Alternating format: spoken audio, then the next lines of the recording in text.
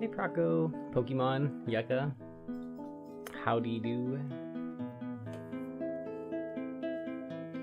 Alright, let's go polish our nails. I actually got to. Where is my nail? I actually do have to do my thumbnail. But my nail file is nowhere. The heck?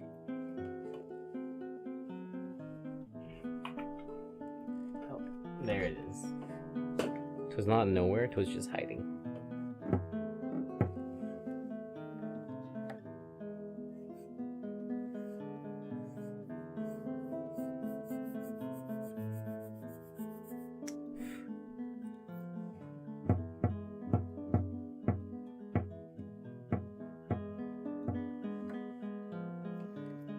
Oh man, I was gonna buy flight tickets the other day and I forgot about it because I was lazy. My fear is that today I'm going to go check the ticket buy website and it's going to be more expensive than it was like a week ago. And then I will feel the immense regret. I will feel the FOMO in my heart. I know the ticket prices were $237 last time I checked. So now, like, I know how much I could have paid. Let's see how much the price has increased or not increased after that. I'll terrorize myself off stream and actually buy the tickets, but it's just... It's something I've been thinking about. Like, can't be asked to buy them, but maybe I should have. You know, 2 weeks ago, you could have saved more. You're right, even. Correct. FOMO is always gonna foe. Hey, Scrabble Bees, welcome in.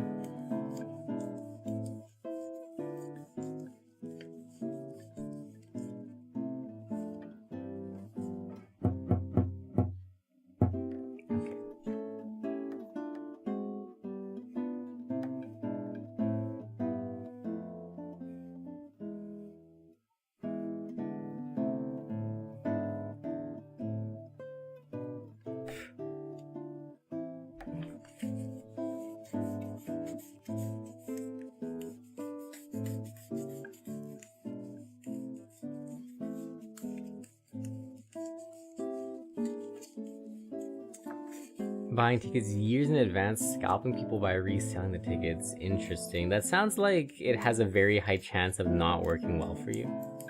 But, fair enough. Still available, still cheap? Very nice.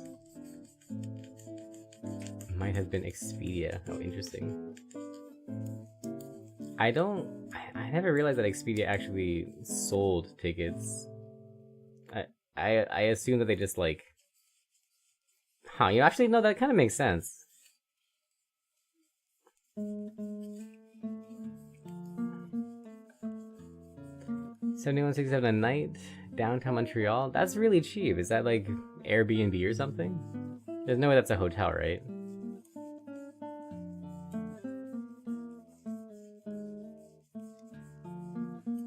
That's really, really cheap, actually.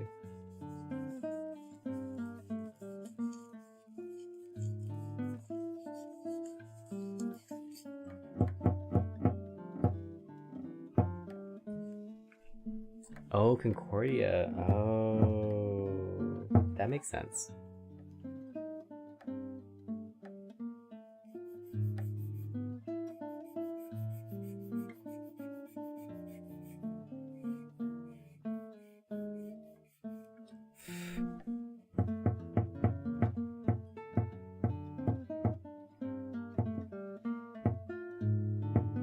The bars? I mean, this ain't the medieval period. Bars don't have accommodation.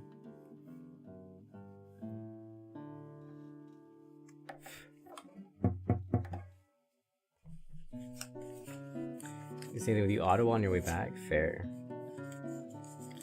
Oh god, I probably should think about accommodation for the festival that I'm going to as well. Or the competition thing in August. Should I just raw dog it and just like don't plan accommodations and just assume that the university will have residence open? Is that wise? I'm sure it'll be fine.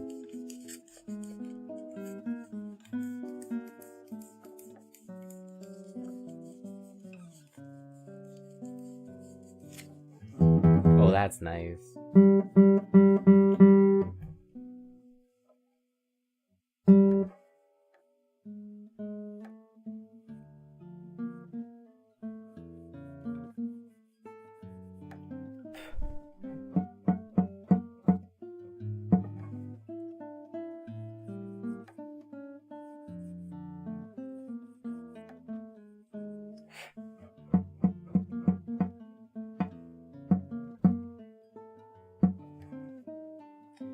Stash university shirts. Take the university hoodie, find a frat house, crash on their couch, and never give them trouble. That's pretty smart, dude. What the heck? Takes confidence and social engineering, but that's smart.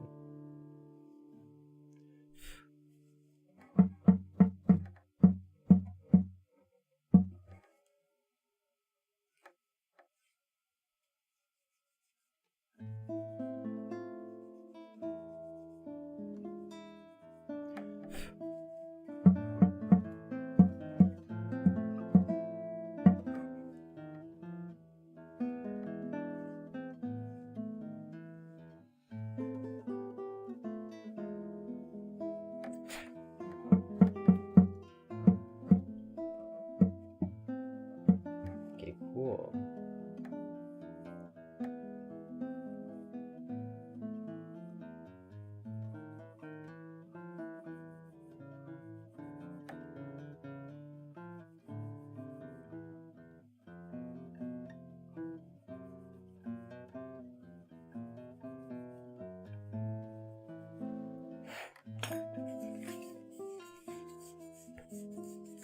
I don't remember what TED Talk, but it was one of them. That's pretty funny.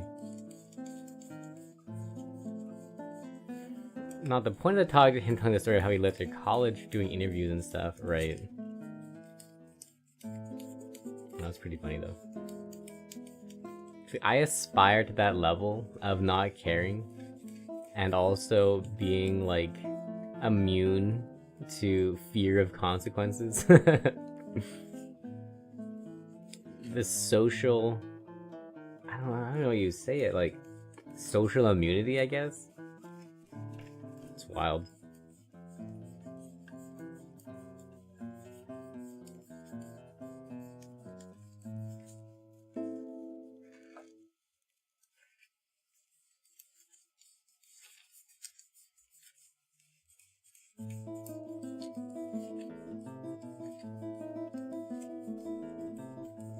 Being a psychopath, wouldn't it be nice?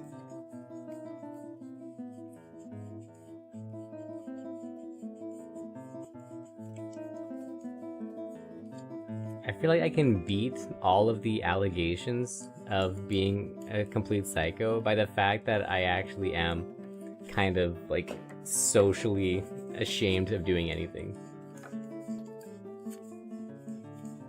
The proof is in the pudding. I am a certified not psycho because I actually would not be able to do any of these crazy social feats that you guys talk about.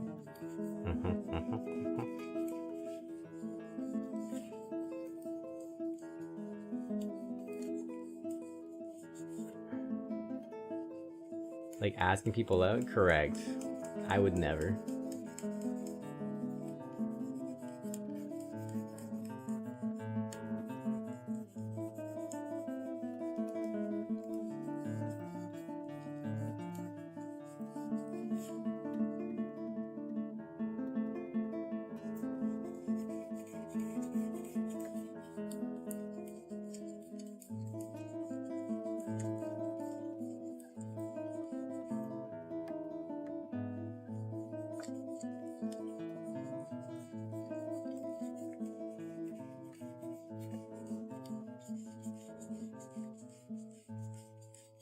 Say your dirtball is running and take off.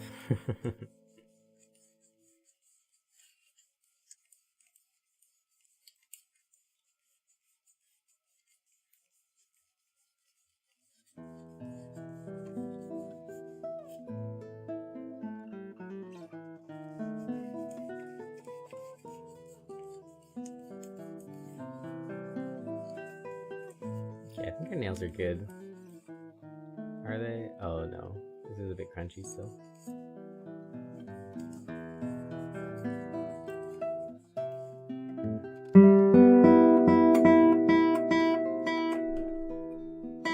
Yeah, I had a feeling you would be a problem. And lo and behold, you were a problem.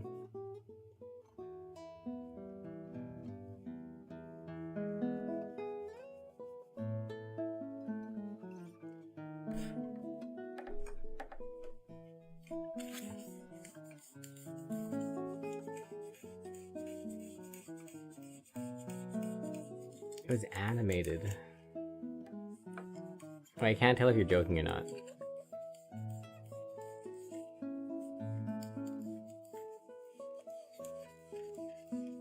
Anime characters can't hurt you, it's true.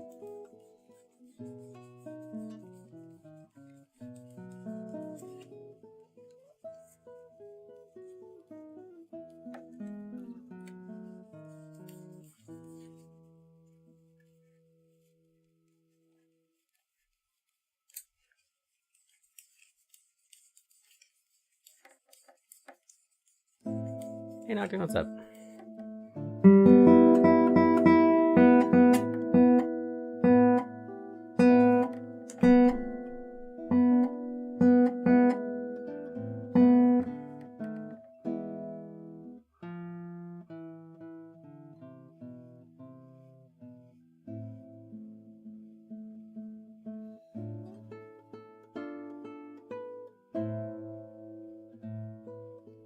Wait, is running away when they ask you out a thing? I feel like either I've blurred that from my memory or I've just never watched anything like that. That's crazy.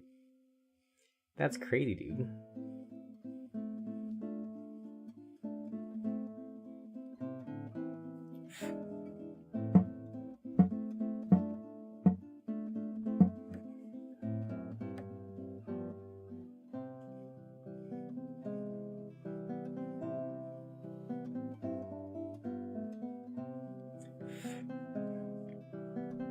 Watch a lot more harem type anime than you. Okay, yeah, I would never.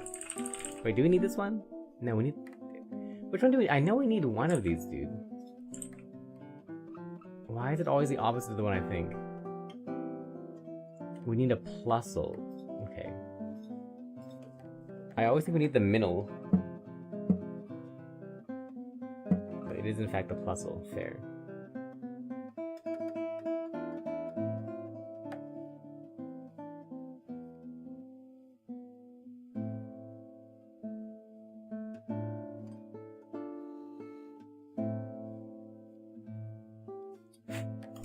Okay, that being said, regarding being asked out, I feel like, okay, like legitimately though, if someone just randomly came to me and asked me out, I would be 100% on guard, and I would be almost certain that it's like a prank or a social experiment or something. Like I don't think I could take that genuinely. I feel like I'd be so worried about a hitting camera somewhere, like gotcha, you know, unless it was somebody that I knew, like, I would be, like, 99% wary of that. Like, I cannot see a world in which there's, like, an unironic event like that happening. It's a trap. It is for sure a way to just get you.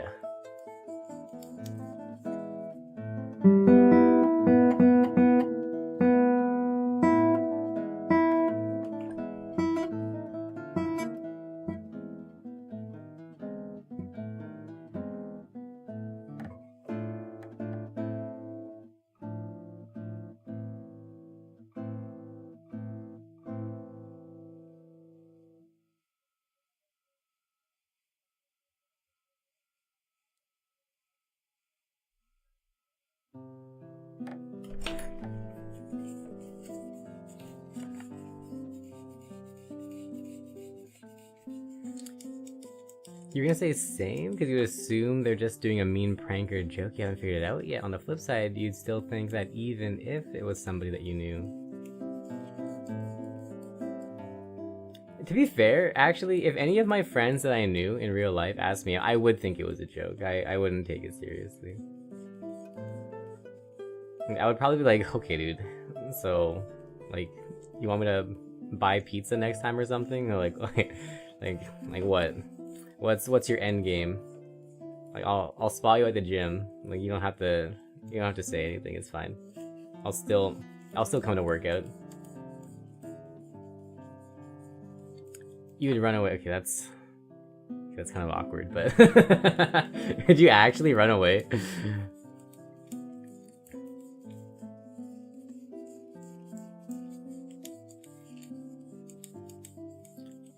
Yes, man. Yikes. All right. It's a little bit too anime for me. I think it depends on the friend for you. Okay, okay.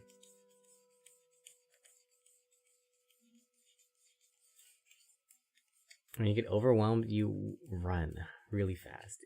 Interesting.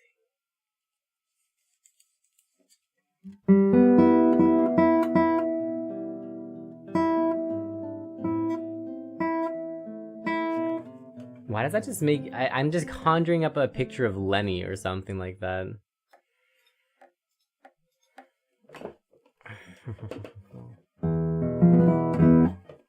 Straight up like mice and men over here. Read this book, Maniac McGee. Kid always ran, started doing that when he got overwhelmed. Interesting.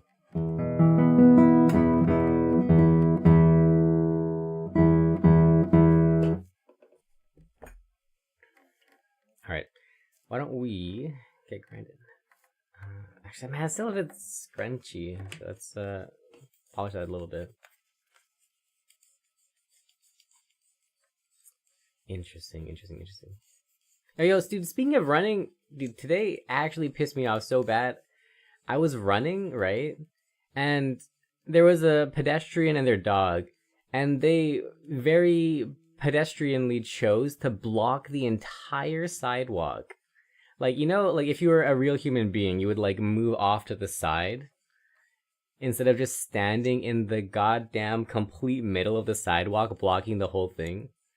So I had to run around them, and the moment I tried to run around them, I sprained my ankle, and I like literally like good out loud like right in front of the person as I like tripped over myself and like broke my ankle, and then I had to walk for the rest of the run, and my ankle still hurts. I like actually sprained it good. So whoever that person is, like I hope they choke the next time they eat something. May every water they drink for the rest of this week go down the air pipe. Anyways, people think it's weird, but it's better than you running your mouth and saying something stupid. You know, that's fair. That's fair. At least you can vent physically compared to emotionally. Like, at least it's weird rather than saying something that you'd regret, I suppose. But also, I hope that pedestrian, like, actually stubs their toe 7 times as recompense. 1 per day. Always the same toe. Always the same spot, too, even.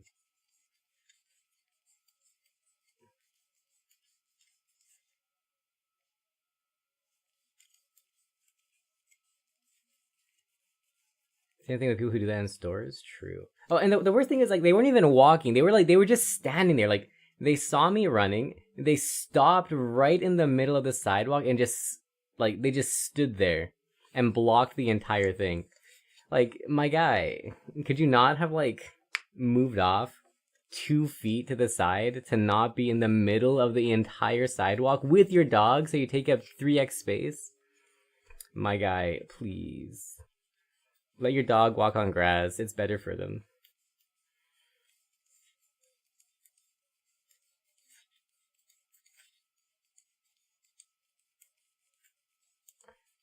Something similar happened on your walk home? Oh. Alright. Fuel my rage, dude. Sauce me up. Sauce me to try to read numbers? I know, dude. I hate them. People with just 0 spatial awareness are the worst. Anyways, let's continue fueling our rage, but we'll direct it into practicing fast.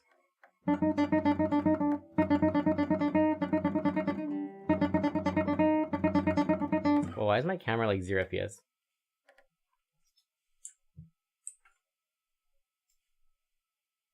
Dude, even if there is nobody around in the middle of the night, and like I can't possibly imagine anyone ever being around, I would still go up to the side because I'm not a terrorist. Thanks for coming to my TED Talk. Please always get the hell out of the way.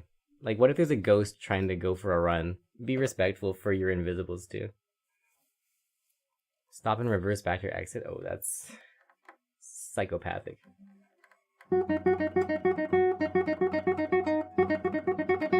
Well, I guess you can see where your ex got it then. Narcissism runs strong in the family.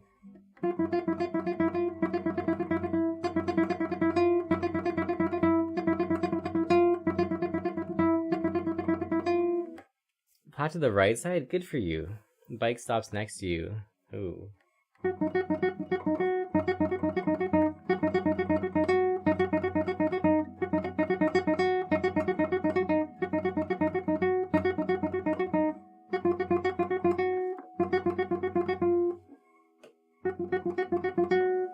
Yelling at you for not leaving enough room to cycle past. You're like, huh? Oh, interesting.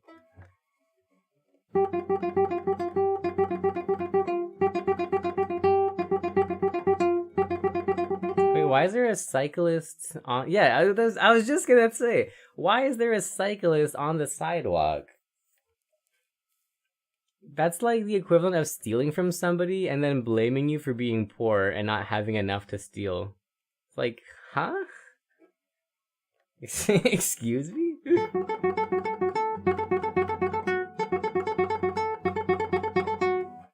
That's like taking somebody's lunch from the work fridge and then saying that you don't like pickles.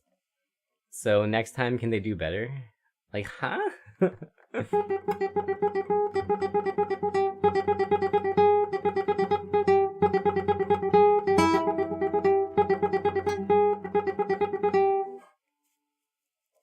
Okay, here's my completely not hot take of the day.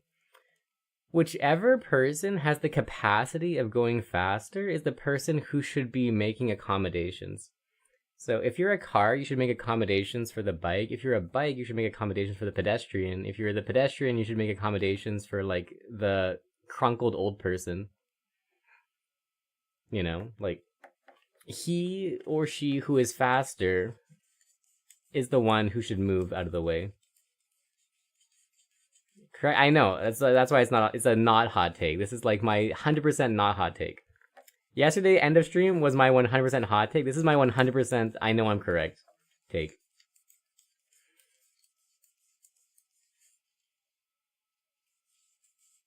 You know how to drive, yelling at you because you stopped at the red light. Bike lane right beside them. Yeah, that's wild.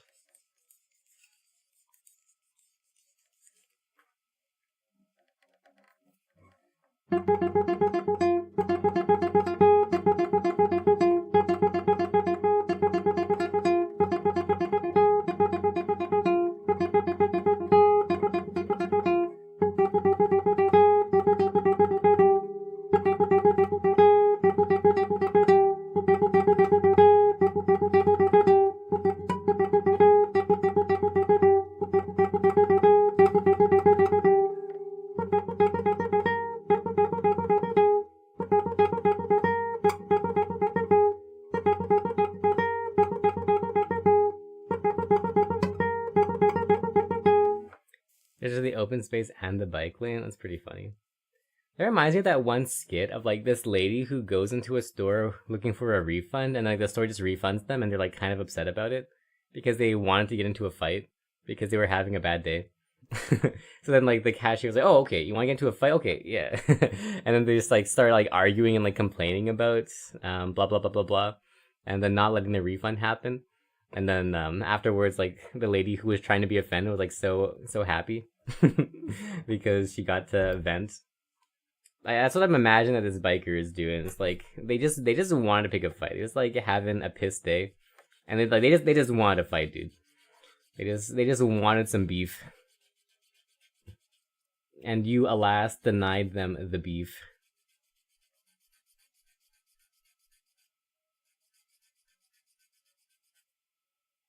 Immigrants! Yo, you're like the whitest looking person I know.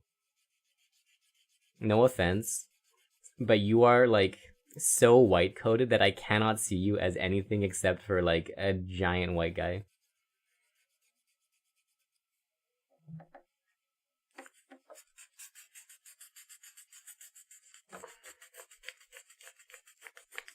Incredibly white passing, dude. I didn't even know you were anything except for white until you told me. And even after you told me, I still cannot see you as anything except for white.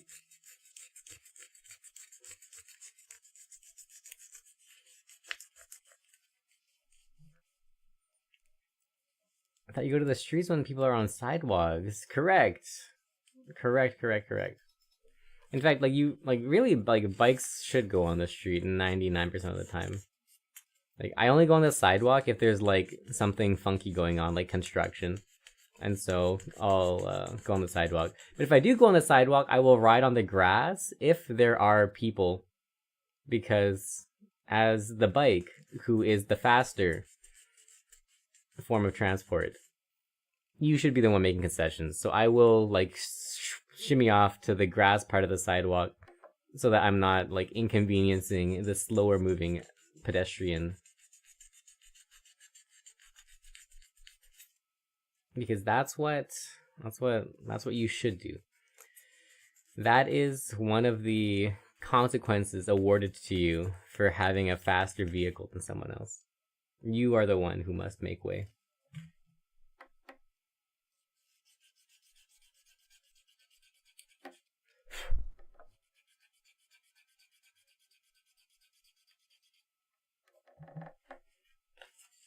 You'd be picked out only in a crowd of bleached white northerners. Yeah, even then, I feel like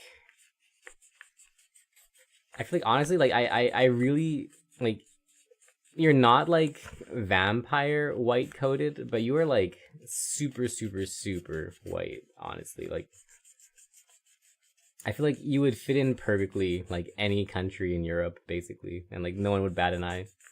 Or like anywhere in America, Canada, all these white places, like one and the same as all the local populace. It's crazy, dude. That's crazy. That biker, they must have been on some like legitimate crazy pills, dude.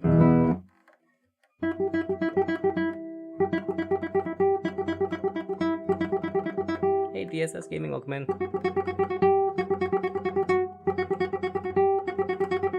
Playing guitar right now? Me too, ostensibly. Kind of surreal to laugh from it. Yeah, that's crazy. That's actually crazy.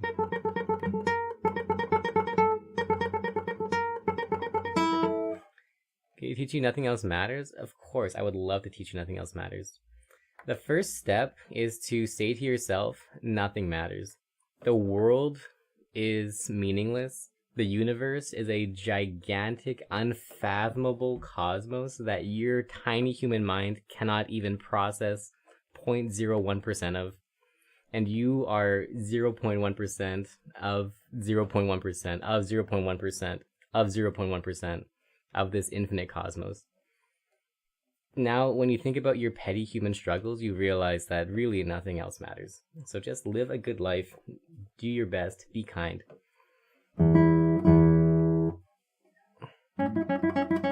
You'd have laughed right in his face? Amen, dude.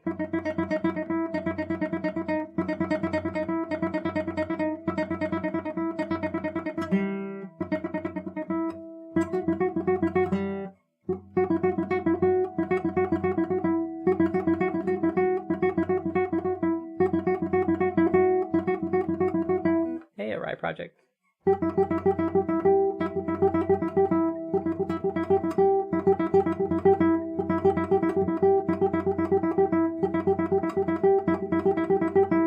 Nothing else matters by Metallica? Well, repeat what I said and then just say it with a microphone.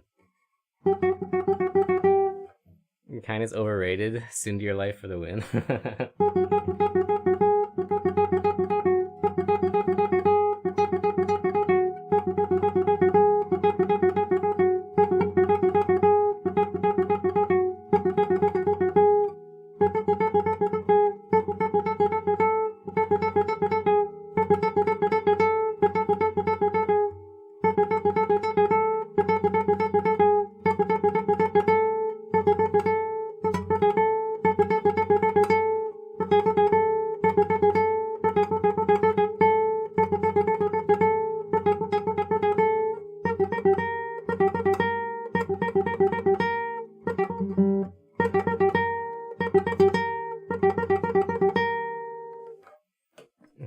Da Hong Pao it is.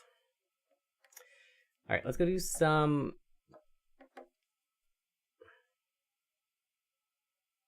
Let's go do some tremolo practice. Teach me the fingerstyle. I'll do you one better. I will teach you how to teach yourself the fingerstyle. Step 1, go on Google and type in Nothing Else Matters fingerstyle tab. Step 2, click on the first link that looks non-questionable. Step 3, try playing the tab. Family came in with 4 kids, husband spoke Spanish, wife spoke Tagalog. They had a conversation like that. That's amazing.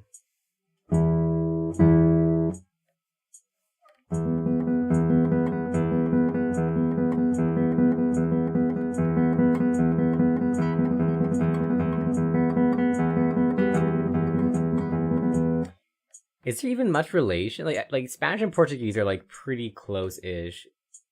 Is Spanish and Tagalog actually that close that they can like figure it out?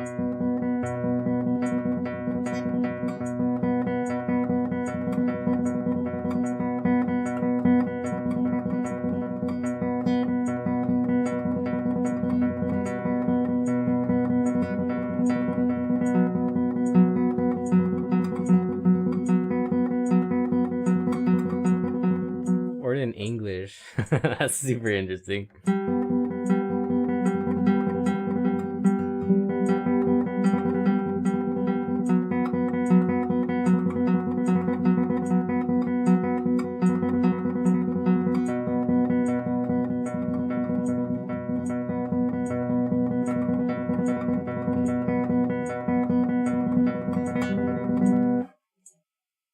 That's true. We are all, in fact, native Africans. That's right.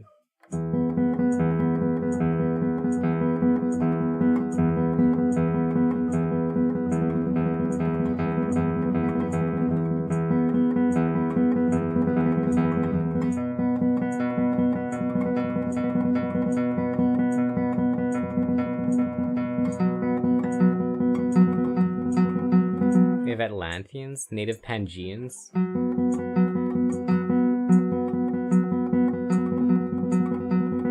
Except Europeans who have some Neanderthal genes left. Oh yeah, like the idiot who just stood in the middle of the sidewalk today.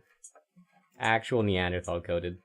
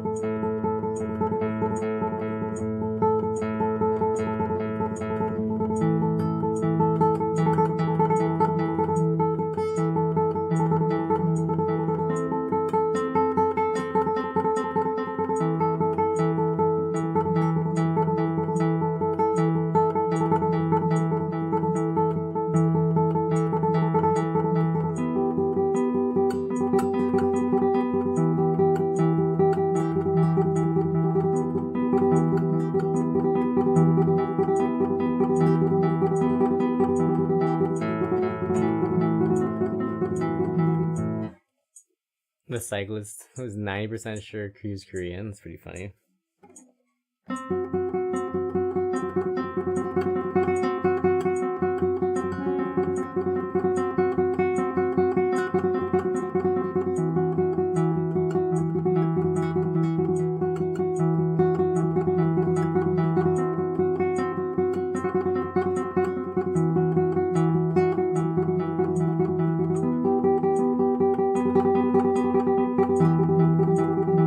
Soul Riders is pretty funny.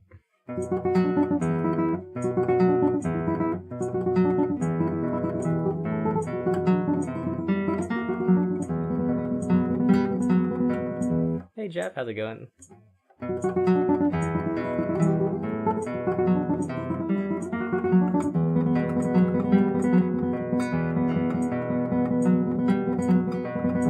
Soul Reapers.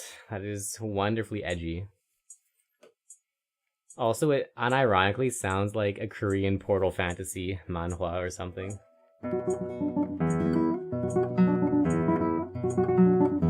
Hey, Zen FPS, what's up? Okay, cool. Could do some left-hand stuff.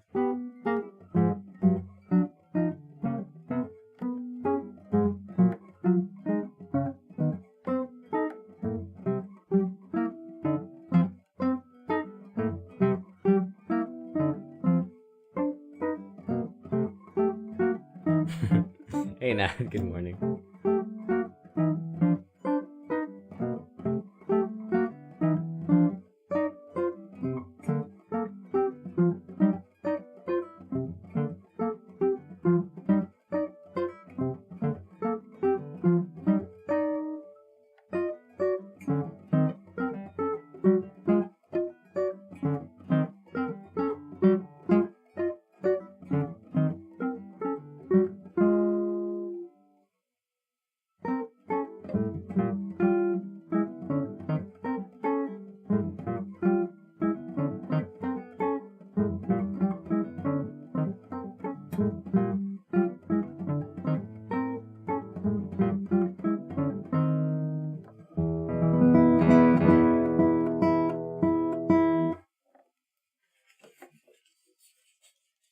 Oh, you're still doing festival stuff? Yeah, that's crazy. What the heck? Wait, how do you do that while also going to work? Did you take like 2 weeks off for this? 10 a.m. to 11:45 p.m. Search for another place in the city. Oof. You took 2 weeks off. Okay, cool, nice.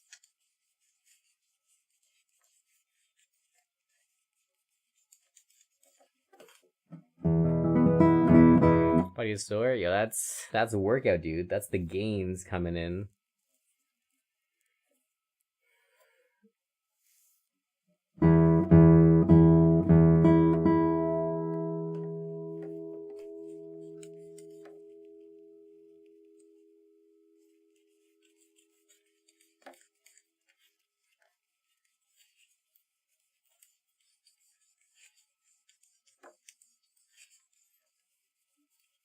Okay, let's go do some reverse tremolo for a bit, and then we'll get on to some real practice.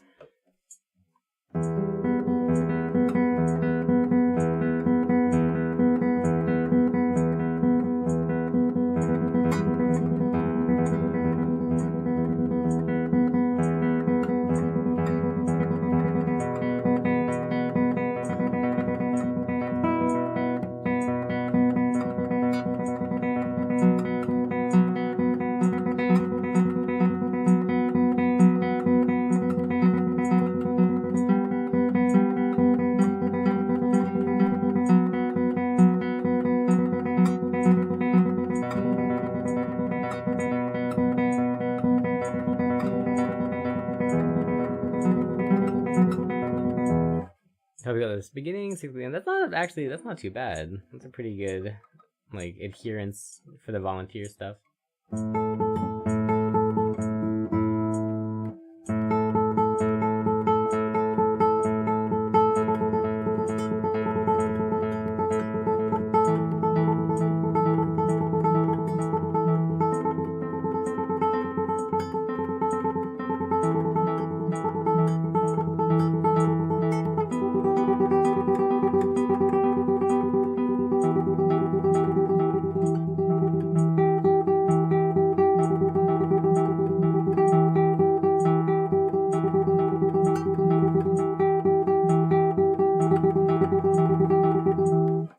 Two paid helpers, other volunteers. Why are the paid helpers paid and the volunteers volunteered?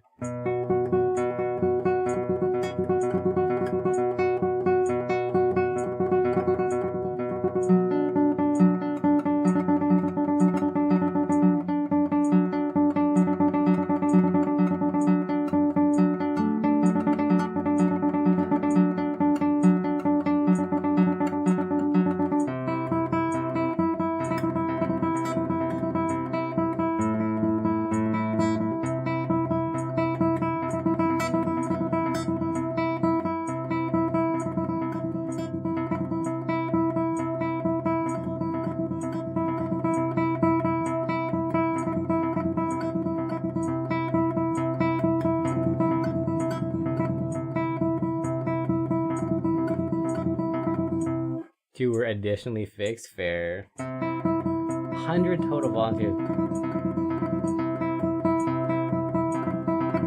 Oh my god.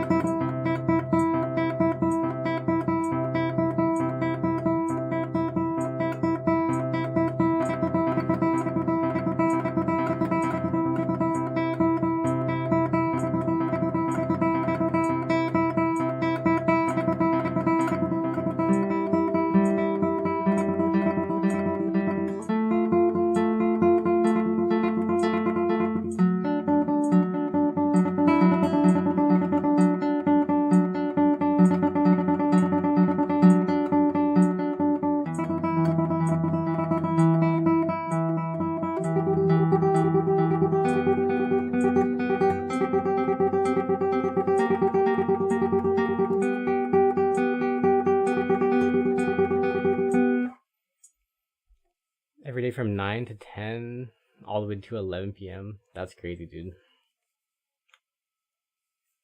That is way too long. But sounds very fulfilling. Are you done with the festival now? Is it all over?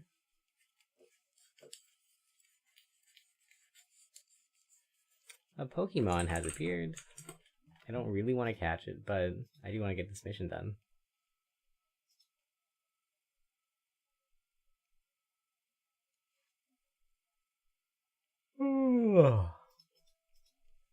Friday 24th until yesterday.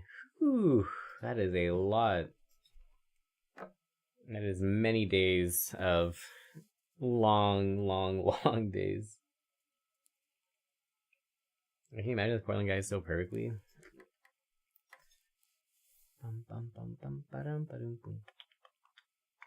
Okay, let's get on to some Anki practice.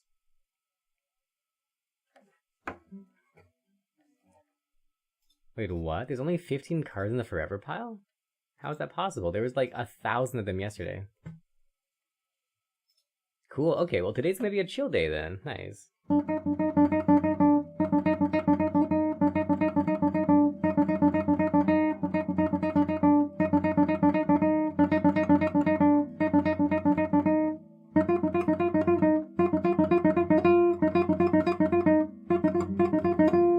Beer flowed too, naturally. I see.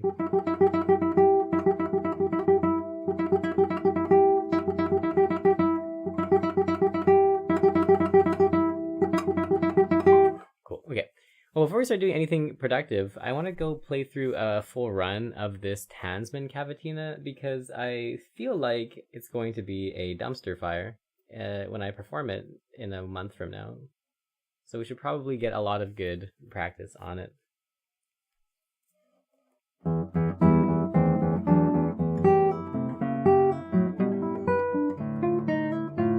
Yeah, Jeff hasn't been here for like 2 weeks.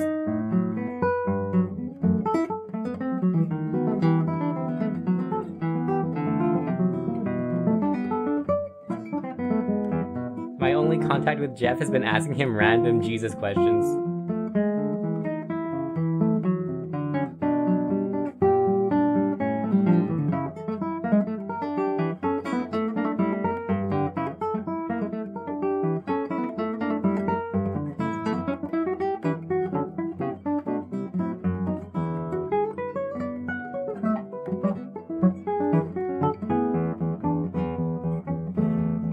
Changed my mind. Vancouver, Portland, and Seattle are all the same place.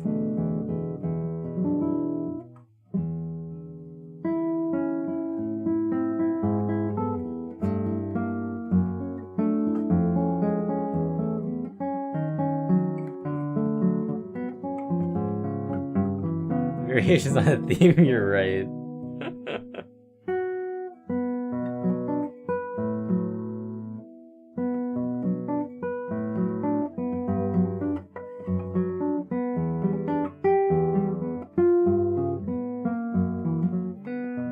Weed, coffee, rain, true.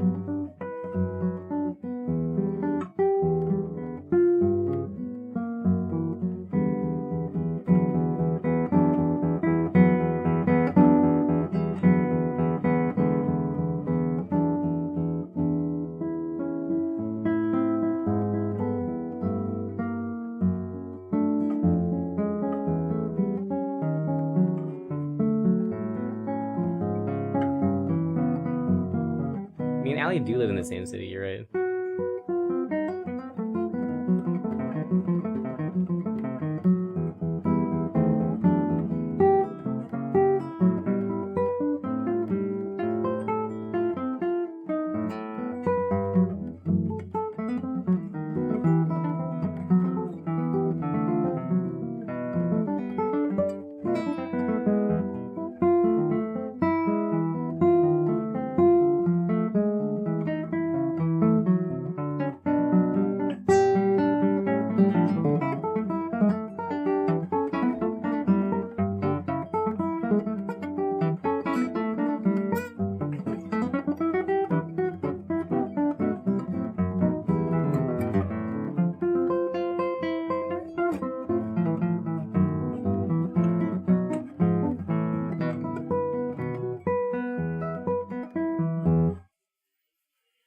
So it's all done now. It's like a small microcosm, just Japanese stuff. Yeah, and I bet there's like a lot of like-minded people there, so you would probably find it easy to find friends, fit in, have lots to talk about.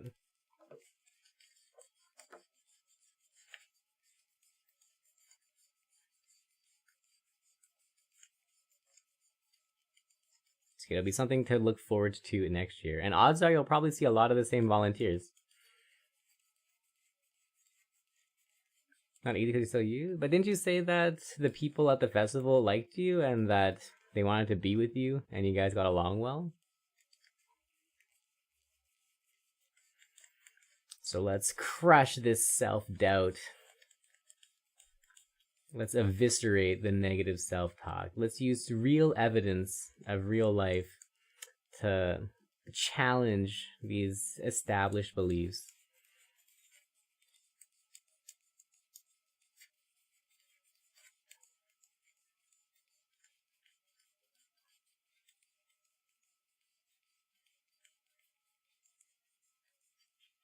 Had good small talks? Nice.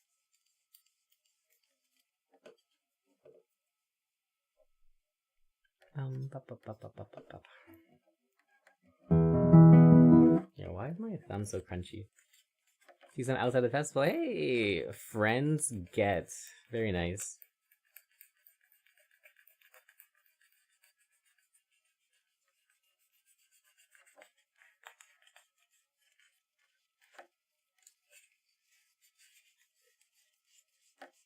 Okay.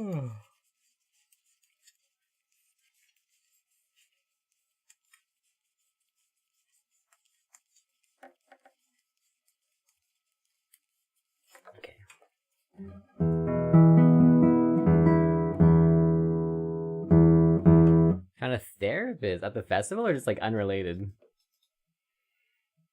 Okay, let's get on to some real music practice though. One of the paid helpers. Oh, cool.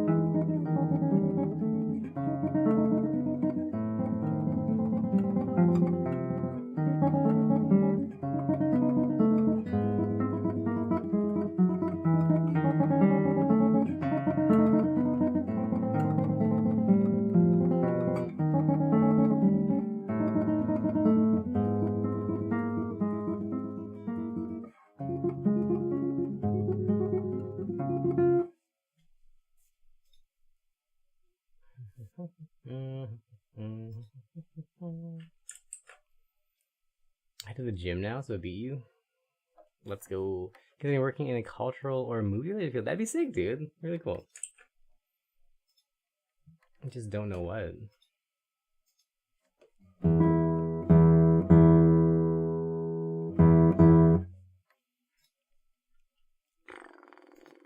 I haven't had pain in a week. That's huge. That's actually huge. Okay. I think this was mostly... I don't know. I have tried... Whatever, let's fail it.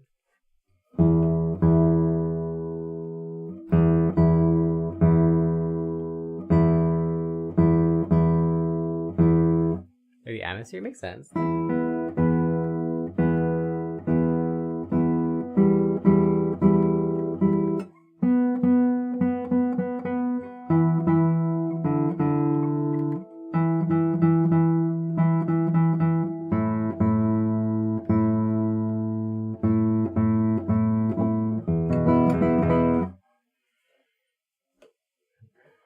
Okay, let's get some practice on.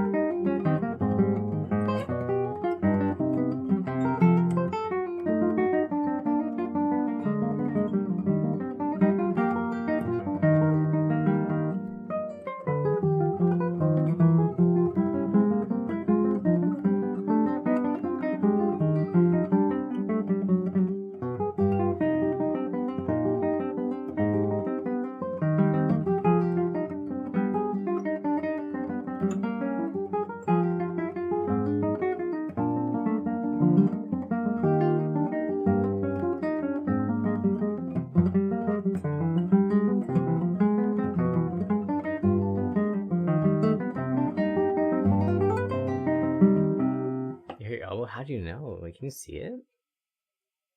Anyways, yeah, I did hurt my elbow. Yeah, I have a habit of consistently like smashing my elbow into walls when I go rock climbing somehow.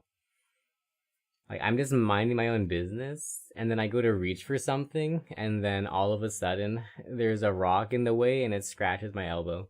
Like it, I have so many scars. Just because I am like a clumsy boo-boo. No plaster on it? Just raw dog life, dude. What? Skin is my plaster.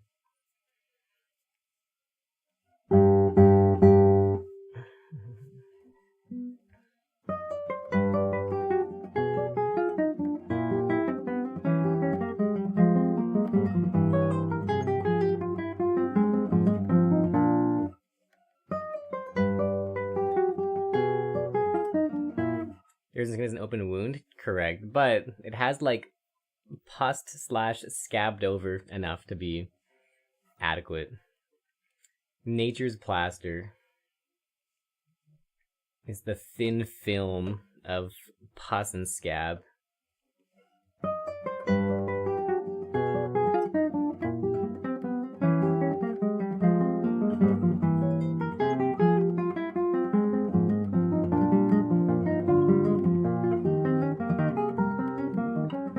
Human slime coating? Correct.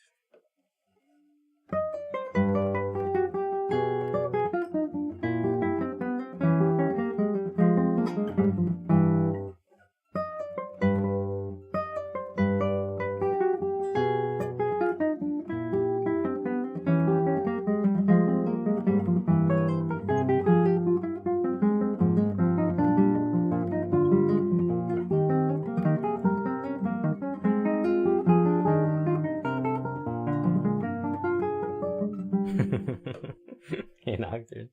Welcome back to Twitch.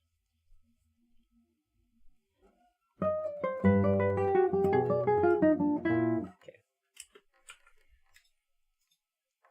Body's your temple, skin's your plaster. Amen.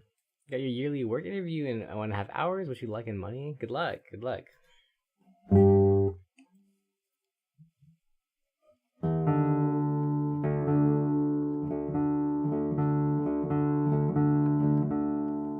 I'm gonna add the quote back to YouTube now. Fair enough.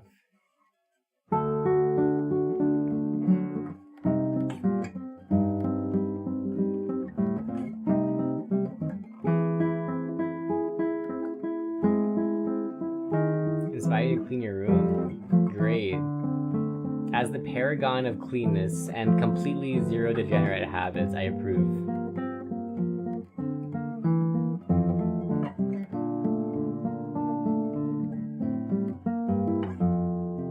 Always going on cleanliness and filthiness?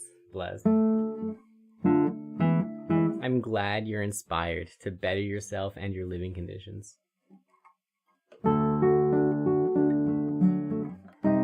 Except showers? What do you mean? I shower regularly. I showered 64 minutes ago. I am in fact perhaps the cleanest person in this room. Unless someone has showered more regularly than that, I will maintain my crown and my position. How many times daily? Once or twice. But I always shower right before stream, which makes me the cleanest person here. Oh, cleaning the shower. Yeah, that's that's on a whim. You live in caves, your room is fine. 3 times daily? That's very dry. I hope you have a good moisturizing routine, because I feel like your skin would be leather caked after that. Shower during a stream, be that. Oh, okay, I can see, dude. Clean king.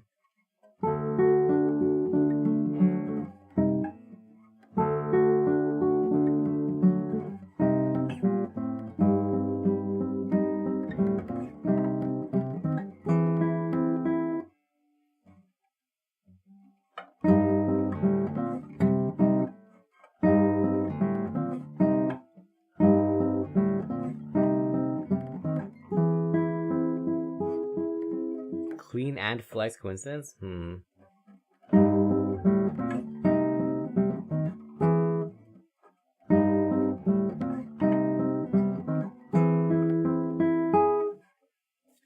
Speaking of which, one of my friends started reading He Who Fights Monsters, and I thought about you.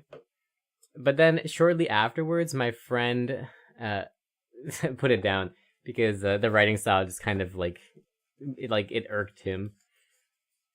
It's pretty funny. I respect it.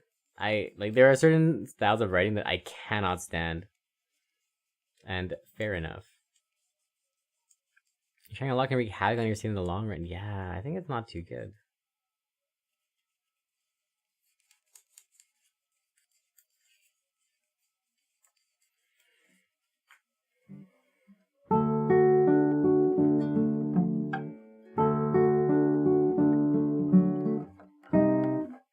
The thing that pissed my friend off about the writing was that they would use full quotations when the person was talking to themselves. And they just thought that was so cringe.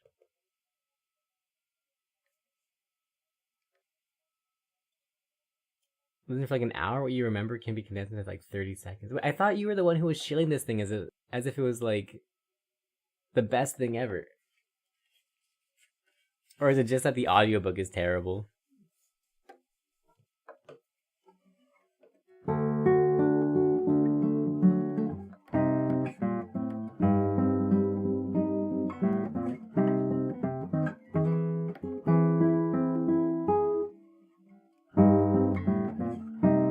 Oh, it is the best thing ever. It's just your first audiobook. Books over audio. Honestly, same. I can't get into audiobooks at all.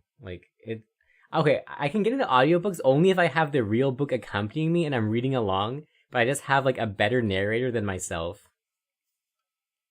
You know? That I can do. I've done that in the past, when audiobooks first came out. There was a book I was reading, it's oh, okay, that's how you say that name. Oh, that's how this scene could be with a little bit of extra sauce to it. Okay, it kind of enhances the experience. But if I was just doing the audiobook alone, I couldn't follow anything, I don't think. It would be impossible. I need to have the words.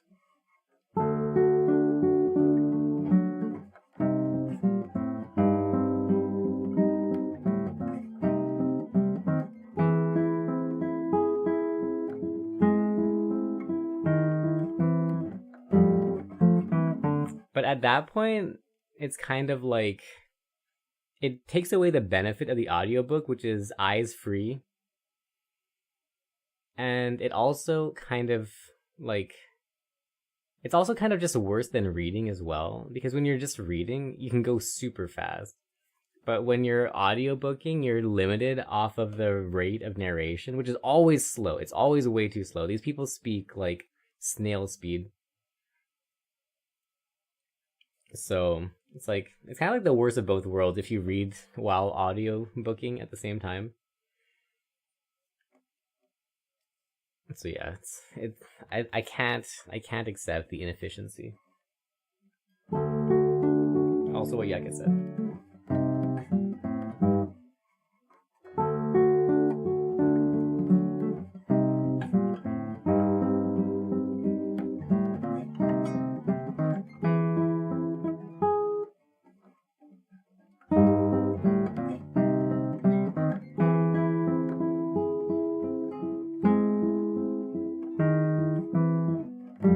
I do remember that clip.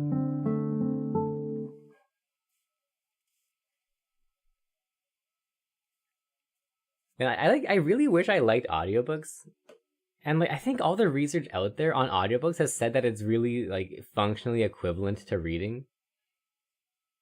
Which is like it's crazy to me because I can't fathom it, but apparently it is.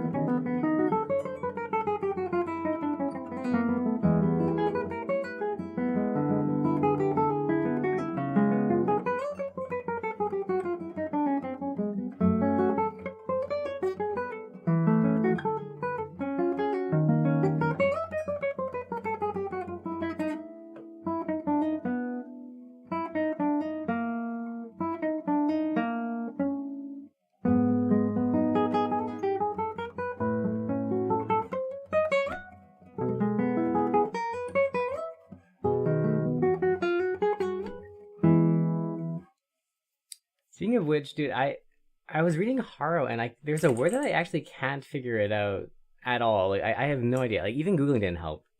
Like Racine, I guess. I like I actually cannot find a definition of this thing. It was used to describe fingernails as like an adjective. But like what could it possibly mean?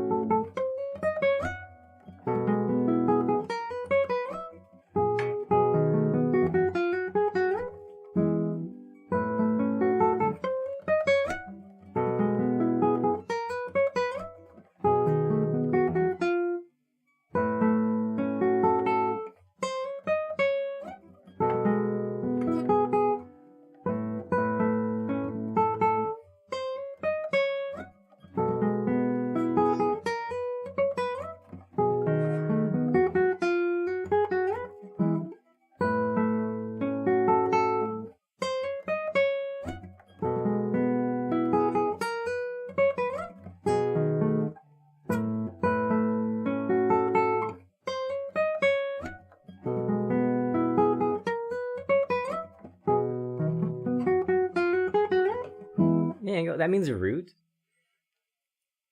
Can you use Racine to like as an adjective of something, like to describe an object.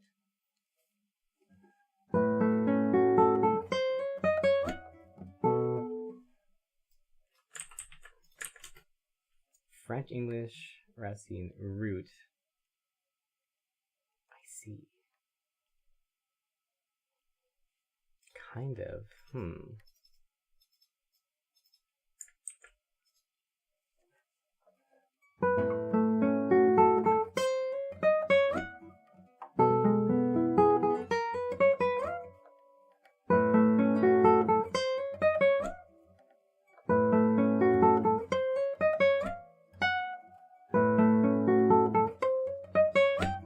Oh my gosh.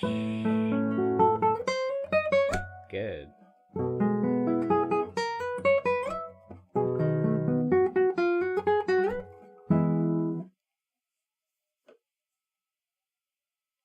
I think the sentence was something like they like shredded the nail into like racine strips. It's like, what does that even mean, dude? like what does that even mean? Does that mean something? Like I like, even with thinking of it as root, like what does that mean? Do I have that area bookmarked?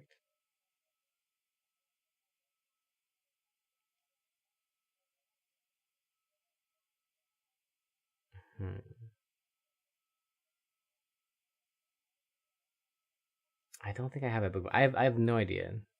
Can I control F for like racine? Is there a search function? There is no search function on my thing. Oh well, whatever. Middle English EDU pub. Okay.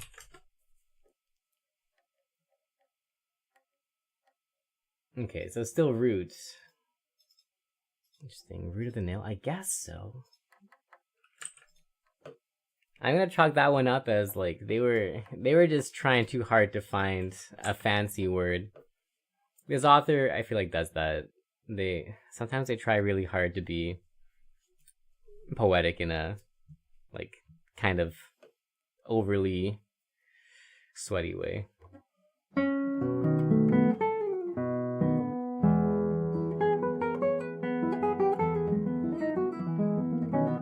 Sometimes it's nice. Sometimes it's like. Sometimes they're trying too hard. It's like a little pretentious.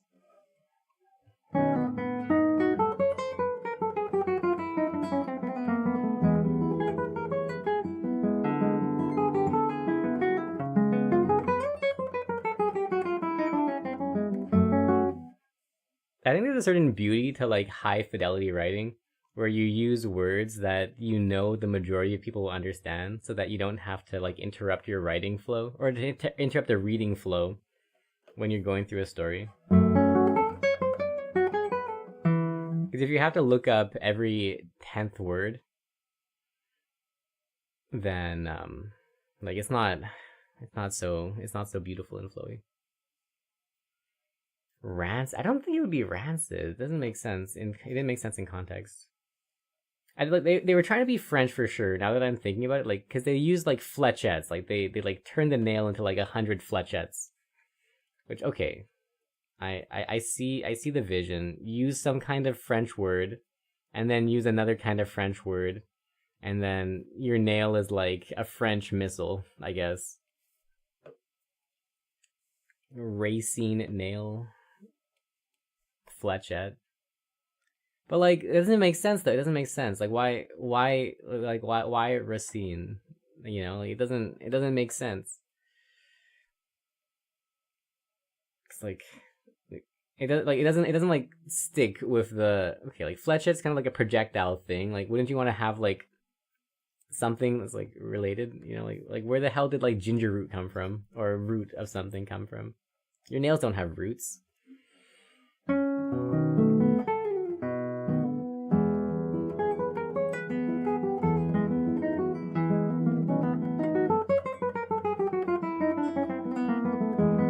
Food and drinks, if yes, what? I'd probably bring like a bag of chips or something, or some snack that I'd want to share.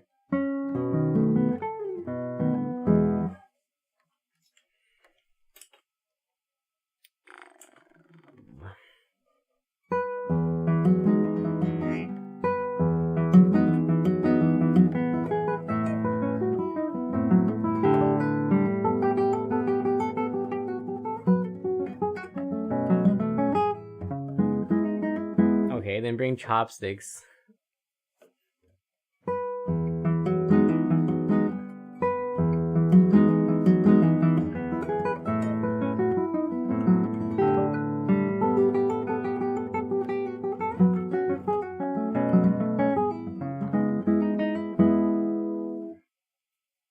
I knew somebody that would only eat Cheetos with chopsticks because they didn't like getting Cheeto dust on their fingers.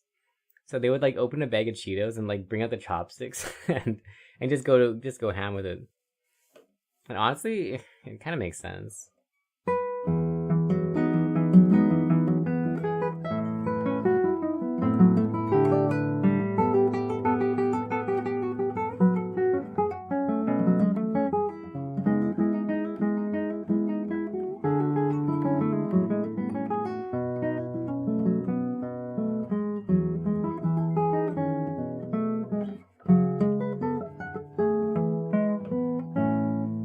If you manage to get a skewer through chips, you kind of deserve a Nobel Prize, honestly.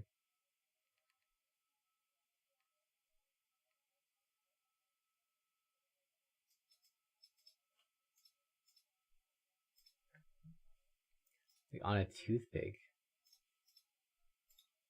Yeah, like how would you get like the chips on a toothpick? Like wouldn't the chip just shatter and not go on the toothpick? Chopsticks with chips is the way. Your brother did it all the time. Huh. Yeah. It just makes sense. It just makes sense.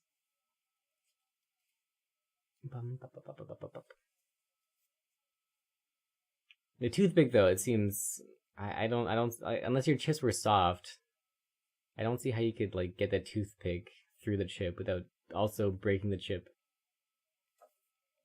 By being careful? I don't think careful is enough here.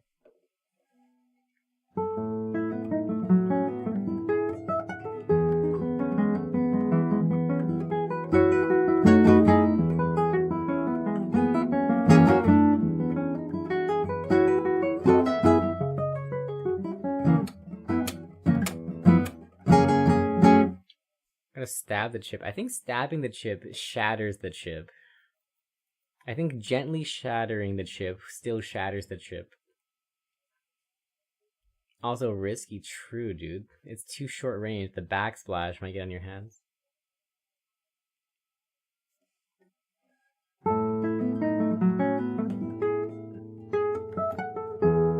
Talking about chips or fries? I think we're talking about chips. Like crisps, as the British call them.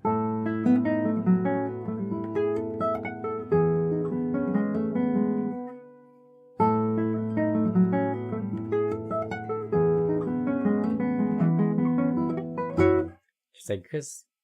Okay, next time you get a bag of chips, try skewering them with a chopstick. And if you send me a photo of more than one chip skewered onto this skewer, I will take back my opinions. Until then, I maintain that I am right and that this chip will shatter.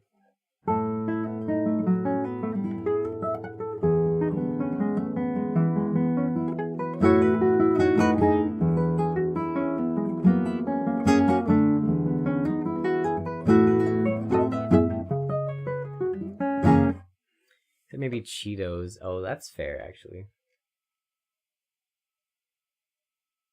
Depends on the Cheeto. Like, the soft Cheetos, like the sponge Cheeto, maybe. The ones that are, like, made of 95% air, maybe. You might make a grape and Camembert's user again. Oh, nice.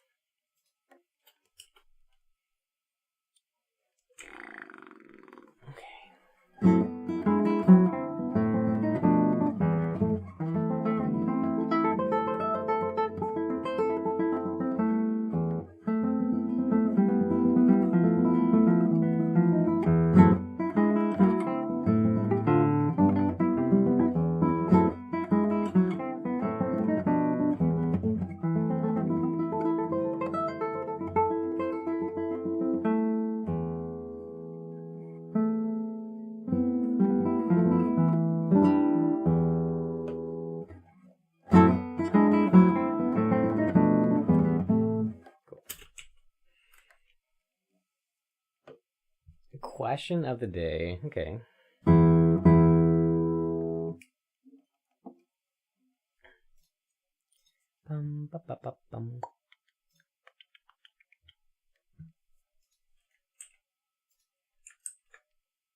Performed live before.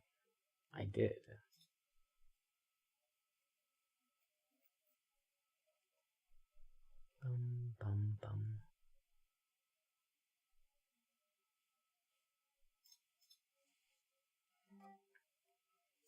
Let's change it up.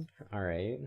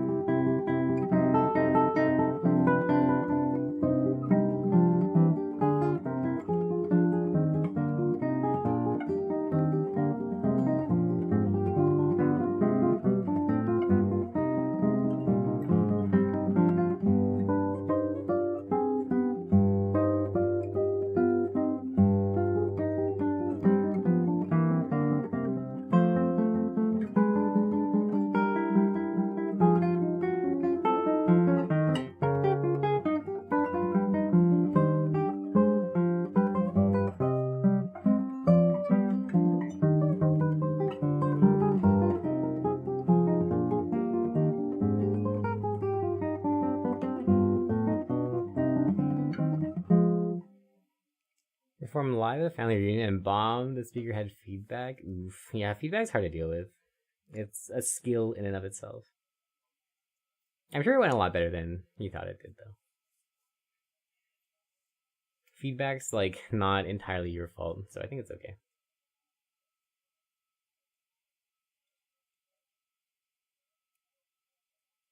You too can become a wizard with the years of virginity.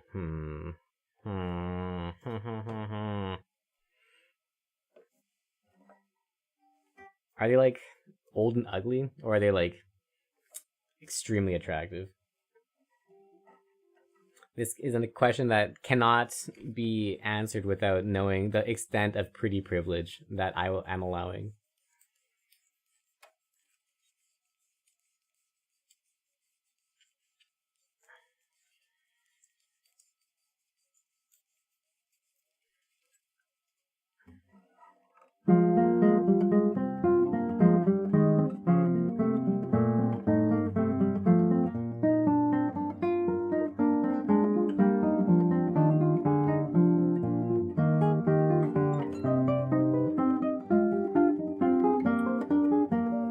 Have a good one, Nocturne. Oh yeah, that's a good question too. When would you get the magic powers? That's true.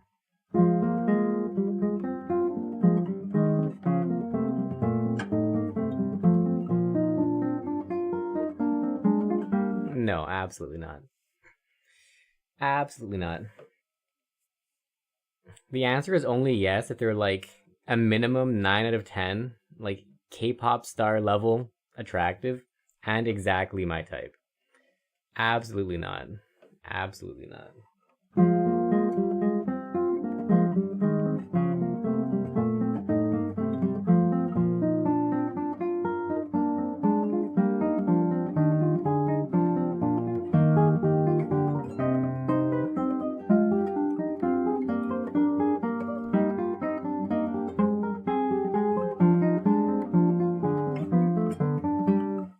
Like I don't like guys on a good day, let alone like gross sounding guys.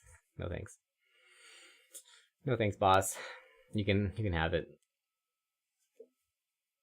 Get the powers to end his wizardship. Vile. No thanks.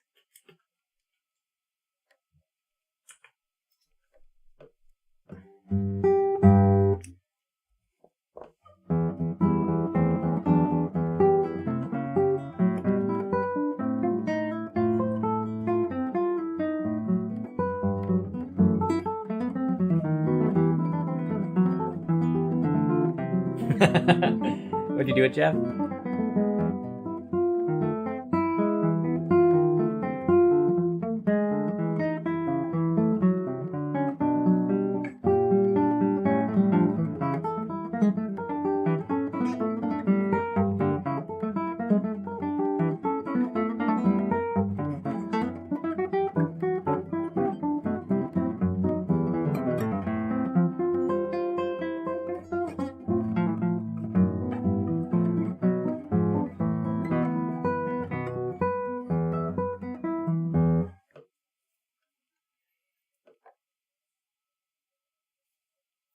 Right.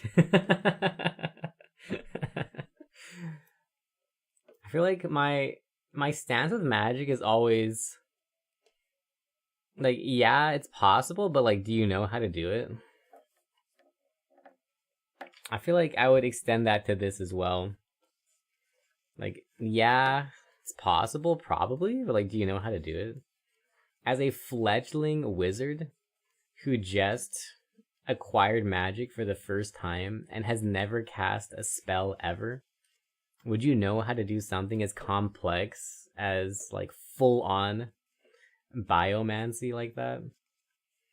You might have to stick with them for like 10 years of training just to learn how to cast a fireball, let alone actually knowing how to do anything into the realms of like gene modifying. I feel like you might have to go for more than just round 2, buddy. You might have to go for like round 5,000 by the time you figure out how to swap.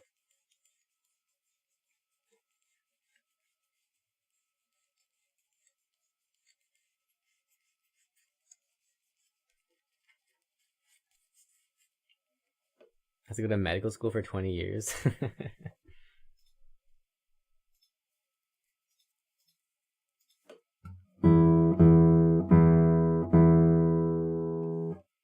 And now you might expect, even if you were fully acquiring all of their knowledge and all of their skills, if this was an overweight, balding 35-year-old man, what makes you think that they would have any magic at all to do with glamour or changing a body? Unless you think that balding 35-year-old man is the peak of aesthetics. What makes you believe that this wizard has anything at all related in their knowledge or skill set to doing what you wish to do?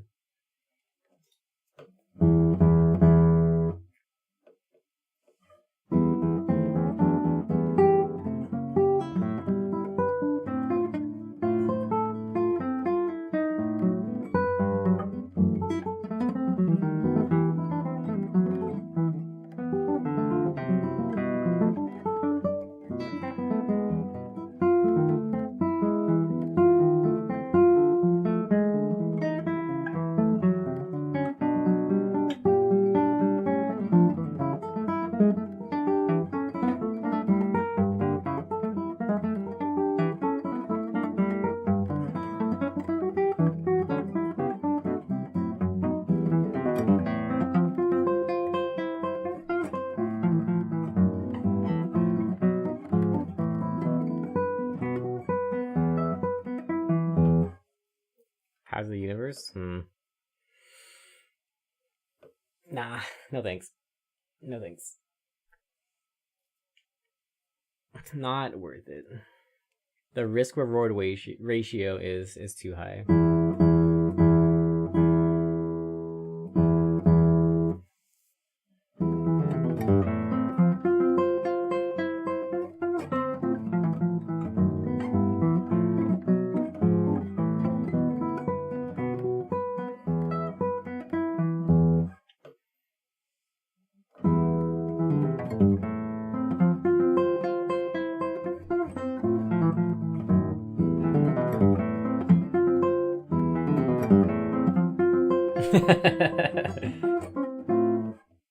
Maybe that's why they get the powers up. They suck. True. If having the powers of the universe can't make you into an eligible bachelor, I feel like the powers of the universe just must not be that powerful.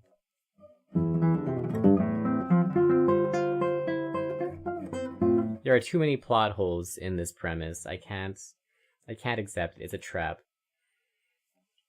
Do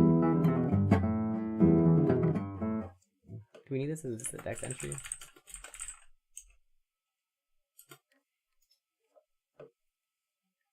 A prank show which gets frustrated travels to Mexico. A person who ended up getting his powers with a 32-year-old woman named Michelle. Good for them.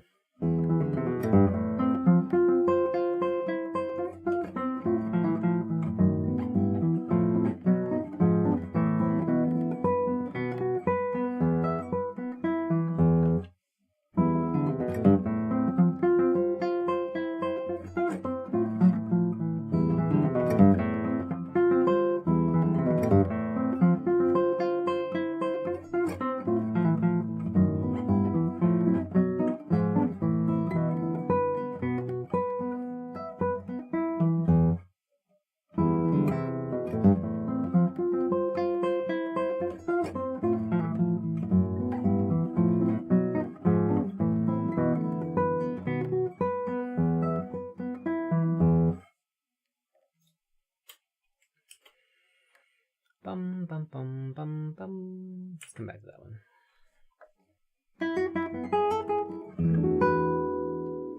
Wait, is this thing like a magical STD? Like, you only have your magic as long as you stay pure after acquiring the magic? So, like, the moment that Michelle does the dirty, the magic transfers to the next person? Is it just like, is it actually just like Ring Around the Rosie magic flavor?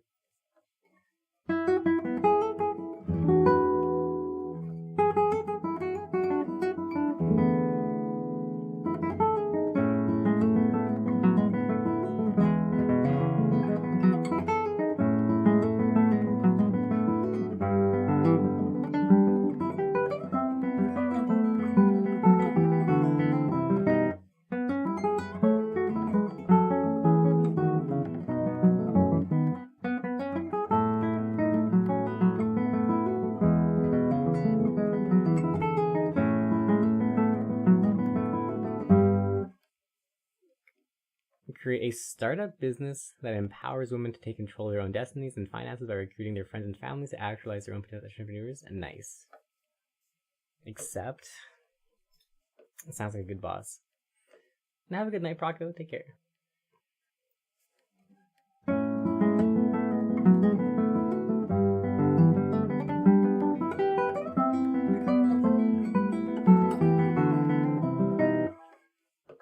Hello.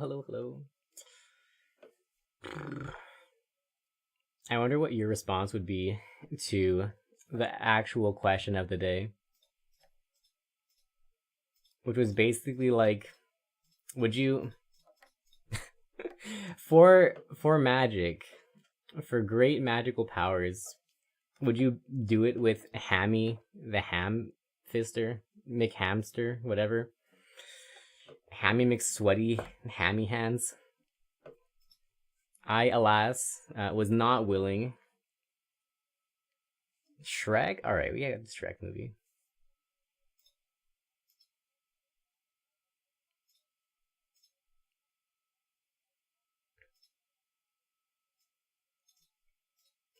The description of Wizard was like 35-year-old, balding, overweight, neckbeard, parents' basement. Yeah. Basically, like, Hammy extreme. And unfortunately, that as much as I love magic, that was a no for me. It's you in 10 years? Unfortunate.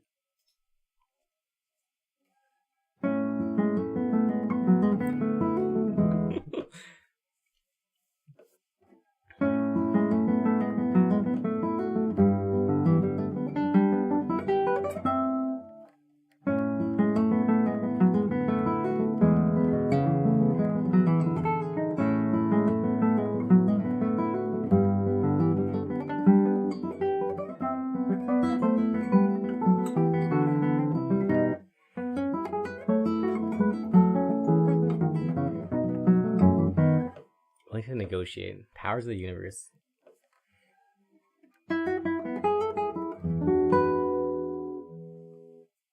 Can you be unconscious? You have great greed for power. Oh, dude, you're bold. Honestly, respect. Gross, but respect. Men are disgusting, but unfortunately, you're cursed with liking men. 50% of the battle pre-fought.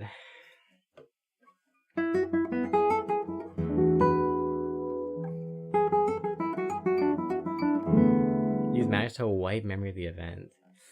You guys are wild, dude. You guys are strong. That's what you're thinking. You guys are so strong. What the heck?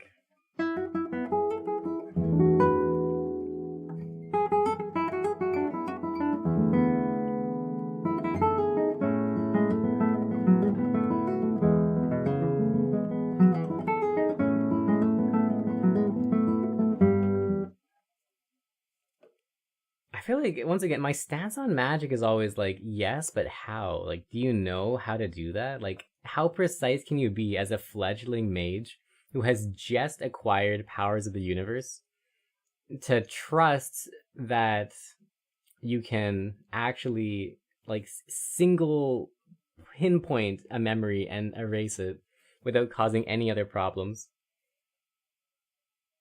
Yes, but how? It's magic, but like, even if it's magic, it's like, it's still yes, but how, right? Like, how can you remove a memory, right? Like tell me your thought process and the mechanisms of how you would pinpoint a single memory.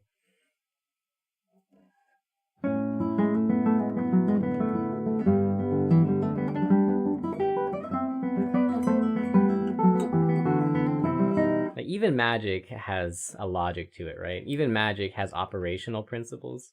So yes, you can do anything in the universe, but how though?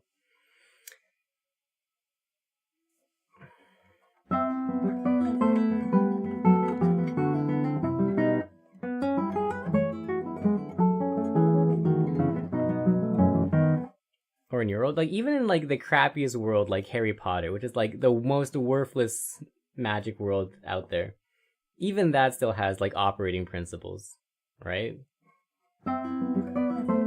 Even that world still has the yes but how. Like, yes, you can insta kill somebody, but how? Do you know?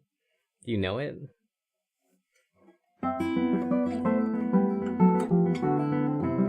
Like, theoretically, someone who just got magic powers could learn any spell, but like, how though? Do you have the knowledge of it? Or I can't think of any magic world in existence where there is not a like yes but how, right? Like, everything has a yes but how.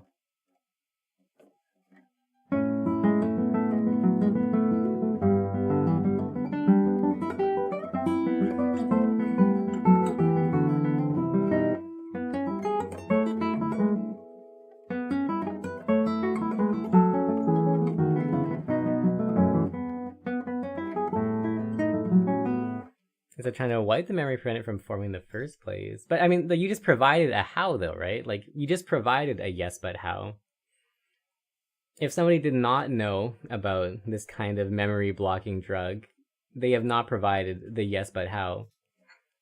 You have provided a yes but how, so I would accept your form of memory magic, right? Or it's not even memory magic, it's like just it's like modern magic, really.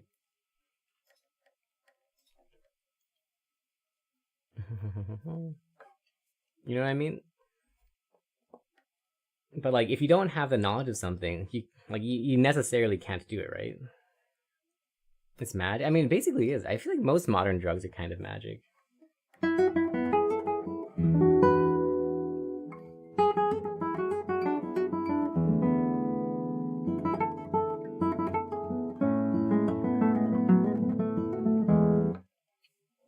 Like, can you imagine when penicillin was first widely introduced, and somehow your mortality rate from getting wounded in a battlefield go from like 9 out of 10 people dying from infection to like maybe 1 or 2 out of 10 dying from infection as they heal up? Like, isn't that crazy, dude? Like, that's magic. That is like, you have just saved a solid 50% of your wounded population. Like, is that not magic? I feel like that's pretty magic.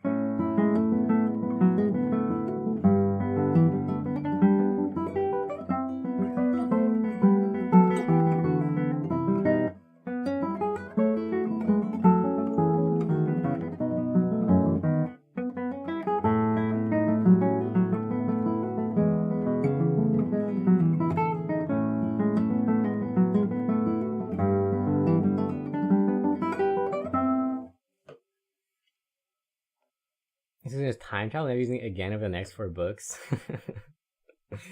Time travel seems like a pretty strong magic to just like forget about and not use.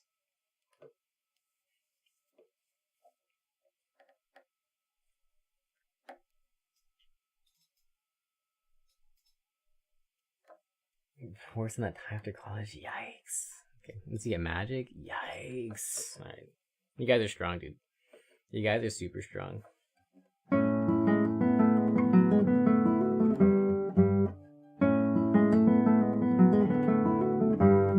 Try magic to a 13-year-old for the person taking extra classes. True.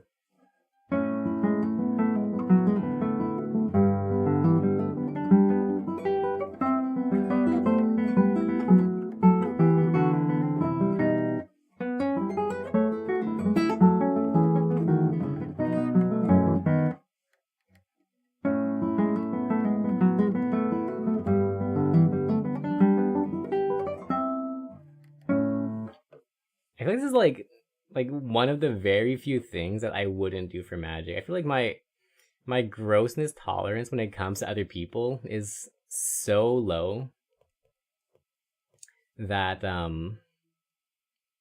yeah, I can't I can't even tolerate the thought of like erasing the memory or like preventing the memory from forming. It's just so I just other people disgust me so much.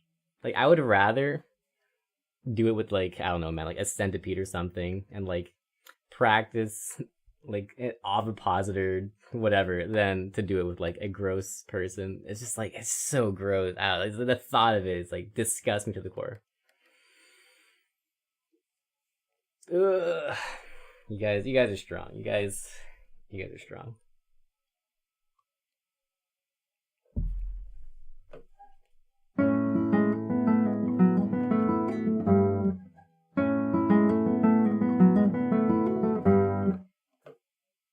Can you get the growth in the shower first? That would help. That would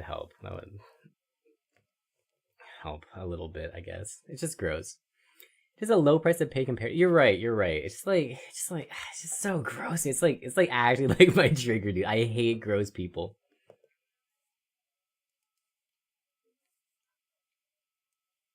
Whenever it's about men, though, or if it's just that women are kind of used to the idea of shrug and bear it. That is a good question. Like I genuinely hate gross people so much that like I honestly ugh, I can't, dude. I can't. Can't.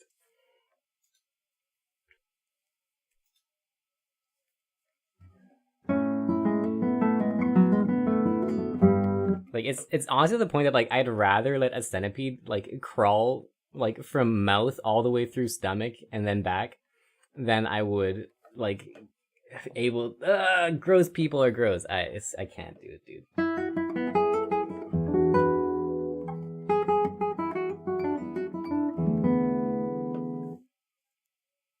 In the same way that seeing a real gun is pretty scary to you.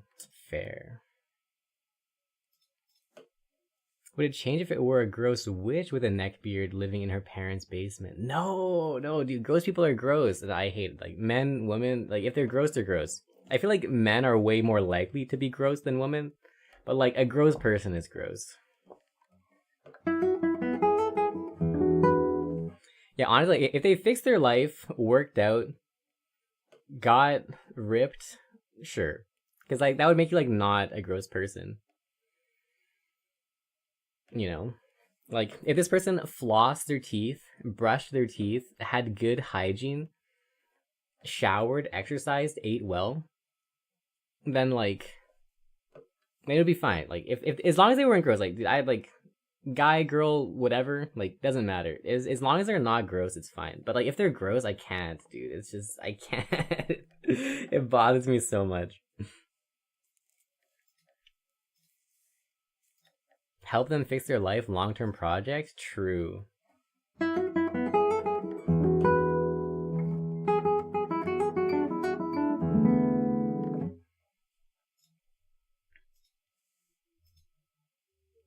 Whole question turns into a rom-com.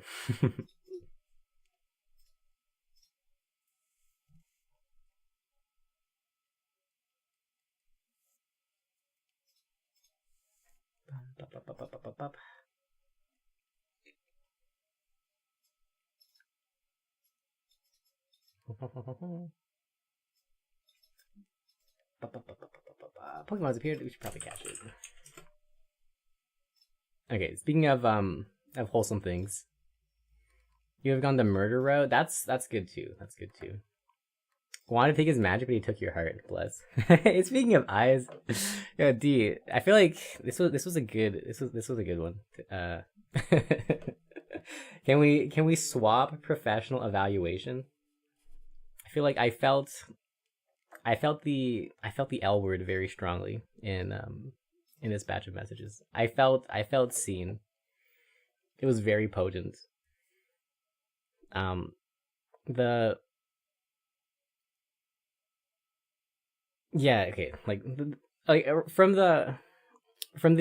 start, the oatmeal consistency and like the thickening to push your tongue back, that was I felt that, dude. I felt that in my mouth.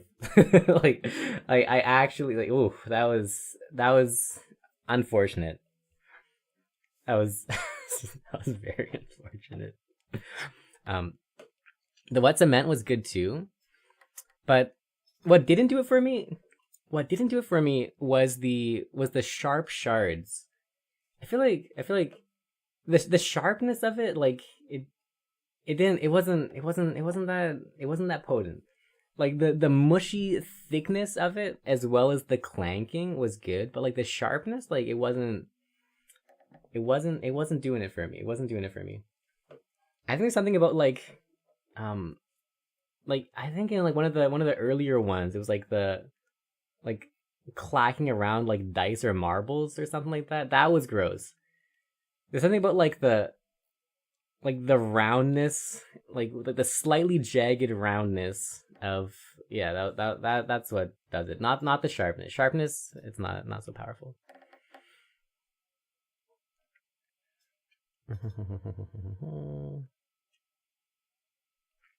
And let's see. Yeah, the hammy hamfist was also gross. Like in a not super gross way, but like it made me recoil a little bit as I read that one. That was good. That was good.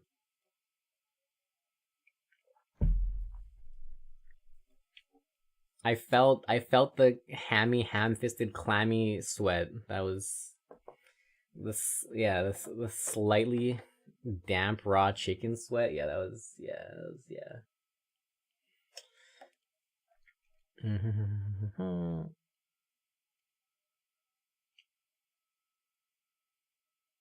And then the hanging out of the mouth with the gritty slime, that was good too. Like the spew plus the grits, I felt that. And when he's the slurping a little bit back, that's good. That's good. That's horrendous.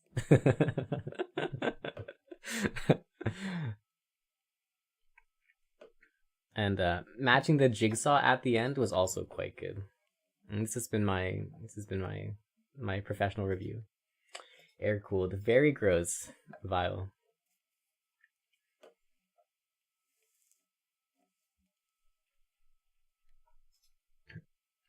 Wizard 6 out of 10, very clean, has a 6-pack, flosses, brushes regularly, plays frisbee golf, plays flute in a Philharmonic, valedictorian of his school, Wizards because he had it crushing since 5th grade. Yeah, for sure. Absolutely, yes.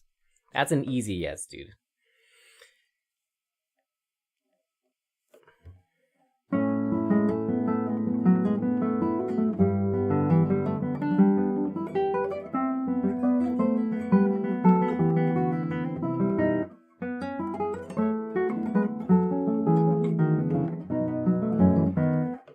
Also says, I don't know, I don't care too much. I just care that they're not gross. Like if it's for magic, it's not forever. You know, it's just long enough to acquire magic.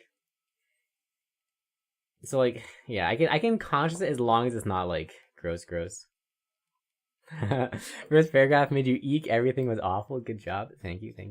Was there anything in particular that I should focus on?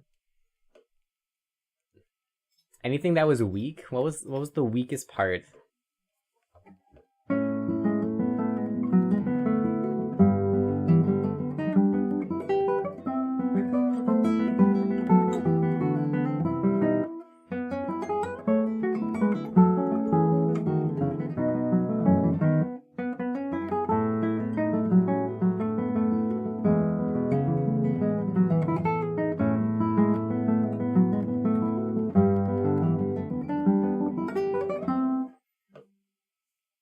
The pain in the eye was weak, but mostly because it was self-inflicted. Any jelly parts get you good. Okay.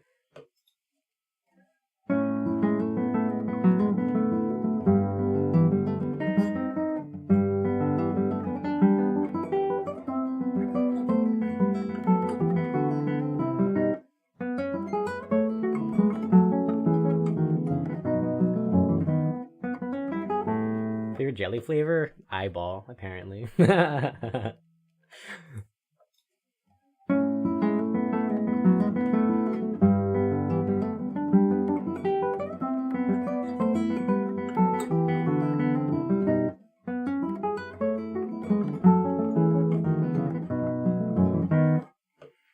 cooking part was less gross, kind of cozy.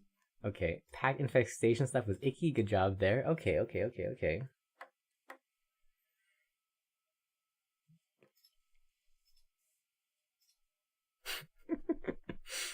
Cozy eyeball cooking. We love it.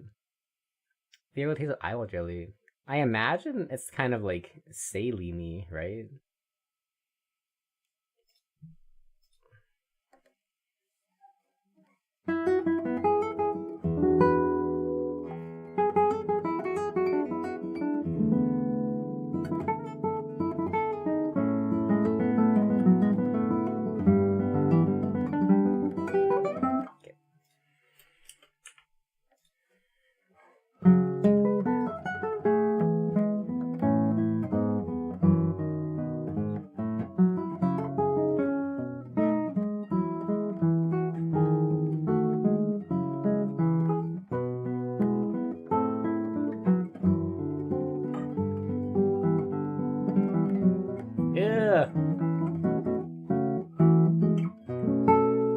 You like poor popping videos? Gross. Okay. You don't mind the scraping. Interesting. Okay, that like honestly like the scraping part got me, dude. Like, have you ever poked your belly button a little too hard by accident? I was imagining that, but like throughout your entire body. That was for me, like, dude, like that, like I got myself with that one, honestly. The pop rocks. Oh. I see. Okay. Okay. All right. Thank you. Thank you for your professional evaluation. The next one will be even more catered and filled with L word.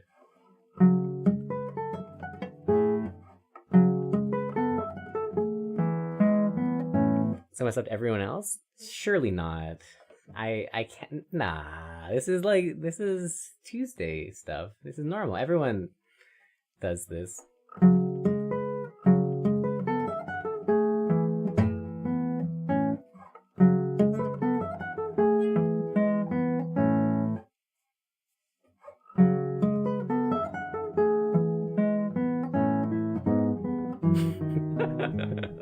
Very low, indeed.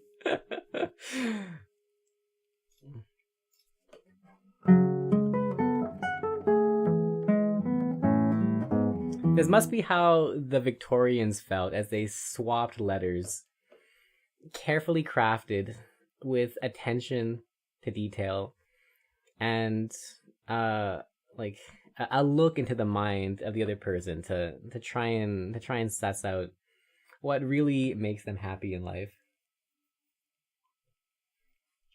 You know, like this is the ye olde love letter. For sure.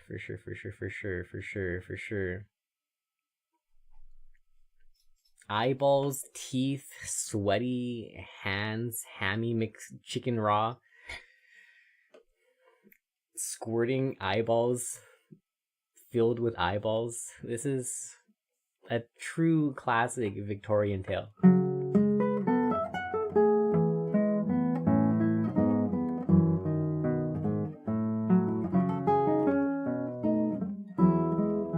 All the positives already mentioned, that's true. It's wild how that would legitimately be an improvement over dirty, overweight, sweaty, gross guy. Bloodborne, true.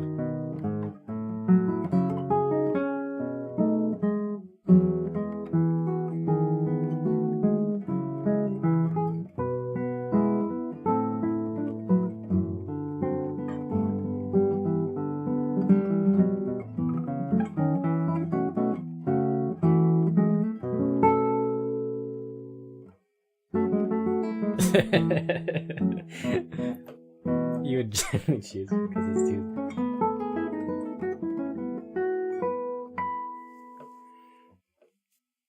Fair.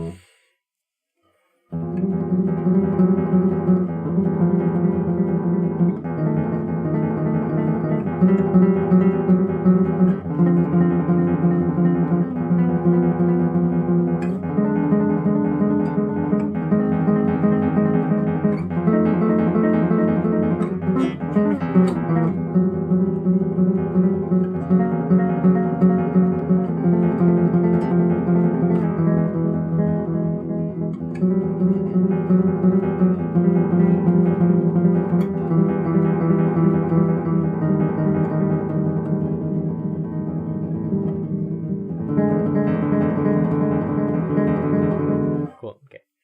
It's not too bad. Let's go fix this thing though.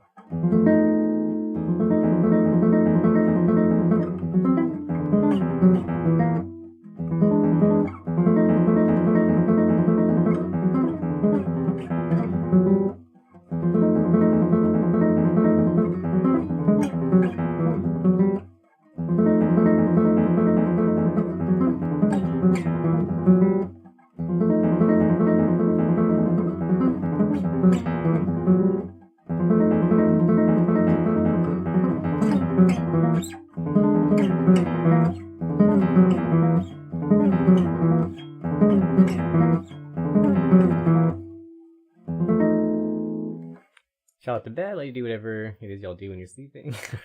Have a good night.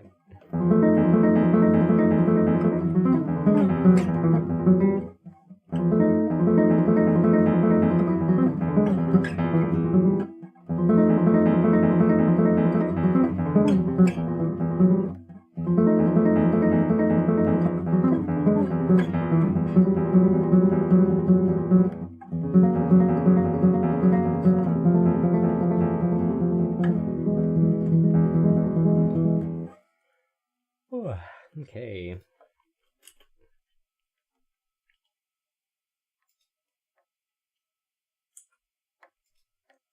Oh, another one. Let's go. Okay, we got the final.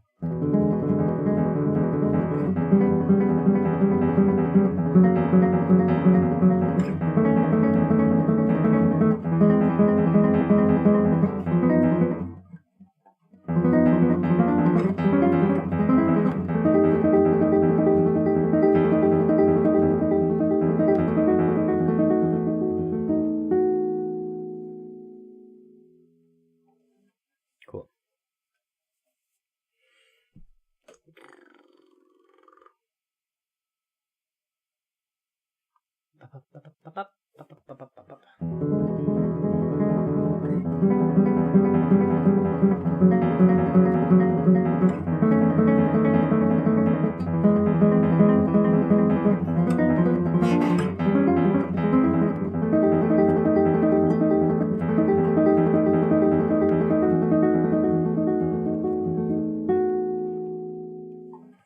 Pokemon has appeared.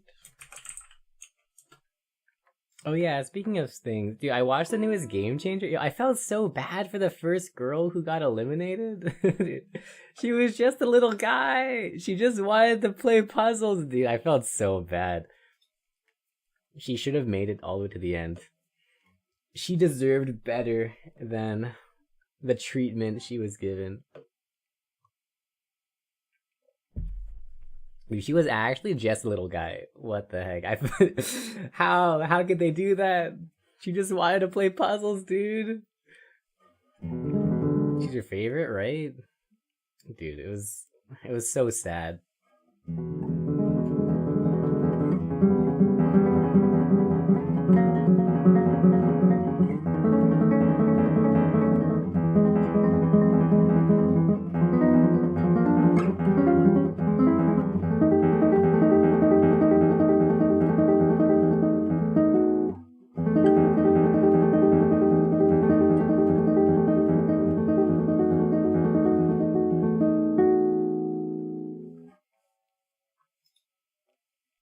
Also, the twist was crazy. I did not expect that at all. I was so impressed actually.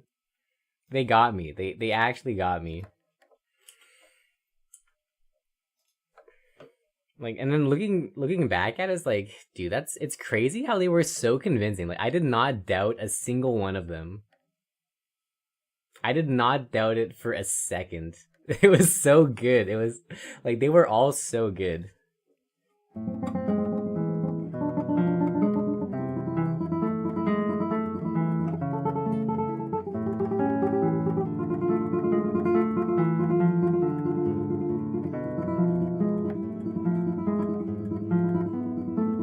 It was, wasn't it?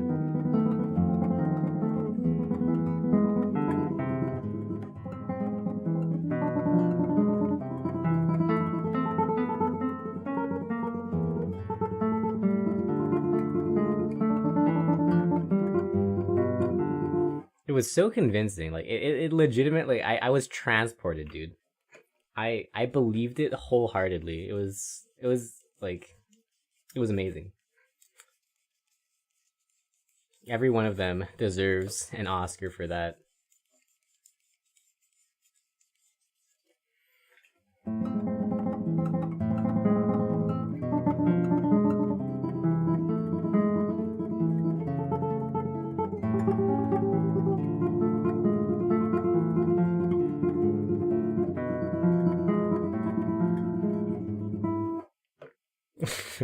I was thinking back on like the like rolling around on the floor and like squirming and like like dude, doing that completely sane is that's wild, dude. Can't they smell which one's water? Yeah, right. Or like even like when they're talking to the other person, like can't they smell like booze on their breath? Because I feel like you can like totally smell when somebody's been drinking. It's like their entire body reeks of alcohol.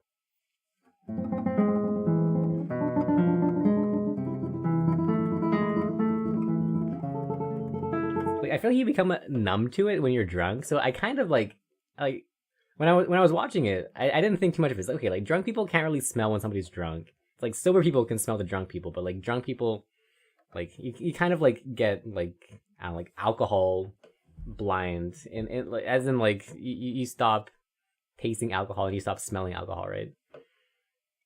So like I could understand it, but then like after knowing, it's like wait a minute, like how did none of them catch on?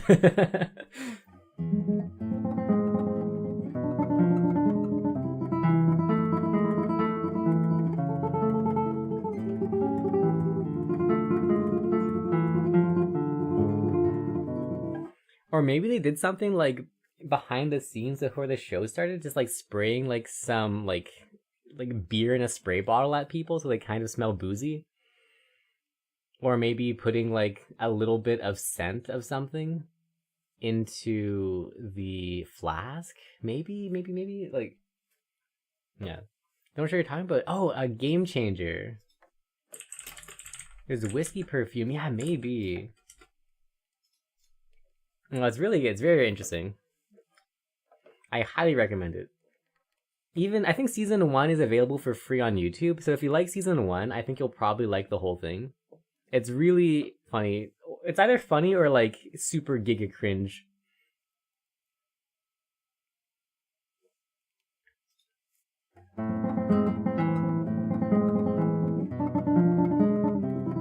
They all have the same drunk bad energy. Interesting.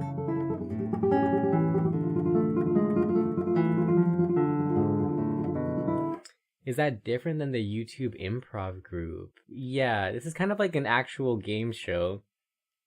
Like, some of it is improv, some of it is just like an actual game show thing.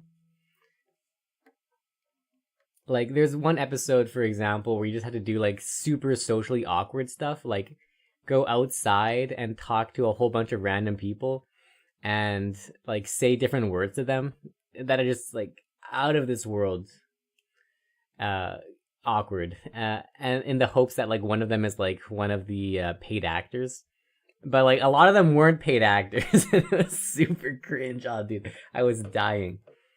Or like having to do challenges where like for money they could bid for certain amount of what this action is worth to them, and you can bid for things like licking a toilet with your like just licking a toilet, or yeah, the reverse, exactly, yeah, or like liking 25 of your ex's posts on social media in a row, or things like that. Like the improv show. It might be the same one. You died during that episode, dude. I asked my friends how much they would spend, like how much like it would cost to make them like 25 of an ex's posts. Like, they were cheap, dude. They didn't even care. No, they would do it for like a sub $500. Like, even 100 would be fine for them. It's like, dude, you could not pay me to do that. That is, I would die. I would literally die. Like, instant death.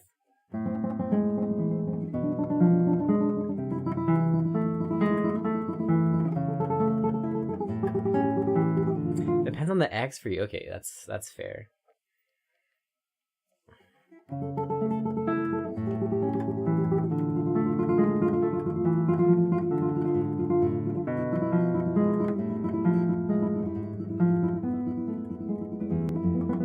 Regularly have Brennan Lee Mulligan? I think maybe like once every 5 or 10 episodes. Yeah.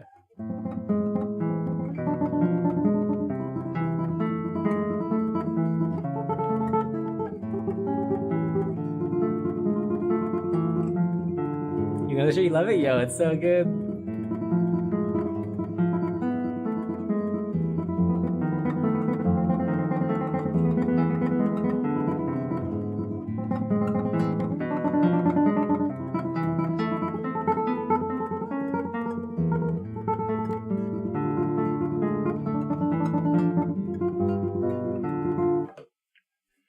Yesterday, when I was eating lunch, I watched one of the season 3 episodes where they invited like Gustavo Fring to do like an acting contest with the other contestants, and it was so good. Oh, dude, it was so good. It was really interesting, actually. It was also like really heartwarming too.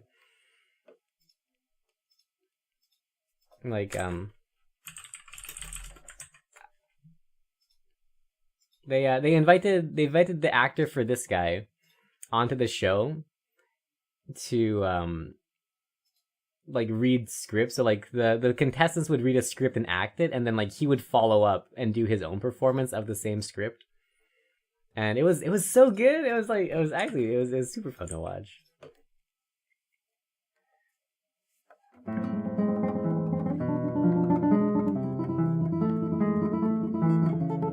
Chicken Man, indeed. He is a cool actor. It was great. Like, man, like seeing them try all these different things, like it was so fun. It was so fun. And some of the contestants, like some of their acting, it was so good that I was actually like shook. I was pogging in real life. just because of how good it was. Like, you wouldn't expect it. I don't really expect him to be like good actor, but like some of that was really good. Very fun watch, anyways. Mr. Lou Wilson, yeah, a lot of his stuff was awesome, and even I forget who the girl was. Was it Renka? Reika? I forget if it was her or somebody else, but it was like she was so good. Like all of her like depresso scenes were awesome.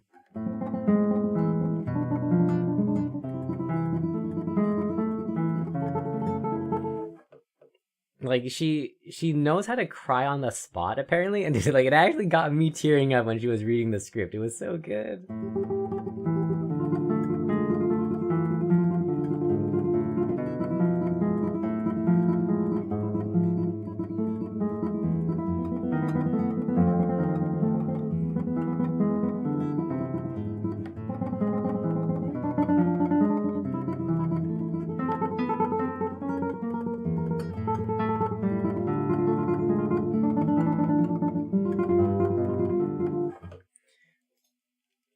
Come back to that one.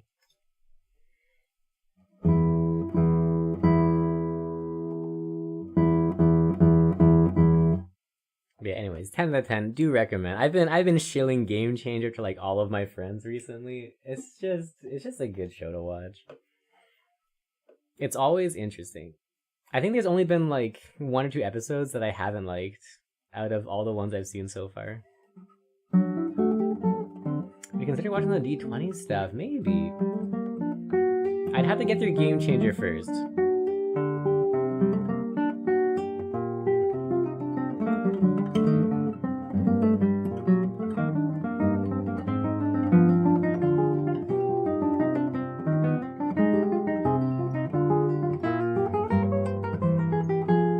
But from all the scenes I've seen of the D20 stuff, like it looks really good. It's like super high effort.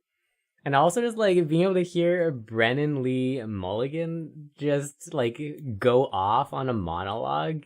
Yeah, it's just you just love to see it. So yeah, I could be convinced. I could definitely be convinced. Especially because I think like they're shorter than the Critical Role stuff, right? Like I think the episodes are like sub 1 hour, maybe, question mark. In his best album as a DM, he really is, dude. I like him so much. I'm like the biggest fan.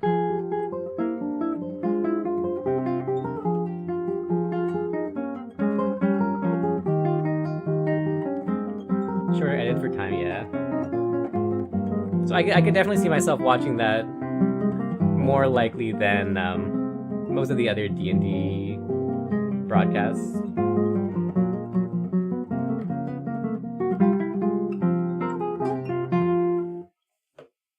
Is there a particular one that you like more than others?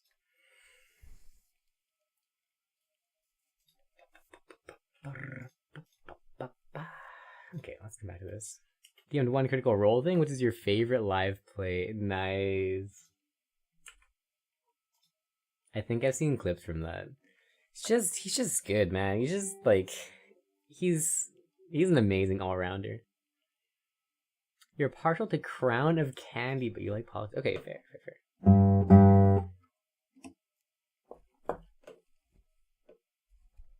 Okay, disclaimer, like, I probably will not watch it this year, because I'm pretty busy, but 2026, or if I have, like, time off, and I finish Game Changer, it might replace lunchtime entertainment.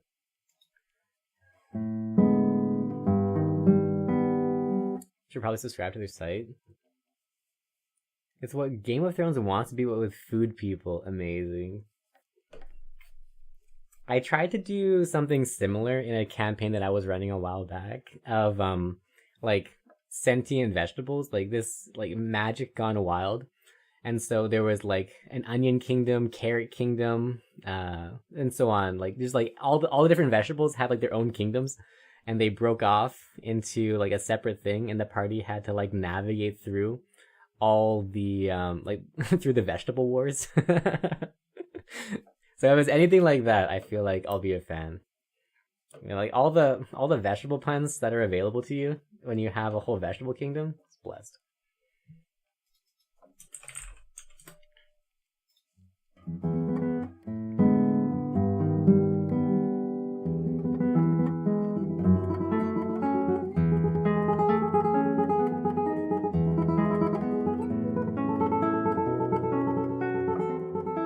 Food goes to their own kingdom? Nice.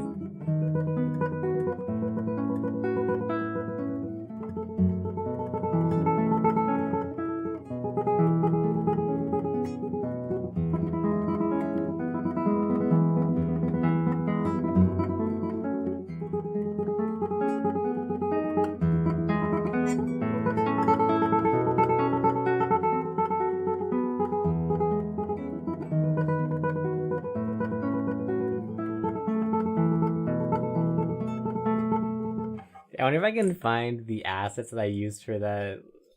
Let's see. Let me open up my DM folder. I know I had like a whole squad of vegetable pals. Let me find.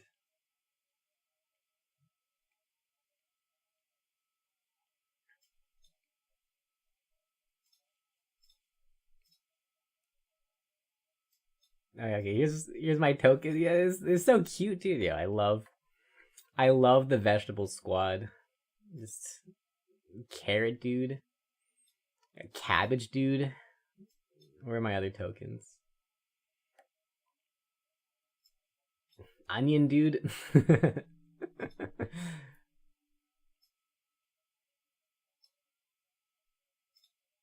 Radish dude. Alternate art radish dude. Oh, why is that broken? Okay. Anything else? No, that's all the tokens I have. Round and friend shaped. True.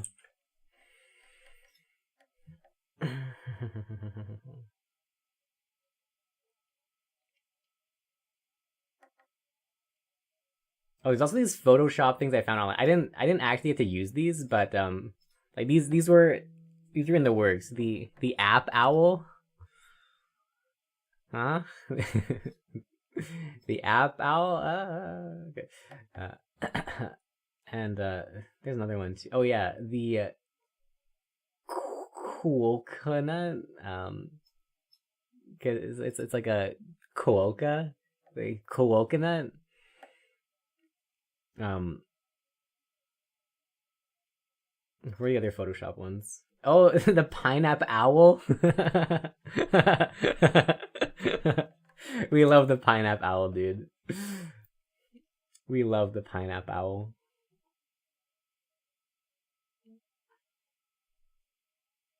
Oh, and then one that we did use. We had the bee holder. It was a beehive just filled with bee holders. So like each of these had one of the different eye gazes of the beholder. So instead of having like all the different eye gazes in one thing, it's just like each bee had like a different gaze. We love the bee holder.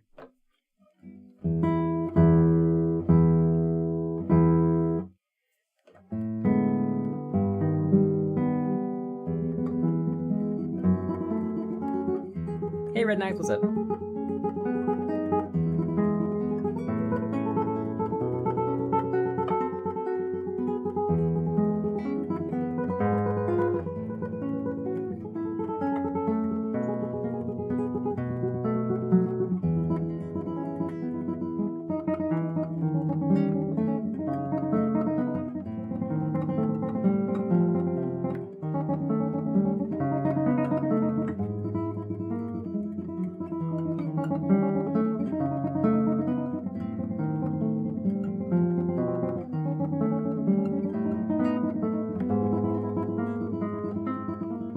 Like bee holder brains, like really no dude. But like think about it, it just makes sense, right? Because like what is a beehive other than a bee holder? Huh? So like there's like okay, so there's like There's like the bee holder, and the bee holder is filled with bee holders. You know, like it's the bee holder. Get it? Right? Like, because a hive holds bees, so it's a bee holder, and it's filled with. Yeah. I'm so proud of that one. It was like honestly a magnum opus. 100%. Thank you. It's a bee holder full of bee holders. Exactly. You get it, dude.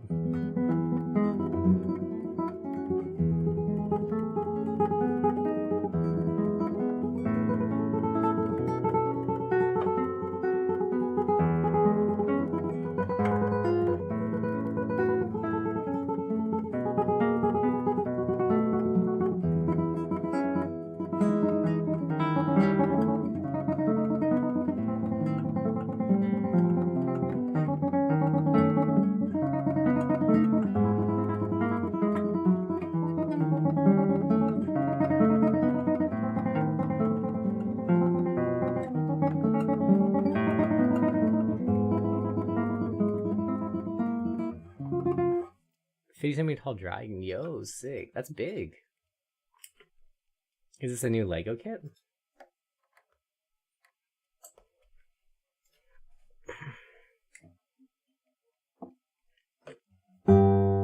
What's more comfortable, playing acoustic guitar or classical guitar? I think for me, classical is more comfortable. Acoustic kind of scrapes my nails up, which I don't like. But I think they're both okay. Like I can get used to playing acoustic. It's not bad. Switching between them it's fine. But yeah, like if you have nails, I feel like acoustic is kind of scary to play. What's on nice things? Okay, nice. Bless.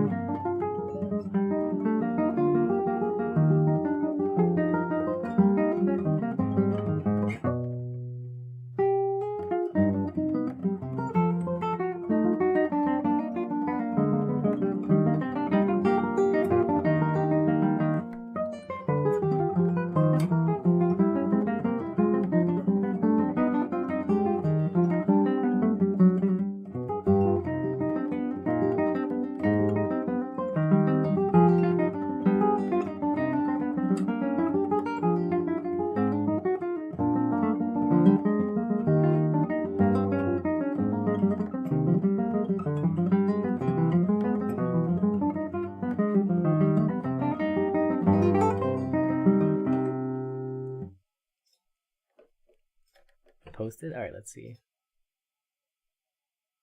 Oh, it even moves.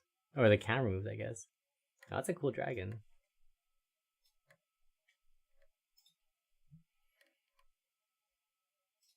Alright. Wow.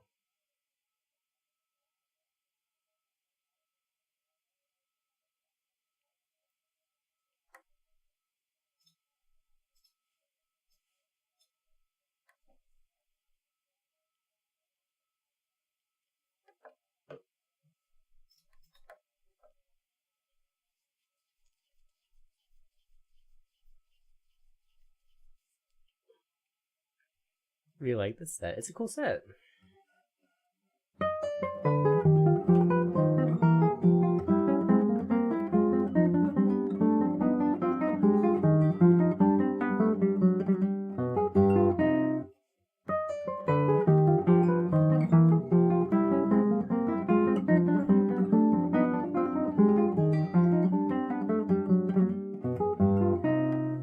And the new T-Rex skeleton set. Ooh, cool. We like dinosaurs. We like skeletons. What better than a dinosaur skeleton?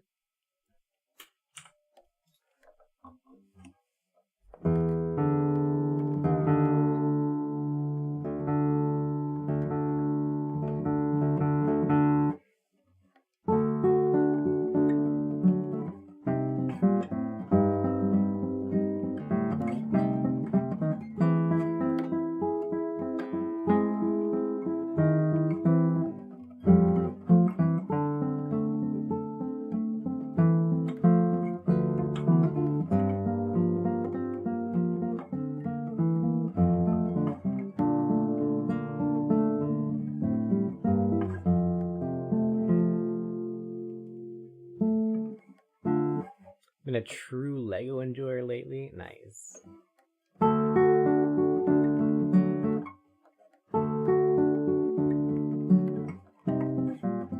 Where you fit it, life finds a way.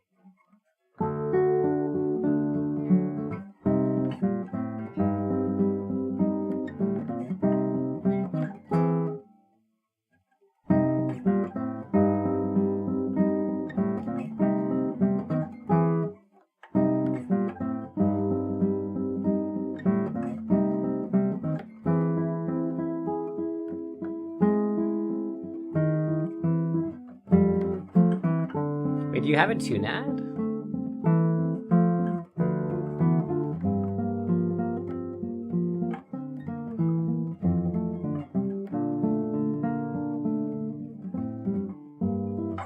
It's long and tall, but it's thin. Okay, makes sense.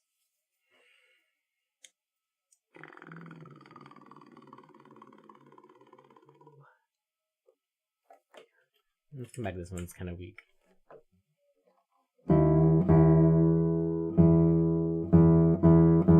Basically, the restaurant.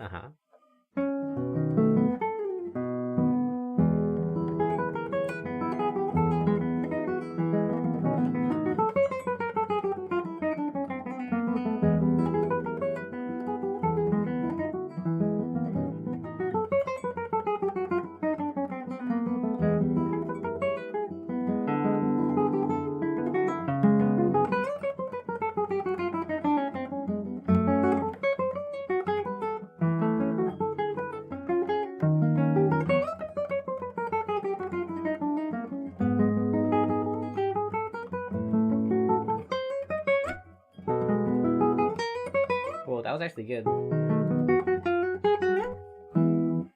99% sure someone will make an MOC Xenomorph set with a T-Rex set. That would be super cool. Okay, make sure meals for you given your condition. There's also a mountain biker. Yo, let's go. Comrade acquired. Friend.get.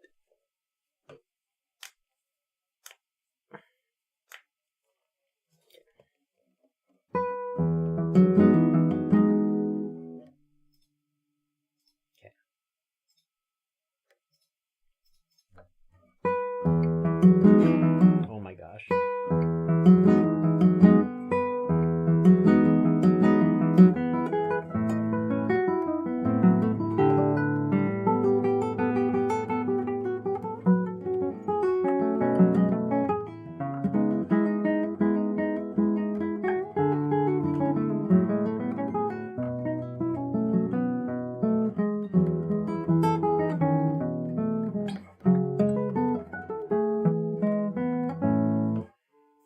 Nice and easy travel 5 minutes from your place. Oh, okay, that's convenient.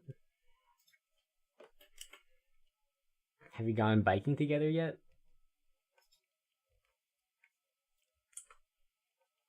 Ooh. Ugh.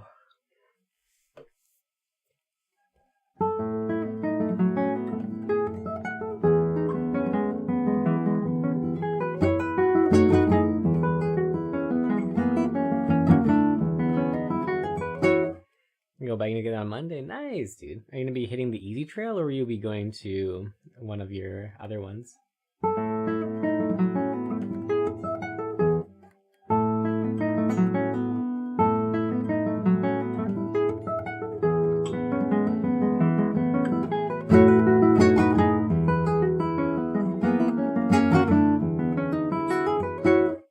Check out the new one, sick.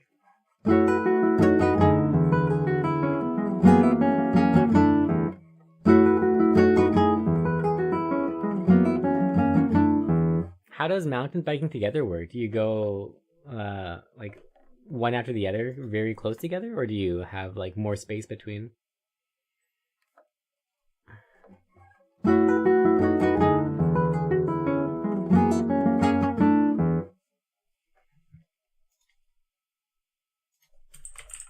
The Pokemon has appeared. Hey, this is the final one we need for the mission. Nice. One after another, space between depends on speed. Fair.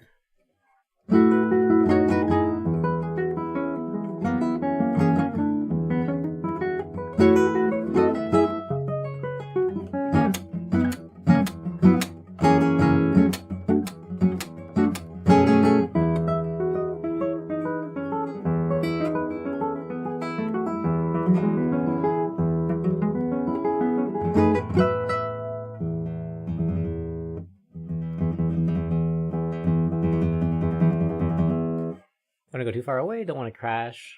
Yeah, it makes sense. The logic is sound.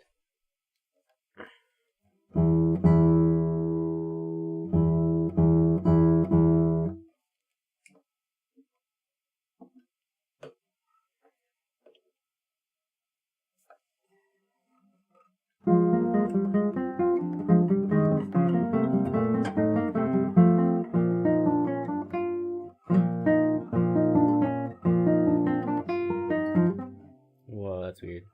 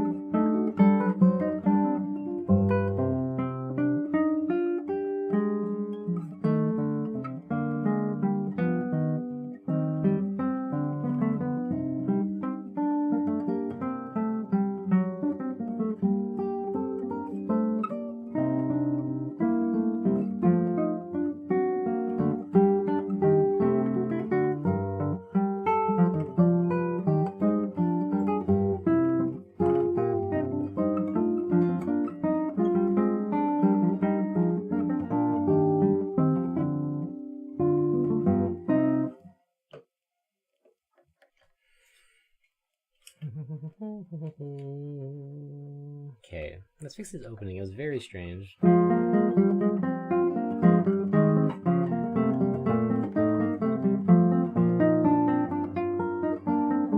well now it's fine, so whatever. But it was strange. Okay. I kind of have to go pee, so let's play this card and then we'll go for a quick break, and then maybe we'll try it again after we come back. I really want to make sure this prelude is strong, because I'm likely going to start the second half of concerts with this. Or anyways, we just have to make sure it's good.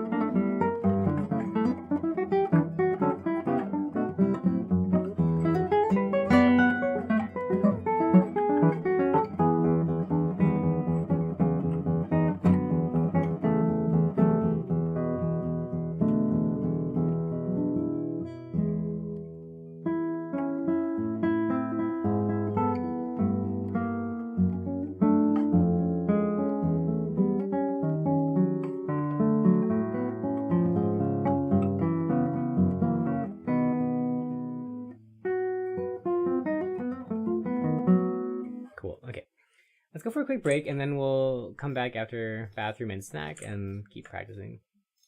See you guys in just a little bit.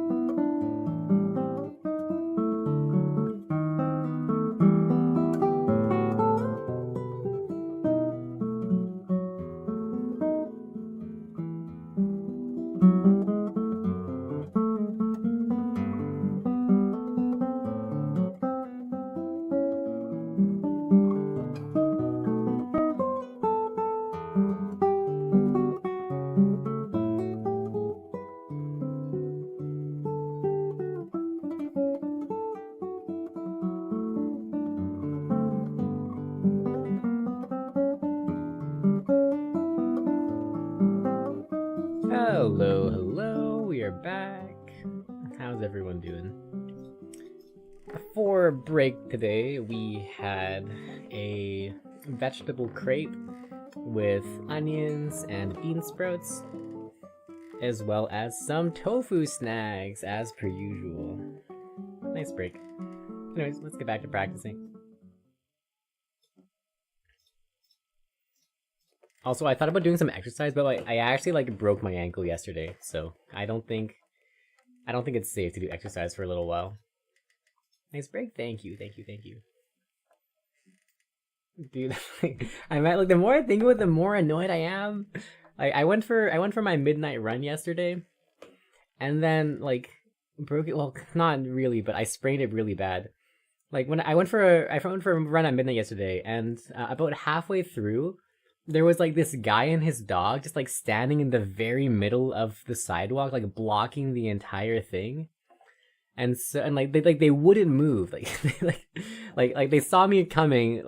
I was very much on the right side. They were blocking the entire thing, and instead of just standing on the side like a good pedestrian, they just blocked the whole thing. So I tried to go around them, and once when I tried to go around them, I tripped on the uneven pavement, and I obliterated my ankle. And then I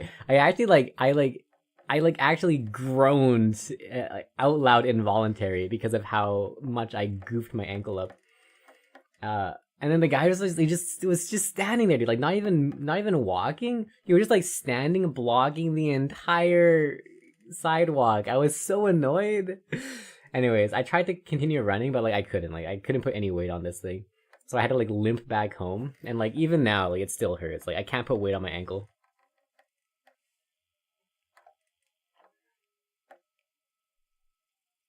I had your first ankle 2 weeks ago too. Really? Wow. That's that's true. It's amazing that you haven't just built different. God genetics managed to go 20x years without twisting an ankle. You're a king, dude. Bruising on both the right and left side. Ouch. He just watched you stack it. He did. It was terrible. I genuinely wish that guy stubs his toe and chokes on water every day this week. Since when do you run? Question nobody's asking, but should be asked first. Yeah, I started running 2 weeks ago or something. I felt like my cardio was really bad, so I started doing runs at midnight.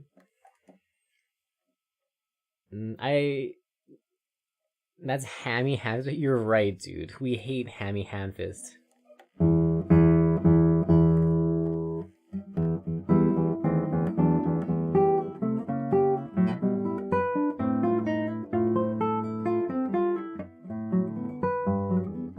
Let me draw a diagram, and everyone will agree because I'm correct. Time you start stream midnight. So I wake up at 11:20 p.m. I run until about 11:40-ish, 11:40 something, and then I shower and then I get ready for stream. Okay, here's a diagram, and I'm right, and everyone else who doesn't agree is wrong. So if you're a pedestrian, right? Let's mark the pedestrian in gray. If you're a pedestrian, and you're headed this way, this is how, right? This is how good human beings should operate. Yes, everyone stays on their own side, and it works fine. Now you can flip this image if you're Chinese or Australian or something. Okay, and this is also fine. Whatever. One person goes one way, the other person goes the other way. It's fine. Now, if you're just standing idly doing nothing, okay, let's flip this back to Canadian. If you're standing idly doing nothing, okay, now let's say let's remove this vector here. You're not moving, but you're facing in this direction. Okay, so you're still pointed this way. You would still stand on this side of the road, right? This is good behavior. This person's moving, this person's standing still. You stand still on your side of the road. What stupid Hammy McHamfist did I hate that guy, dude. This was him, dude. He was literally blocking the entire road facing this way. And also he had a dog, so like his dog was like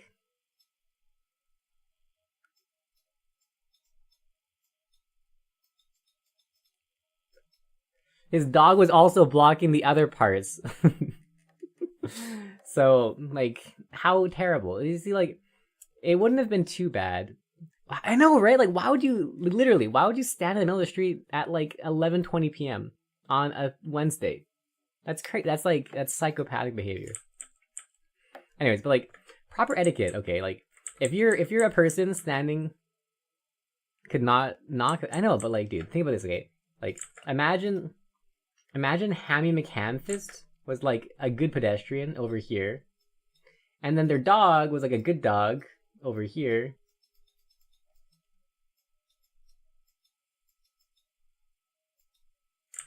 Right? And then like everything works out, right? Like why would you stand in the middle? Like you should always stand on the side, right? Why would you stand in the middle? Why would you stand in the middle?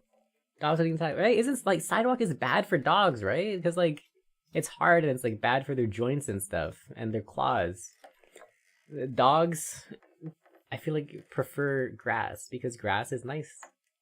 Dogs were built for grass. Dogs were not built for sidewalk.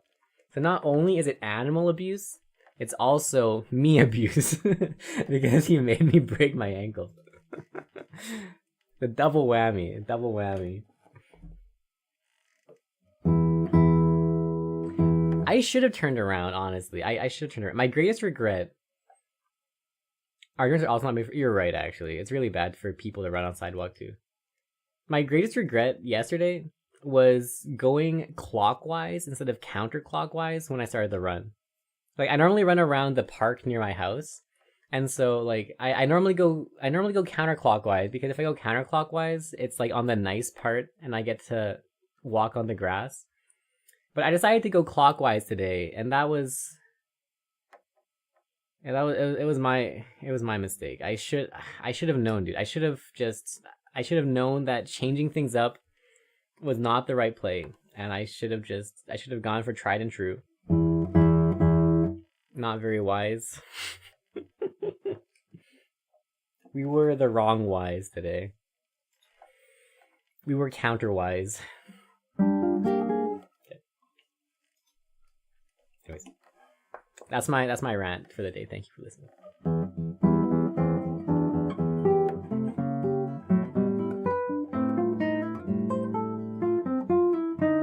Mathematically positive direction is counterclockwise. It just makes sense, dude. We should have done it from the start. That's what we should have done from the start. It was negative mathematically, and it was also negative on my ankle.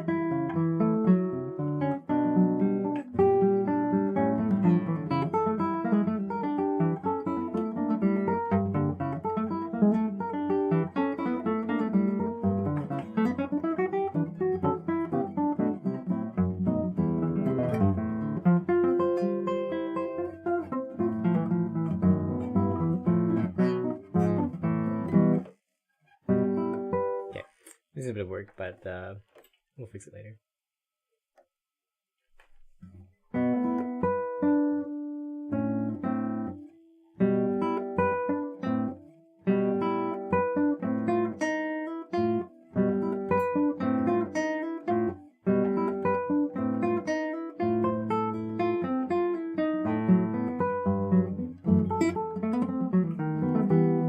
Cool.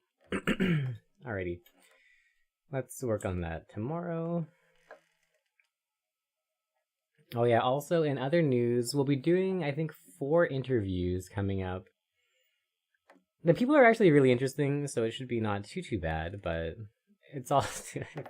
I'm so stressed, dude. My happiness levels are like plummeting fast.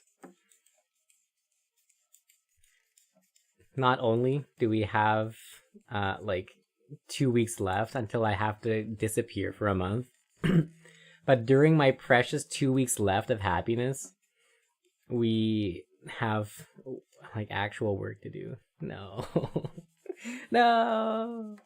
My precious vacation time. No. No.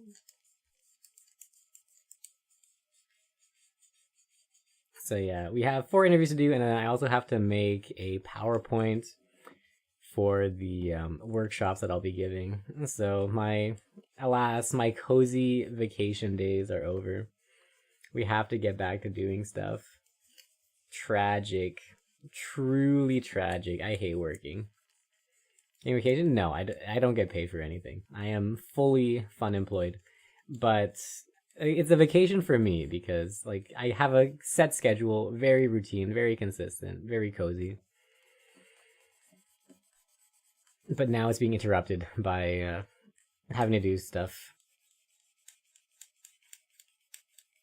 or having to do like non-creative stuff, having to do things that I don't want to do. If you're working during vacation, are you really vacationing? No. No.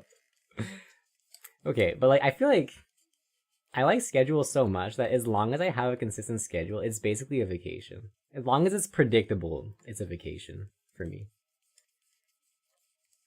Alas, it is no longer predictable. I heard Korea is nice for vacation. Huh. Is Korea chill for fully English speakers?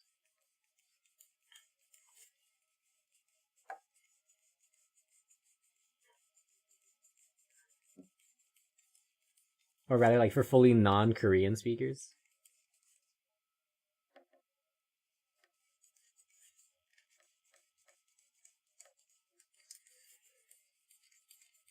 But anyways, yeah, I won't be going on Korea trip. I'll be going on a camping thing, and then I'll be immediately after sucked into a wedding, and then a funeral, and then a festival, and then a festival, which is a lot. It's so much. Everything's in English nowadays. Okay, that's pretty chill. Depends on what kind of things I could do. Fair. Translation apps and perfect internet coverage. Yeah, that's true. That's true. Have fun. Dude, it's not gonna be fun. It's like it's actually gonna be horrible. It's too much, too packed together. I need 1 month of rest in between any large event, and this is like 4 large events back to back with no rest in between.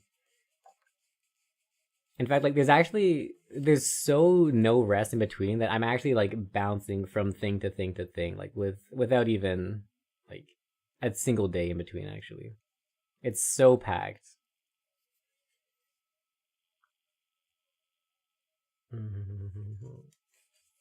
Yeah, it's literally as soon as I'm done the camping trip, there's a wedding to go to for 2 or 3 days. Following that, there's like a 4 day long funeral, and immediately after that I have to go on like a 10-hour road trip up to the festival that I'll be going to. And then as soon as that's done, we have to like 10-hour road trip back for the next festival that I have to teach at. It sucks, dude. It sucks. Sleeping while transported counts as that's true. That's true. That's true. 10 hours. Maybe it's not 10 hours. Let me go fact check that. Like it's long. I think it took me 8 hours last time, but let's see. Directions.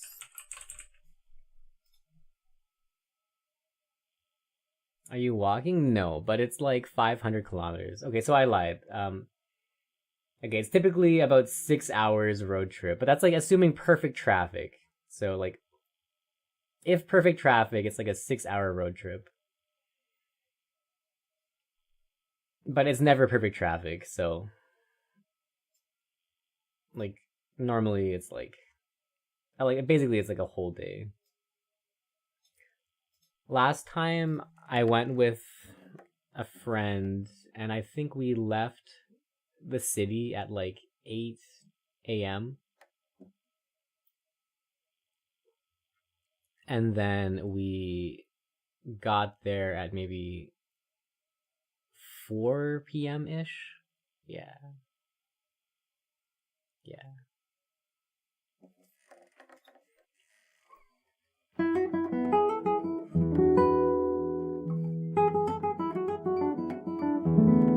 It's totally fine, you're right. But a lot of places, like, it's not a highway the entire time. Like, the slow part is the not highway parts. There's a few cities along the way, and like mostly getting out of the city, like the main city, is a lot. It takes a long time. So it's like an hour to get through like 15 kilometers, and then after that you're on the highway and you're chilling until you get into the city again. And then once you get into like the next city, it's kind of slow chugga chugga. And then once you get to the destination city, it's really really slow chugga chugga. It's very traffic jammy over at the destination. Because they only have one single lane bridge that is like the only way to cross from east to west side. And so if you're going at any time of day, it's full. And if you're going at rush hour time of day, it's chugga chugga.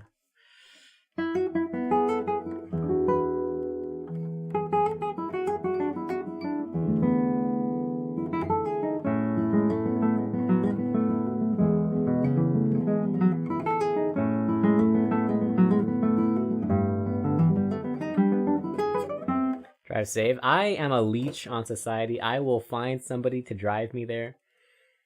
I will carpool with whoever I have to carpool with in order to not drive. I do have my license. I just hate driving.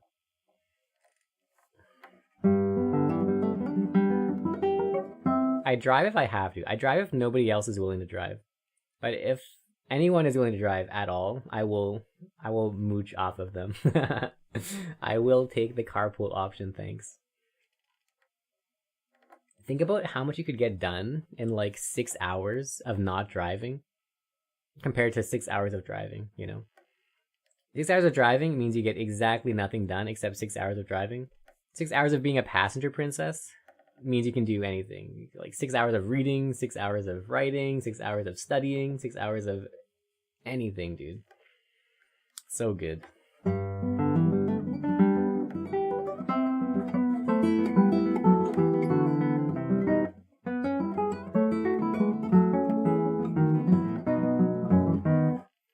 Got your license, never sat in the driver's seat again? Amen, dude. Amen. Did I get car sick? Nope. I am genetically blessed. I am immune to car sickness. I spent my entire university doing my studying on the bus. And I spent every road trip studying or reading. Drive 6 hours of silent passenger? Is that bad? Dude, okay, like, I kind of... Yeah, just me. Yo, I love it when people are silent. It's like, it's so cozy. Like, I would feel so happy if somebody sat in a car with me and I had to drive them and they were just silent the whole time. And we're just like sitting and chilling. You fall asleep as a passenger? Also valid.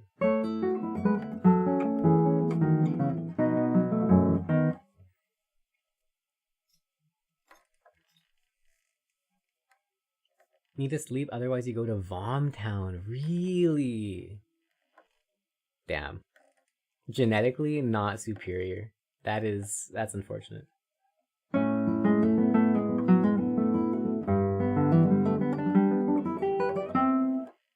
Do you also have that when you're driving or only as a passenger?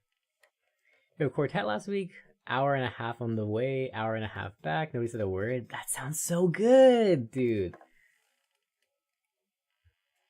Your weakness is cars, boat, train, plane is okay. Hey, Skydrop, welcome in. Okay, yeah, boats make me sick 50% of the time. Train and plane is fine. But boats make me sick.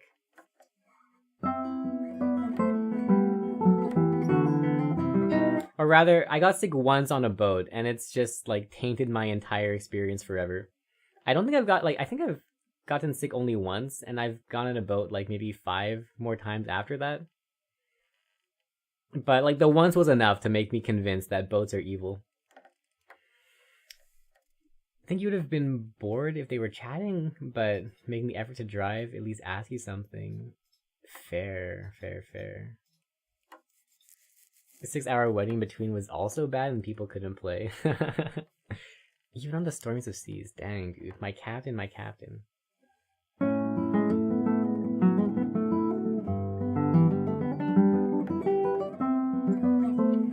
Common courtesy, do like 10 minutes of small talk here and there. Dude, I hate that. Wait, don't you hate talking to people? Yo, I hate talking to people. Like, if I don't like somebody, like I'm so happy if you're silent. And even if I do like somebody, like I also appreciate if you're silent. I mean, like I like talking to people who I like, but also like silence is good.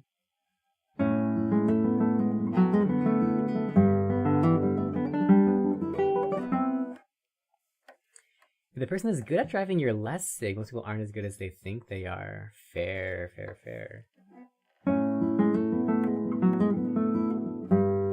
I think of that scene from Parasite a lot where like the guy's driving and like the boss man in the back has his coffee cup and he's like checking like, is this guy smooth enough to not like make my coffee spill everywhere? And depends how long the journey is. There's people that don't get asked to do gigs because they don't talk in cars. Really? Yeah, I hate that. Dude. I hate that your social skill is a factor in your hireability and not your playing skill. That's you with the cup? Bless.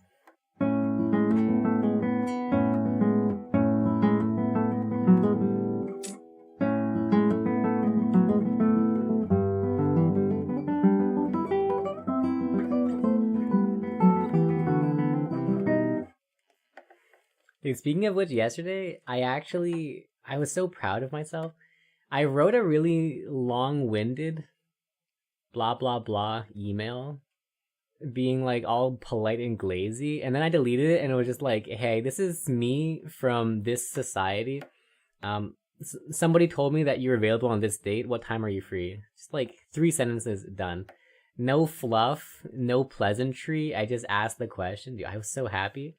And then they replied with just like 1 sentence. It's like, dude, how much nicer is that? Can we just all always be straightforward? Ah, how wonderful, how wonderful. If you fail, pull you over to heave. Ooh. Your intestines are the cup, and they are not very intestinal.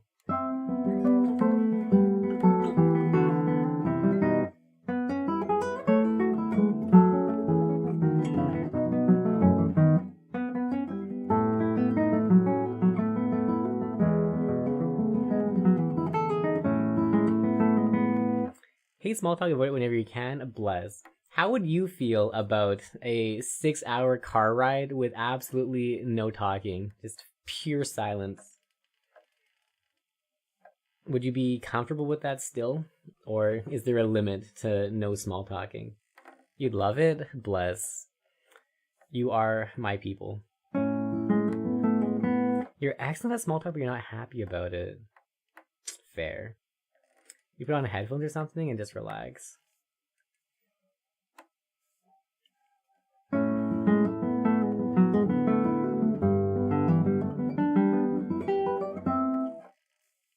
My level of small talk is entirely proportional to how much I care about the subject.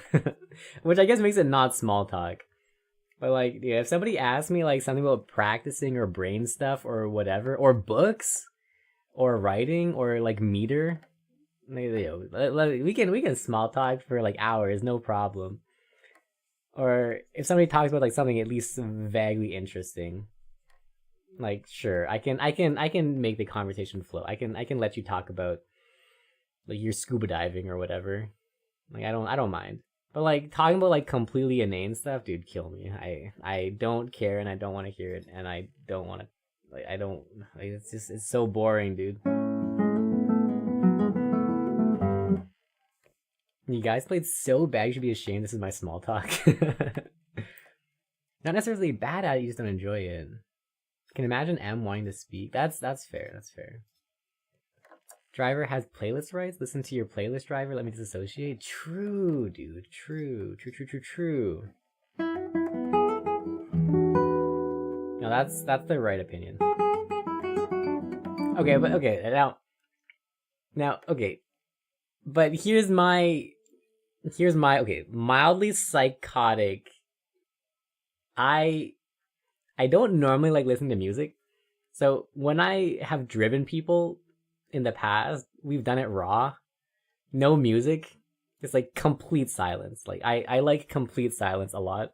It's like no small talk, no music. Just like you're just raw dogging the car ride. Now that might be a bit strong for a lot of people, but I like that the most. But I understand if you do want music, I accept. But if I'm driving somebody, they are getting the raw car experience. Worse than the hours that you sent. I really value silence a lot.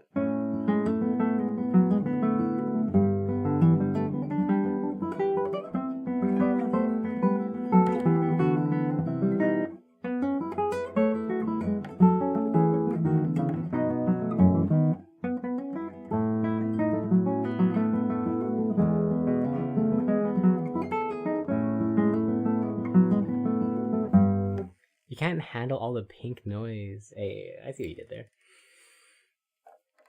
No, that's fair. That's fair. This is a strong one. This is a strong take. Like, if somebody needs music to play, I will condescend to put a CD on or something. But you know, if nobody says anything, it is just the nice sounds of.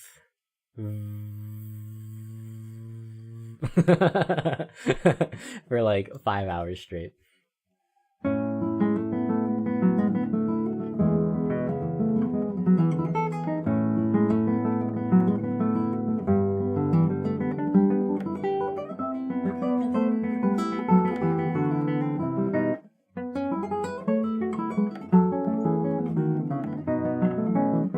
No.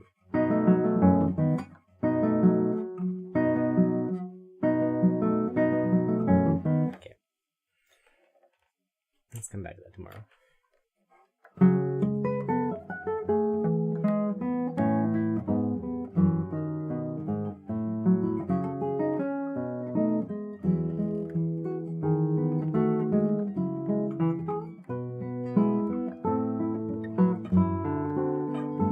Do you guys listen to music whenever there's an opportunity to listen to it?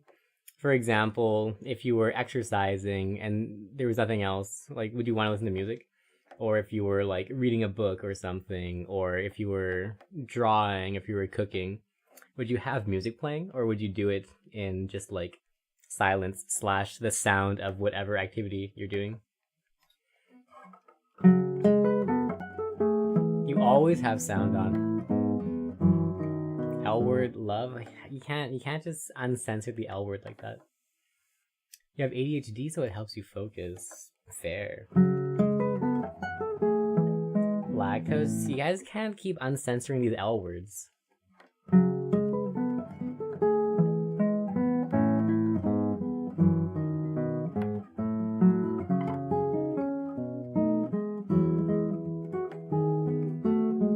You don't like no sound, but you like silence. Wait, how does that work?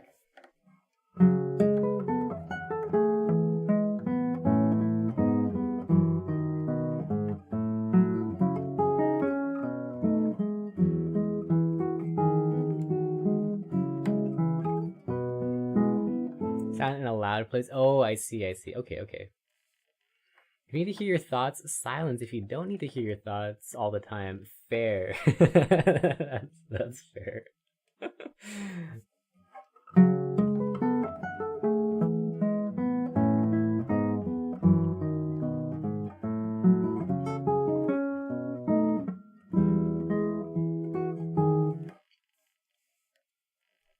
I feel like anytime I listen to... How do you not hear yourself when it's loud? Wait, I feel like that's... Well, why am I brain having hard time that with? How do you not hear? Brain can focus on external stimuli. Interesting. Outer silence creates inner loudness. Outer loudness creates inner silence. Holy dude, what the heck? Okay, yo, Jeff philosophizing in here. That's kind of beautiful, dude. It's like the first non-degenerate Jeff quote in a minute.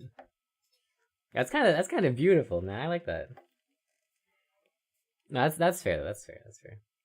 I feel like whenever I listen to music, it's actually like a neutron cannon, just like directly into my thoughts. Like anytime I hear anything, it will erase my thoughts like instantly.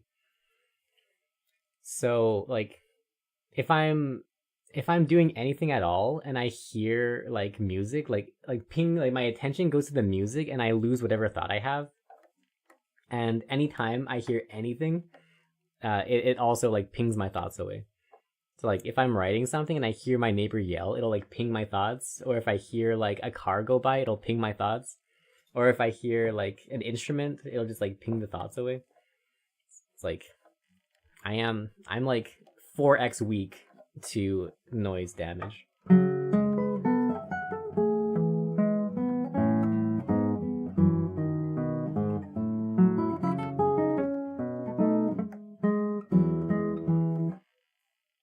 The only exception is like pink noise. I can listen to pink noise and totally concentrate fine.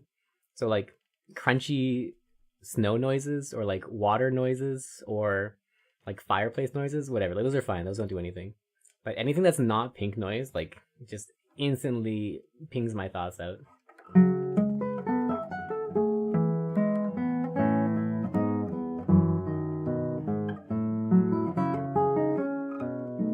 Brown noise? A little bit too low pitched for me.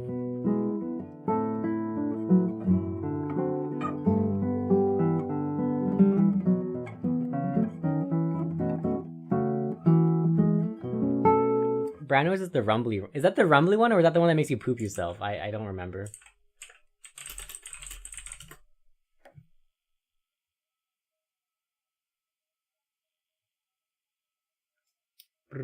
Brown noise, Brownian noise, or red noise emphasizes lower frequency, deep rumbly noise, similar to heavy rain or a waterfall. Oh, that's fine. That's fine too. Brown noise, pink noise, whatever. As long as it's like ambiently nothing. Steeper than pink or red. Yeah, it's fine. It's fine. I might have to put it on a lower volume. Like if it was like a waterfall sound, I might have to put that on like 1% volume or something, but it wouldn't be too bad. In contrast, like something like a whale noise soundtrack, that would obliterate my brain. Like I could not. That would distract me so hard.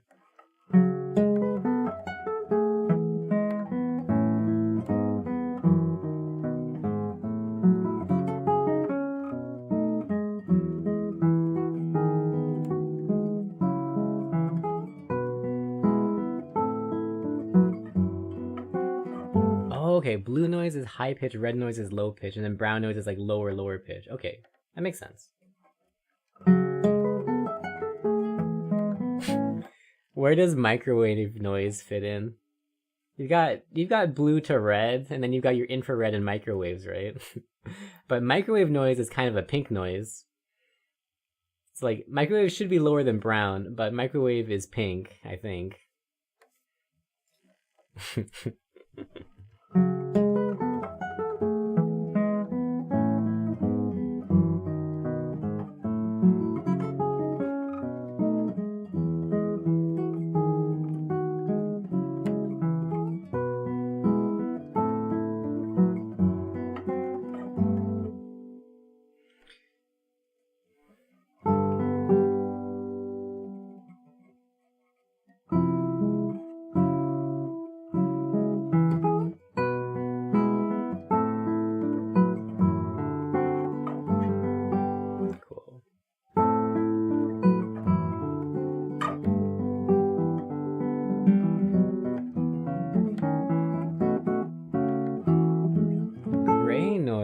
is that?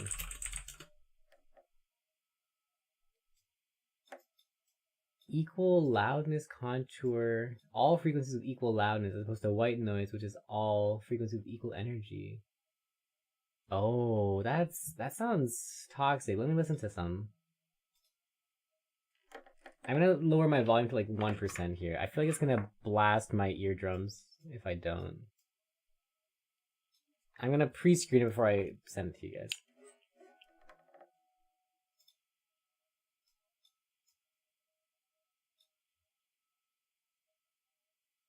Oh yeah, that tickles my brain, dude. Like it sounds like white noise, but it's white noise that tickles my brain.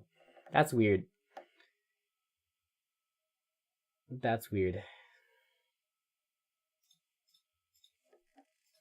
Like I actually felt like my eardrum just tickled there. I don't like that. I don't like that. It's very similar to white noise, but like it comes with extra psychic damage.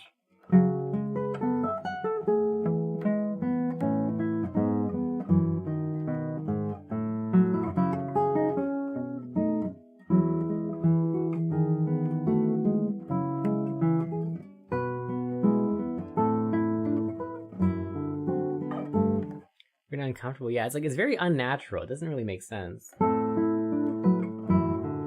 feel like my brain knows it doesn't make sense, and therefore it tickles my ear hole. Great for torture. Wouldn't that be interesting in a book? Just like it's so like innocuous, right? People with tinnitus use gray noise to help. Oh.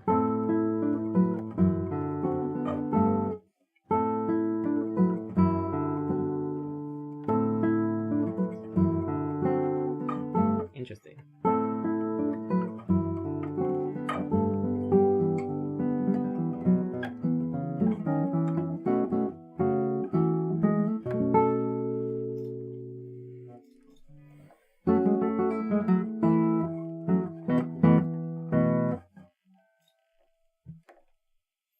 Okay, let's come back to that later. It's actually pretty weak.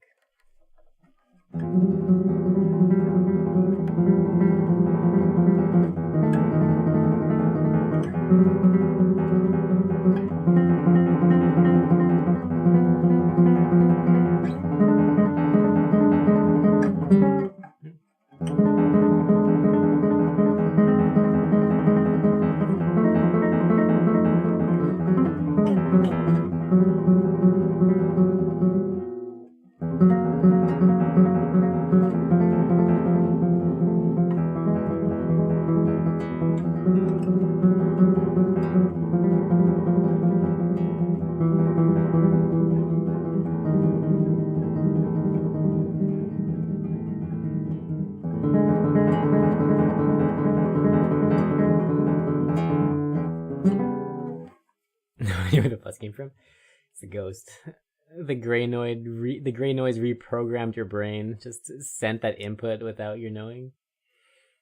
It's like a big waterfall. Interesting. To me, it sounds like TV static, but like super intense TV static. It's like alien TV static almost.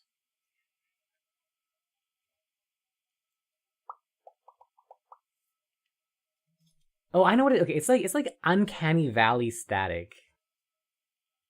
Something about it, like it's just like it feels a little bit unnatural, but it's just like it is just static, but like it's very somehow unnatural static.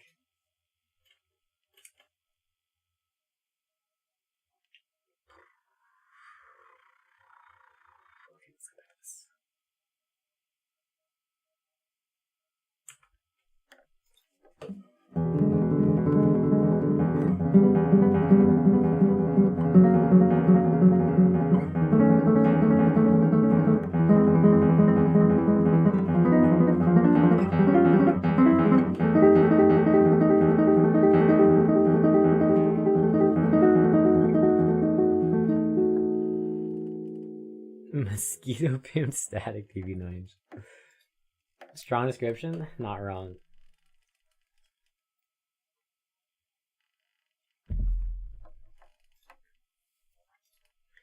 Okay, that was actually not too bad. Let's let it go for now. Okay.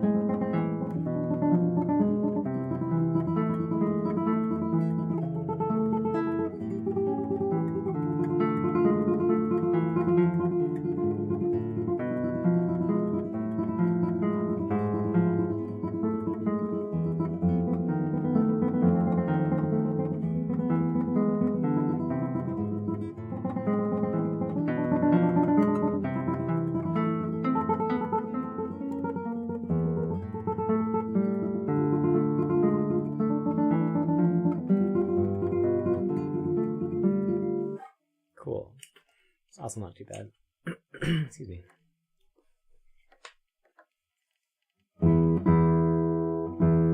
Alrighty, next section.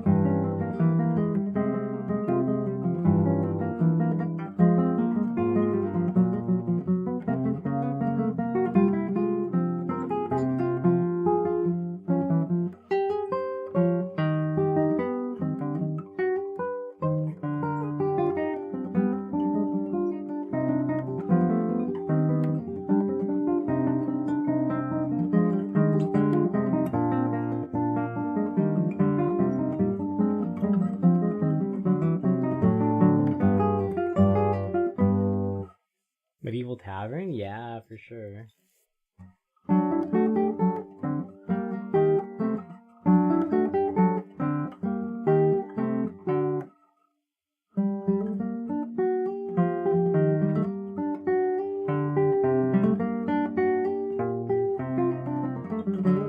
Oh my gosh. Good.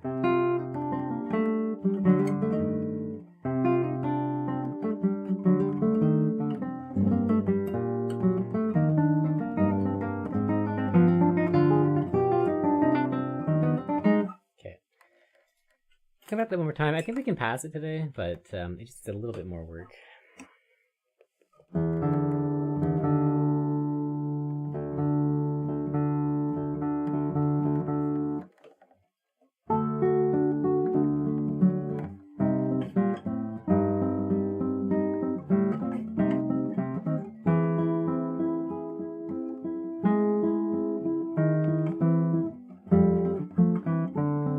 That was really nice.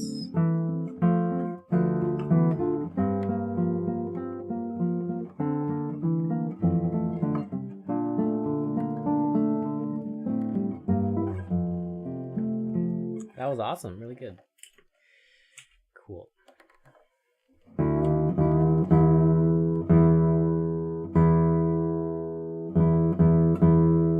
Classicals in drop D? There are.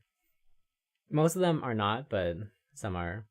I feel like, yeah, all the way from as back as like 1800s, there's been drop D classical pieces. Like, if you don't count the lute stuff, if you count like actual classical guitar music written in drop D, there's been stuff all the way since like the 1800s or so.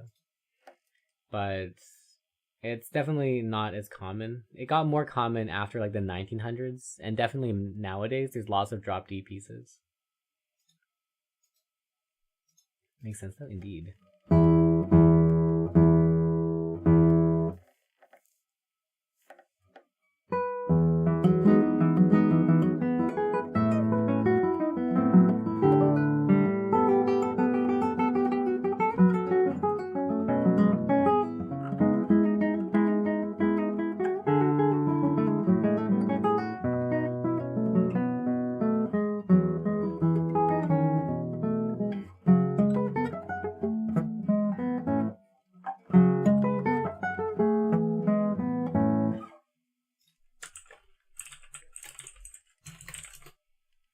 Pokemons has appeared.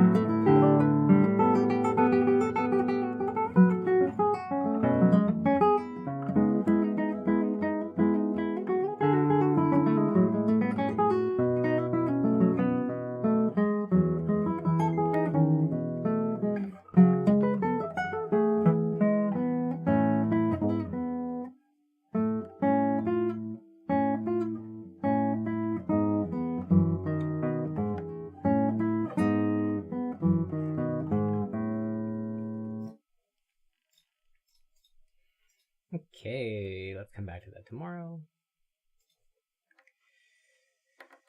Yeah. Close. It's getting close.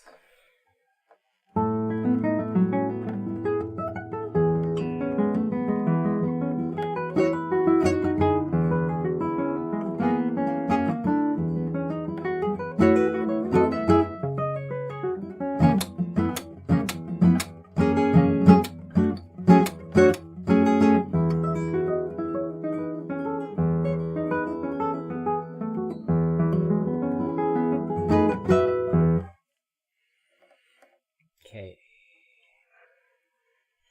Cool.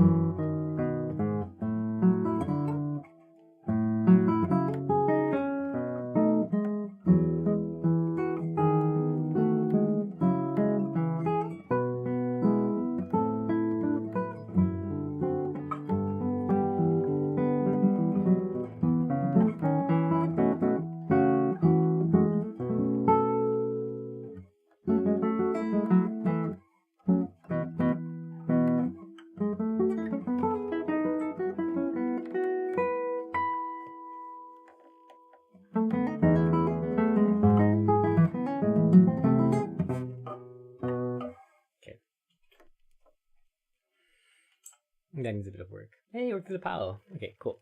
Now, we should probably rebuild the pile back up because we're gonna have no cards tomorrow if we don't, and then I'll be sad. So let's fail a lot and get lots of things in the death pile. Because what would practice be if it wasn't full of death?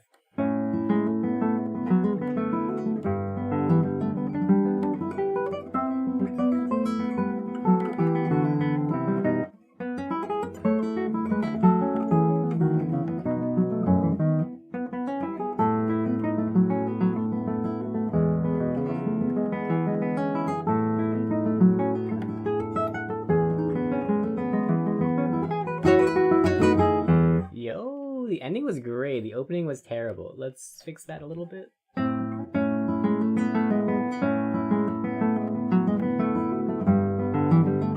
It's better.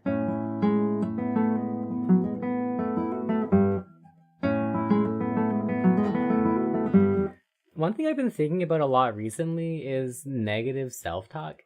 And I wonder, like, is what we say to ourselves when we practice negative self-talk, or is it just kind of like an objective critique of something? You play Buddy Holly? I cannot. Like, for example, okay, saying like the opening was terrible, but the ending was really good. I feel like it's a pretty neutral-ish evaluation. However, it is also a little bit negative. Like, we could have said like the opening, like, has this, and this problem. We had a problem here, and here, which we can fix. That would be a very neutral, like very analytical, critical self-talk. But it wouldn't be negative for sure. Terrible is kind of negative, right? But like, but when I'm saying terrible, what I really mean is all of the analytical things. So I wonder if it's worth this, like, to shift our language so that we can be a little bit less of a stinky boo-boo to ourselves.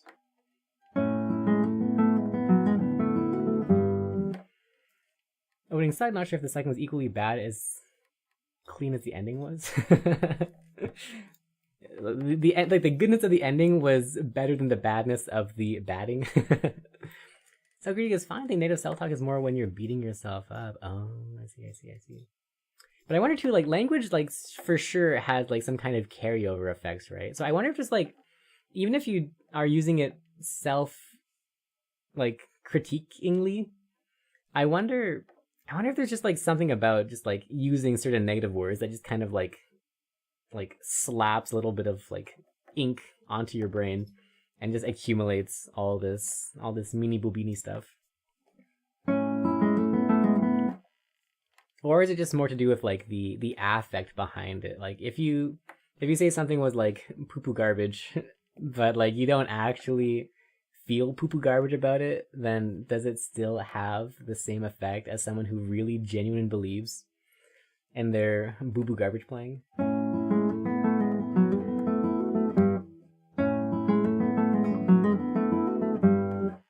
Or on the contrary, like should be like, I could use more pride with that instead of I sucked at that. Yeah.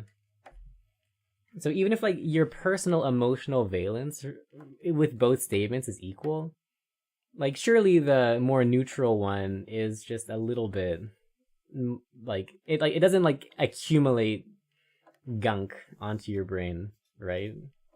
So I feel like we should change our language. Let's starting now for the rest of the year. Let's try and be better about that. Let's not be so mean.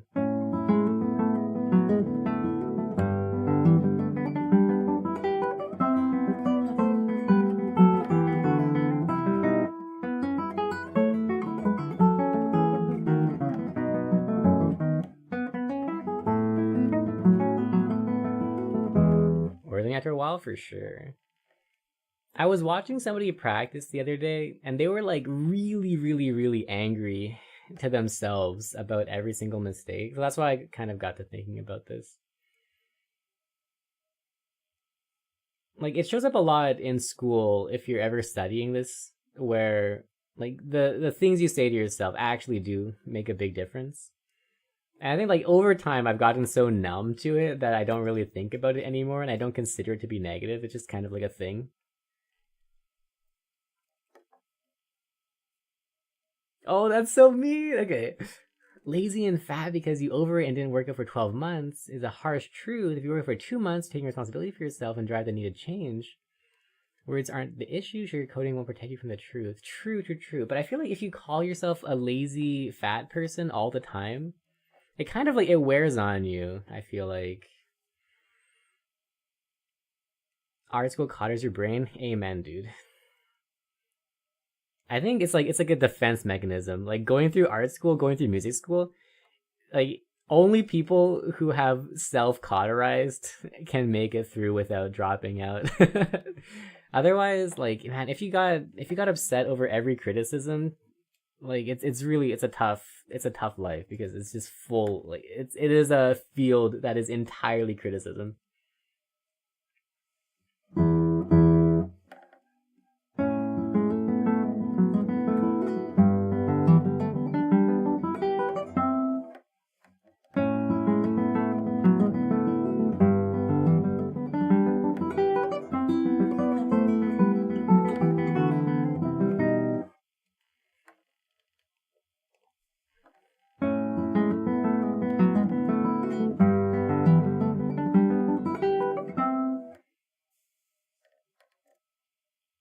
Sometimes it's actually doing things you need to do. Being positive helps you stay motivated. Yeah, I think that's a real thing too. At time you were a person with that behavior, now you're the opposite. You think the healthy part is being open for change and not valuing yourself based on temporary states. Amen. That's really big actually. That's a huge thing. There's several parameters for like how you relate with yourself to the world. And one of them is almost guaranteed to like lock you into depression. And one of them is more associated with change and being open to things. It's like, well, one of them is called like your locus of control. So whether like an internal locus of control is whether you believe that you have the ability to make change to the world. And an external locus of control means that you have no choice over everything. Like, things happen to you. You do not have control over what happens. And then there's, and so on and so forth. Like, whether or not things are global or local. So, for example, your inner locust. That's right. So, for example, whether or not you treat things as personally or as focally. In other words, if you play a wrong note, does it mean that you're a bad person, or does it mean that you played a bad note? That's another really big thing. So like just those two combined can make a huge difference.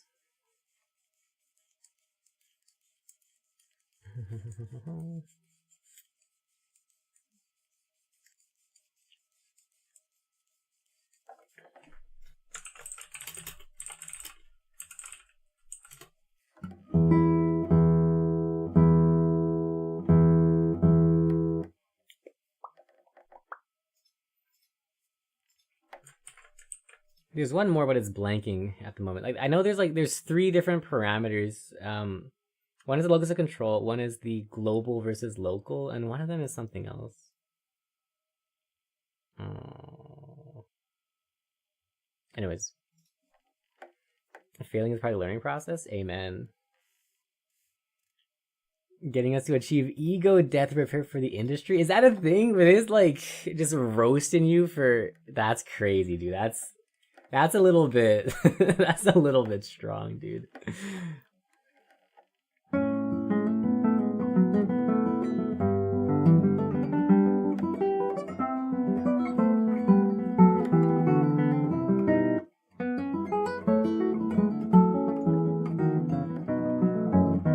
Oh, I think the last one is something about generalization. So, like, for example, if you if you look at, let's say you're getting a quiz back and you got like 40% on the quiz, you could consider yourself to be like you consider that to be like a huge failure, or when you put it in perspective, like you're getting 80% of the course. Overall, you failed one quiz, it might drop your grade to like a 78 or something, and it's fine. Like, it's not a big deal. Like, in the large scale of things, it's very inconsequential compared to like hyper focusing on like, I failed this thing and therefore like spiraling into a train of negative thoughts. It's like treating an isolated incident as an isolated incident and not letting it spread into other things. I think that was the third one.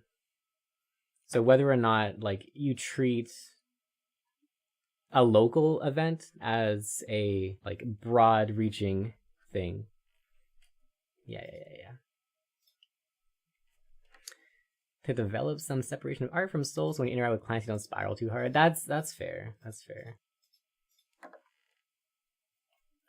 I feel like it's so mean. Like, I can't imagine like I'm trying to imagine, okay, like you go to class and your professor just like spit roasts you for an hour straight or something. It's like completely gives you like the meanest criticism possible just as like a training tool. It sounds so mean, dude.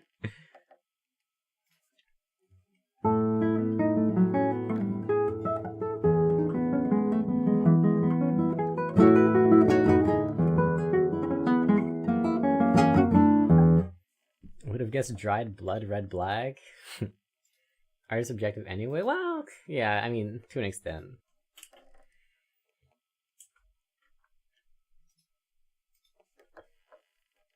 Like, music is subjective. However, you can also just be wrong, though. Like, there are some things that are more subjective than others. Assuming you did everything perfectly, then it's up to subjectiveness. But if you like scuffed 30 different sections, there is some objective things that you should be doing instead.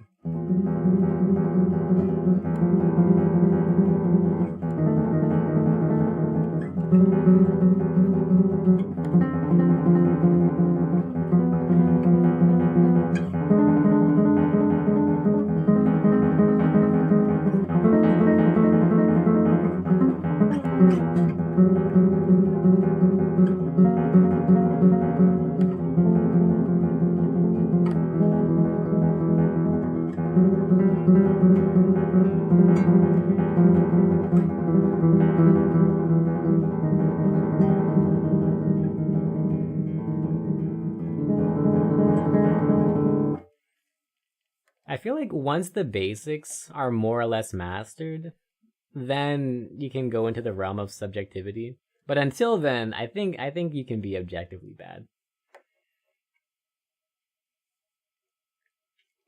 Painting a canvas black is only for 40 millions, but you feel like art is subjective. That's fair. That's fair. Bad art from the past did not survive. True. There is survivorship bias in music, art, whatever. That's true. Literature.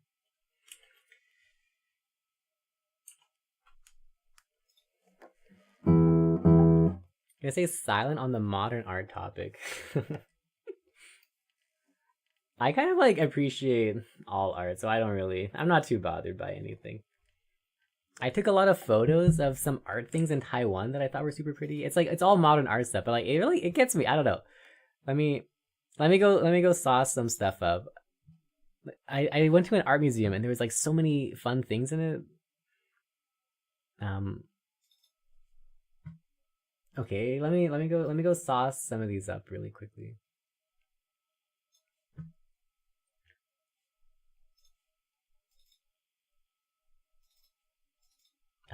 Where are some of the fun ones?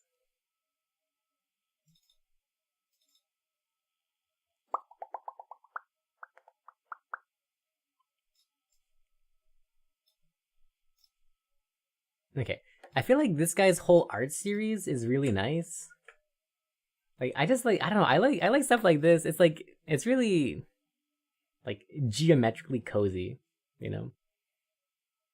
And like his whole series is just like this. It's just like a whole bunch of stuff that's just kind of like geometrically cozy things. It's cool, right? So like I like this kind of modern art stuff. He also has he had like a big wheel of it. It's like dude, it's so satisfying. Like all the pieces just connect to each other. It's abstract too, indeed. Okay, what other ones were there?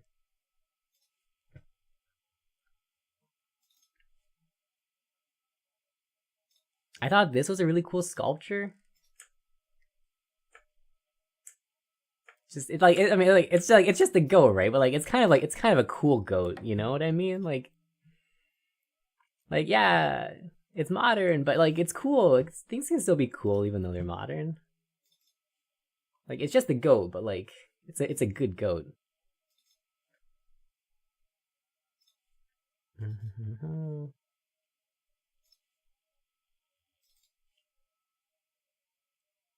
This one also got me pretty good. Let me zoom in a bit. Like there's something about it. It's like I don't know. Like it makes me feel things. I don't know what it makes me feel, but like it makes me feel things when I look at that.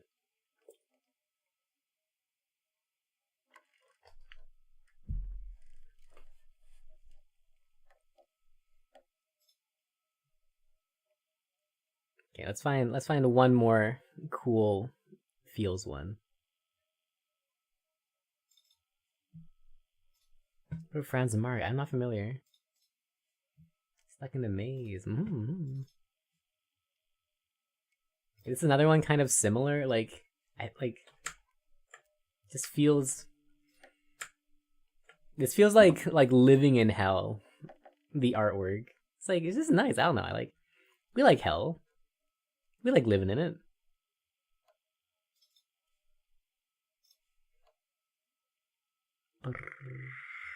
There was one that I was thinking of. Oh, that's just smudges for you. Oh, I see.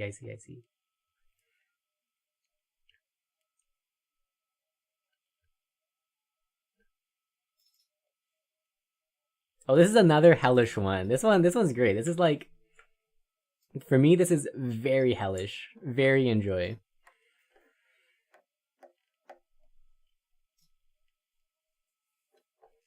It's like, you've seen 3 year olds do similar stuff? Damn. This is cool. Really? Like, to me, these are like the same image.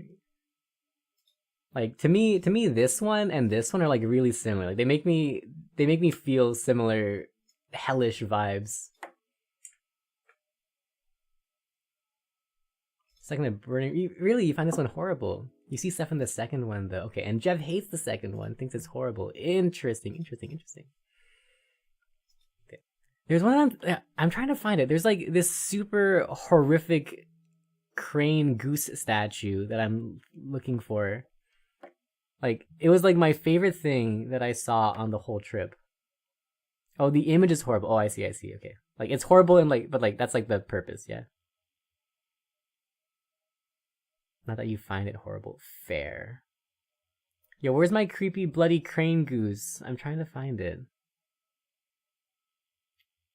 Like that one, the crane goose, if I can find it, yo, it made me feel some stuff, man. We love creepy crane goose. Where is it?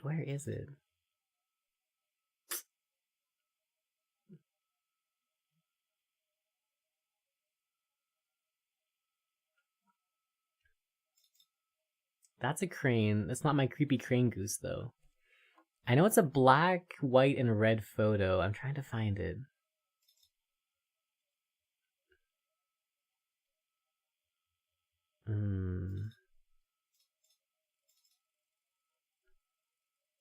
One second. I'm sure it's in here. I know it's in here.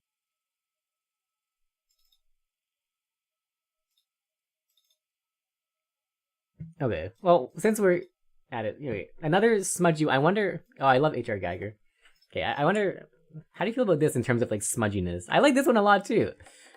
For me, this is like also vibes. It's like it's chilling, dude. I like it a lot. But it is also kind of in like the smudge category. Yeah, where's my creepy crane ghost thing?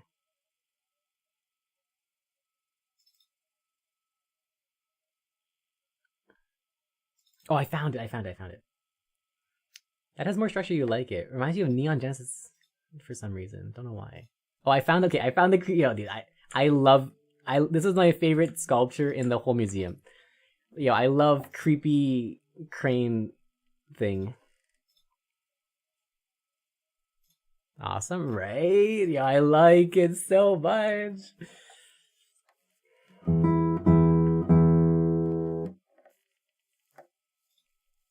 Yeah. Okay, and what did you say? You said Franz. Oh dear, okay. Yves Klein, and then who else was it? Franz Marc and Otto D. Oh, yo, these are all good. I like these a lot. All these are cool.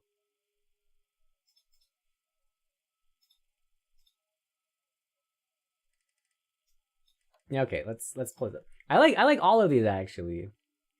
I like yeah, I can vibe with the splotchy stuff. Yeah, let's go. It's pretty chillin'. I like the splotchies. What do you see in them? I don't know, dude, but like it feels cool. Like it makes it like it tingles my brain.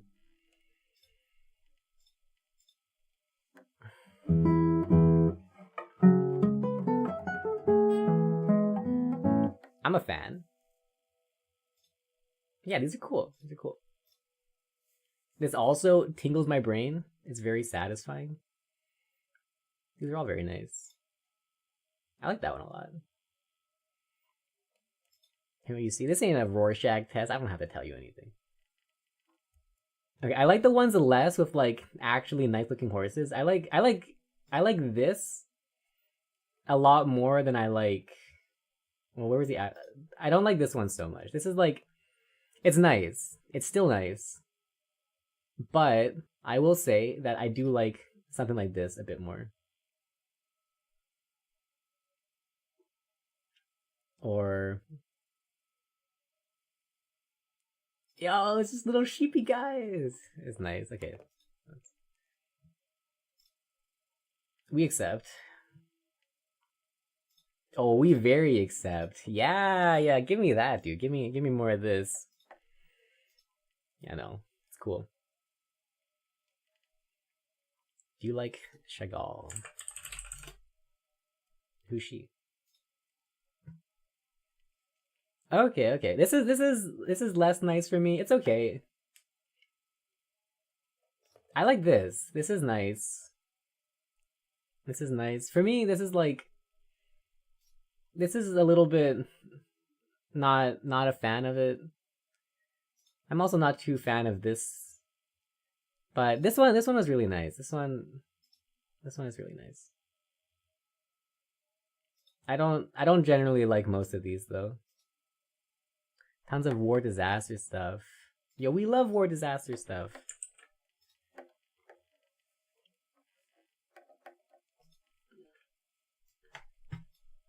Okay, let's get back to practicing though.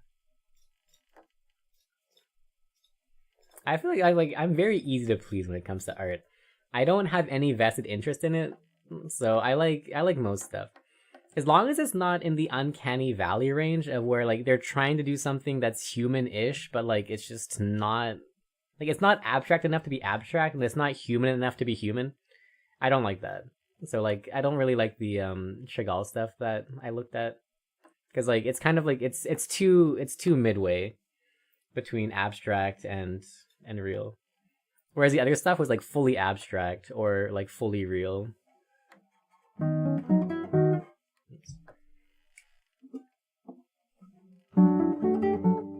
It was like Chao Zhuangxiu. Yeah.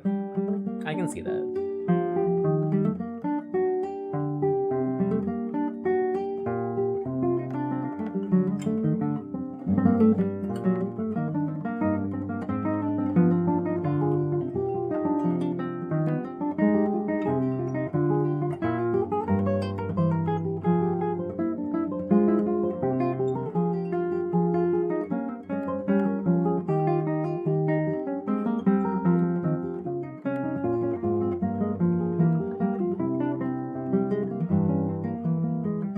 Don't like that. I liked one of the things. One of the things was nice.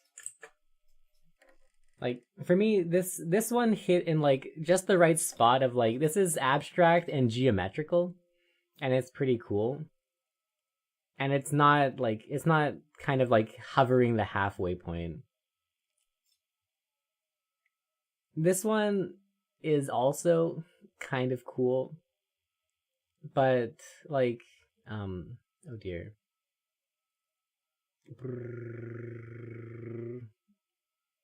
But like these ones with the people, for example, like I'm not super into that.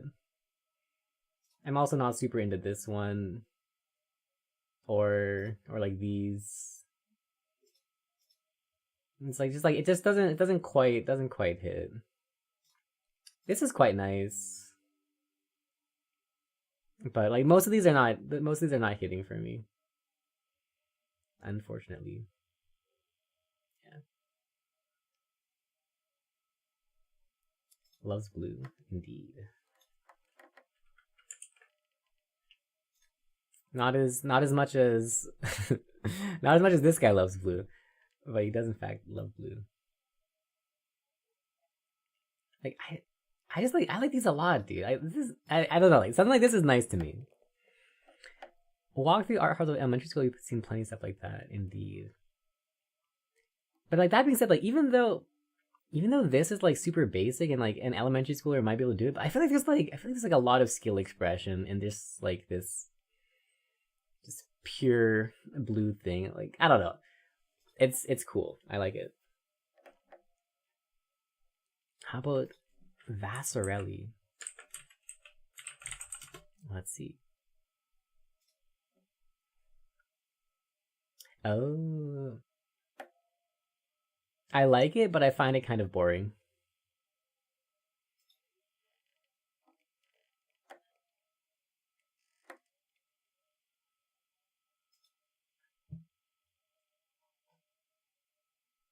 Like I probably wouldn't pay money for something like this. It feels too like done by a computer-y. I really appreciate things that like could not be done by a computer. Things that are just so out there that they could only be done by hand and has like the artist's skill expression in it.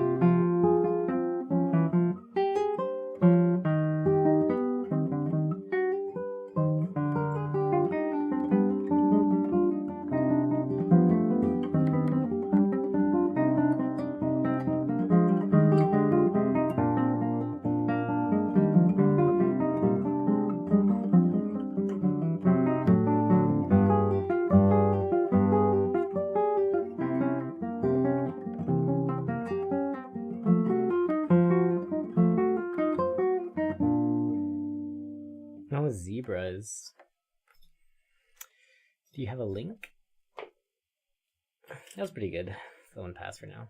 No, let's have it come back tomorrow. I have trust issues.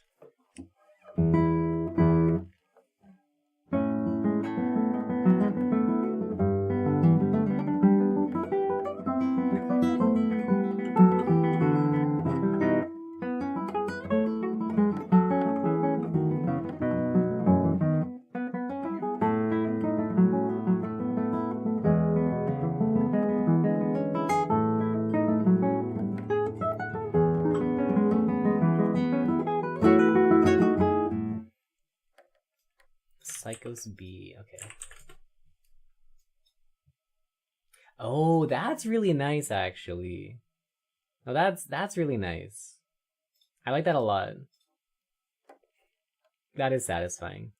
This is infinitely better than, like, random hypersphere thing. No, this is really nice. Psychos D, Psychos B. Yeah, that's nice. This is extremely pleasant.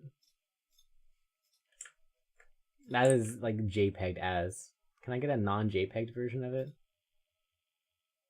Sure. That's really nice. That's really nice. I mean, like Alberto Saviso. Ooh, that's cool too. That's cool too. This is on like the opposite side. This is like on the very nice realism side of things. Yeah, I like it.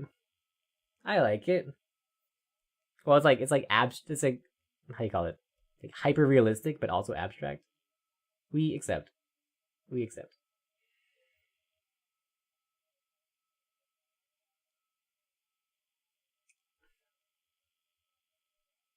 Yeah. Compared to like kid drawing plus abstract, hyper realistic plus abstract is pretty cool.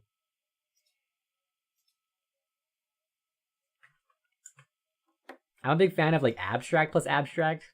It's like give me like the less I know what the hell's going on, the better. The more my brain tingles. Here's one that I thought was nice. This is like this is kind of in like the kid drawing category, but like it's like really good, I think. Like it's on like it's far enough abstract that like it doesn't trigger like this is drawn by a kid. Right? Like for me this is nice. Like it's far enough cross the abstract line that it's very pleasant. For example. Whereas like some things don't. Surpasses the kid test, bless.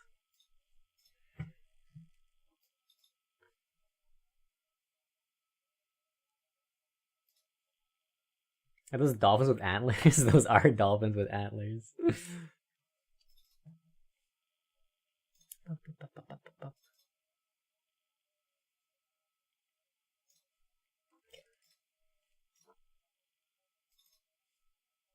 Okay, this one does not pass the kid test, but I thought it was funny. This like for me, this is peak, dude. This is a 1 million out of 10. I love them so much. I would die for them. I would die for them.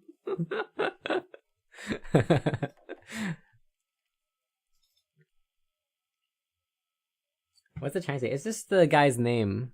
Where is that? Yeah, it's just the guy's name.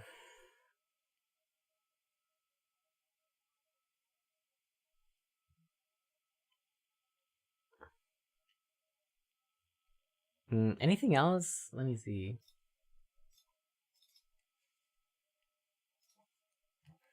Any other cool, funky, like abstract ones?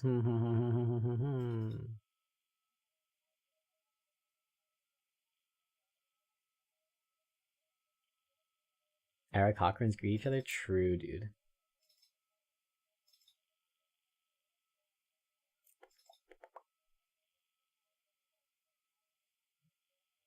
Like, I thought this one was quite nice as well. I think Lola Dupre is a collage that you like. Yeah, I think this one's nice. I like things that just like feel just horrific, you know? Like this feels like, I don't know, like cyberpunk dystopian simulacrums and like milking cells or something like that, you know? It's like energy battery. Or things like this. It's like just like demonically abstract. We love.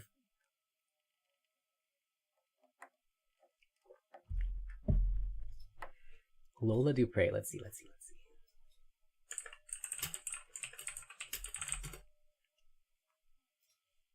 Ooh, yeah. Okay, like this again. This is one of those things. Like it's so like far gone into the other side that like it's great. Yeah, we love eyes. Yo, that's so cool. That's really cool. That's really cool. Oh, I love him, dude. He's so cute. What the heck? Yo, I want. We L word I E words. Glitch art. That is a good name for it.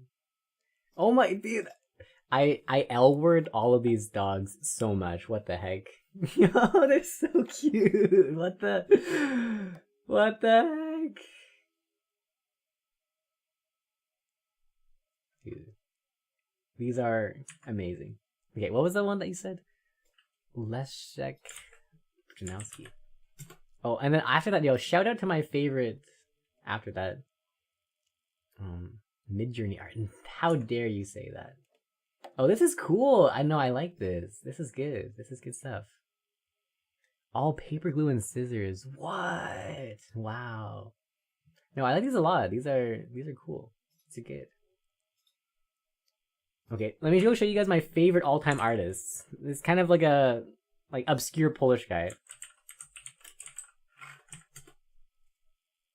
Yeah, this is like my favorite artist of all time. It's really just I just love everything he does is fantastic. Like, oh, dude.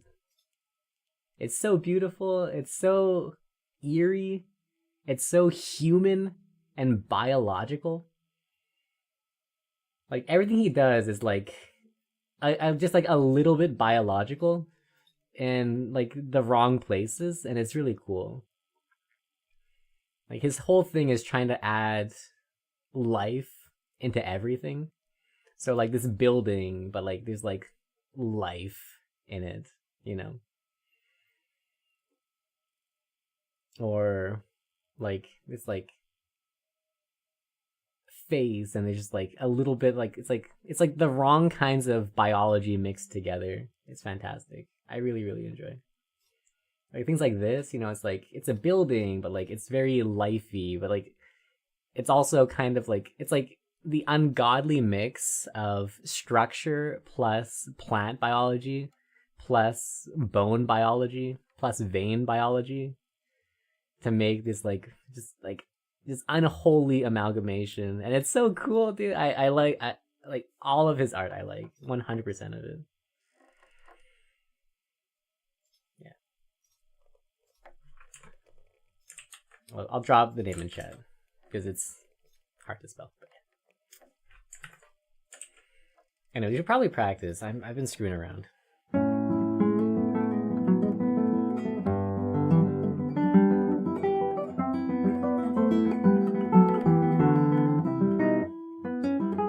I do love Bloodborne and Dark Souls art.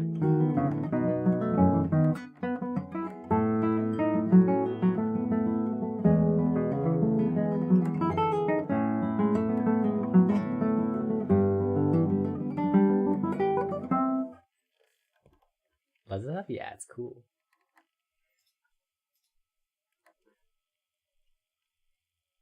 I wonder if there's any videos of that time of the collage artist doing collage stuff. Because like I almost like can't imagine how that stuff was made via like it actually looks like paintings. Like it's hard to imagine like how it can be done with glue, scissors, cutouts.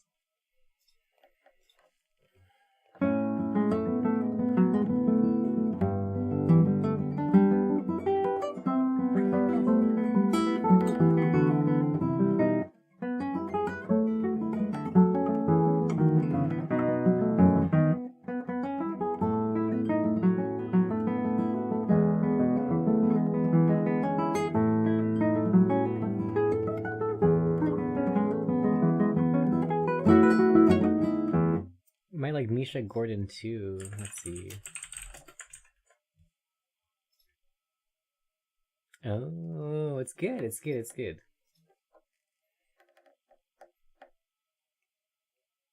Not all of it hits. Some of it hits very nicely. Some of it does not hit though. Ooh, I like this one a lot actually. We love slaves. You like the heads with the faces. Which one? There are many heads with many faces. This one? It's very crusty. Top left. Oh.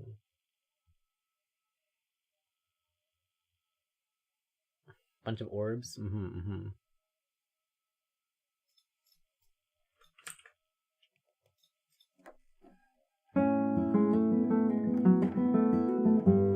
Her Instagram shows close-ups but no videos. Okay, okay.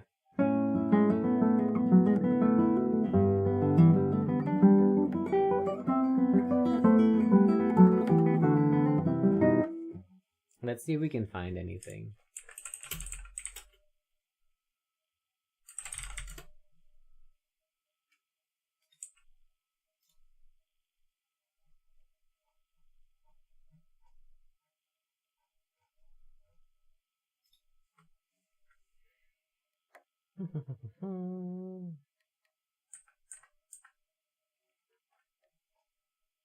Oh, okay, okay. I see the close-ups. I see the close-ups now. Oh, no, that is cool. That is cool. Yeah. I would love to see the work in progress. It's like, I wonder what the workflow is like for that.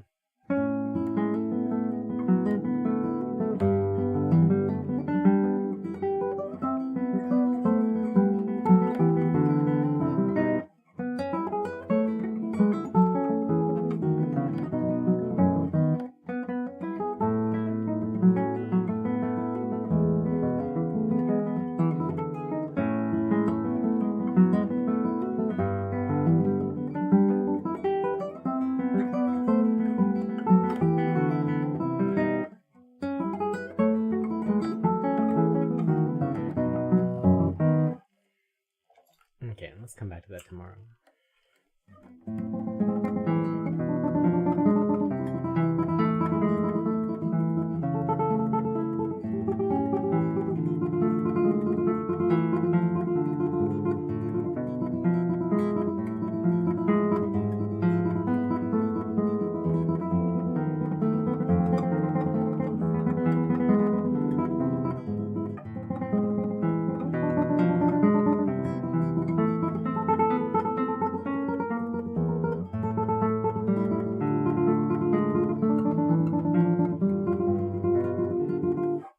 Cool.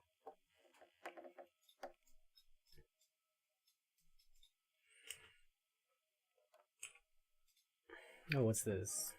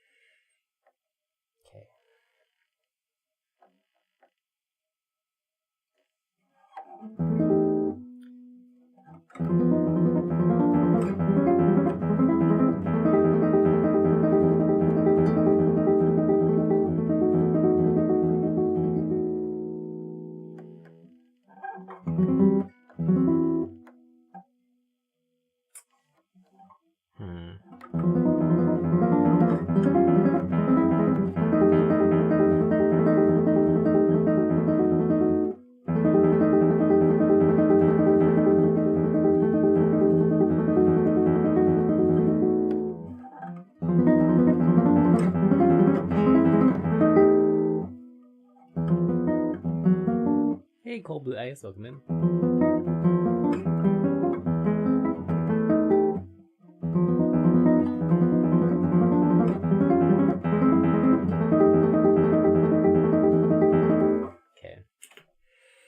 bit more work. We'll come back to it tomorrow.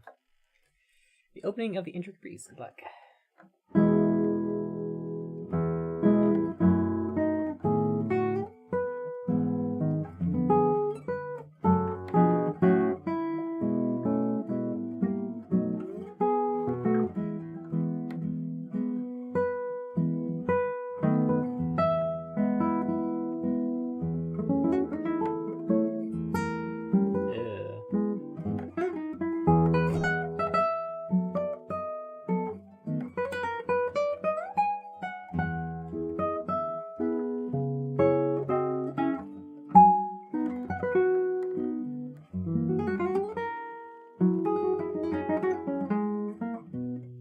Okay, so Operation Positive Self-Talk begins 30 minutes ago.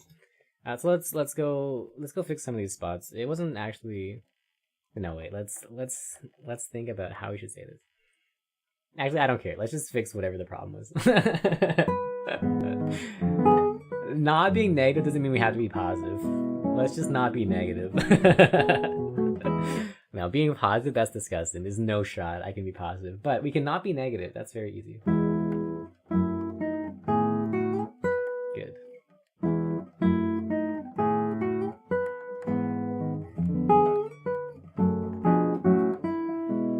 Sounds good to your benighted ears. Thank you.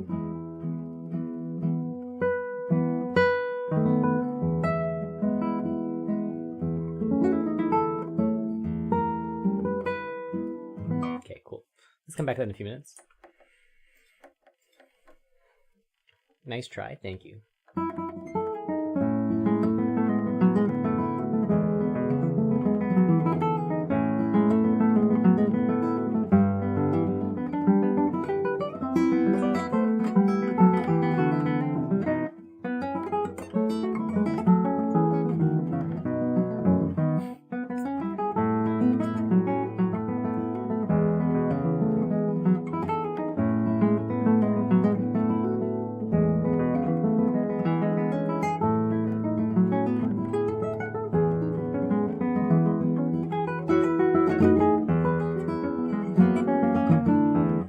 Negative self-talk in a more beautiful way. I feel like it's actually kind of positive. I feel like I've like unironically received compliments like that a lot throughout the years.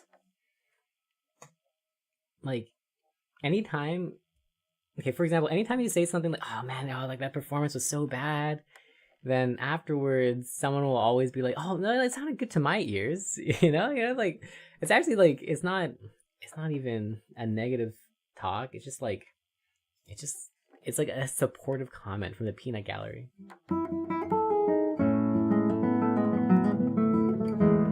Kind of like if somebody goes into your stream and is like, man, I don't know anything about art, but yo, this model's looking great. Or if you say like, oh man, like these hands are looking funny, and someone's like, oh, they look good to me. You know, it's like, it's not even negative self-talk. Just like, the benighted masses do not have any knowledge that lets them know better. They don't see the true errors that are going on. In my ignorance, everything is beautiful.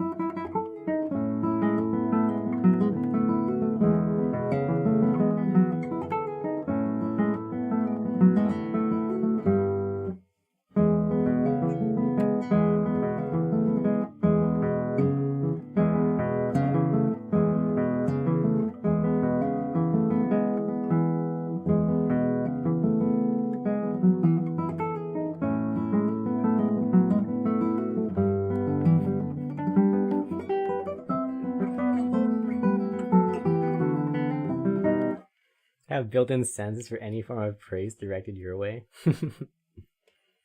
Without training, you don't know what to look for to critique. Indeed.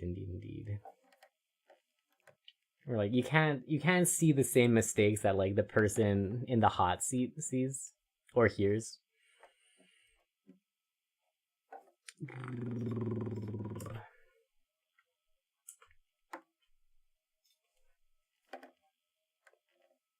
Yeah, I feel like getting used to praise as somebody who does anything is like, it's really hard.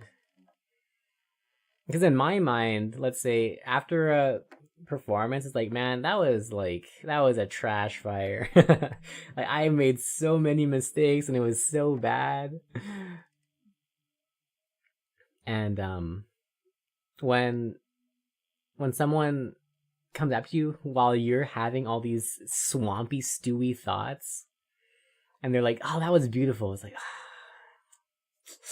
ah, ah. How dare you? How dare you intrude into my swamp with your nice words in my swamp? I don't believe your words, but thanks for saying them. I would feel bad if you felt bad for complimenting me, so like I'll accept it. But it's my swamp. Don't you say these nice words here. Just in case you say the L word stuff is terrible, mean it and it got a reaction of you. It was on point and good. Yeah, I got it. You do not need to explain yourself. We are on the same wavelength.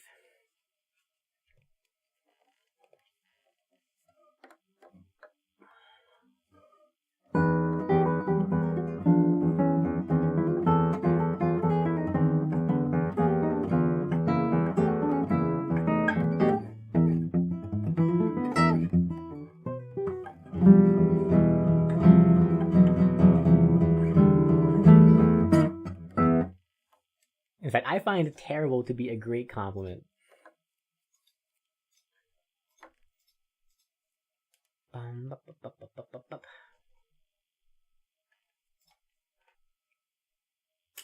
I too found the spewing of cemented, gritty, oatmeal-like teeth chalk to be horrendous and uncalled for.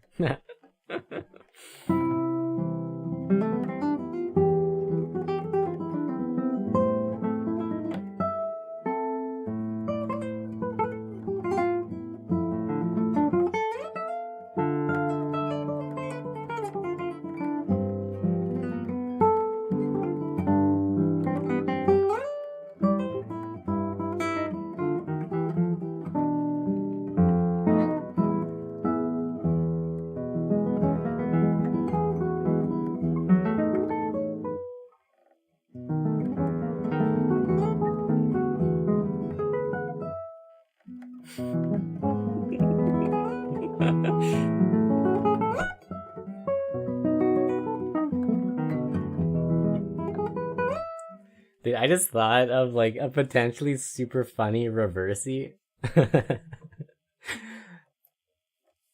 Oh man, can you imagine like one of these L word D-mails that are just like full of praise, like going through every artwork that you've ever done and just like lavishing it with praise.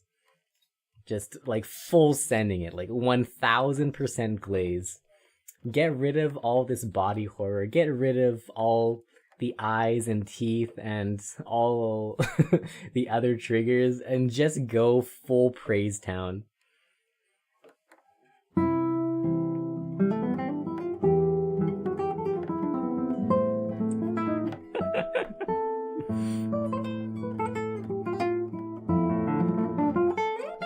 The true social horror.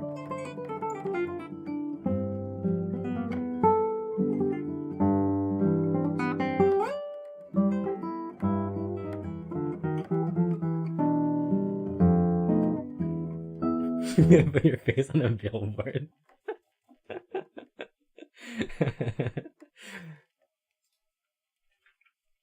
Like it's a K-pop idol's birthday.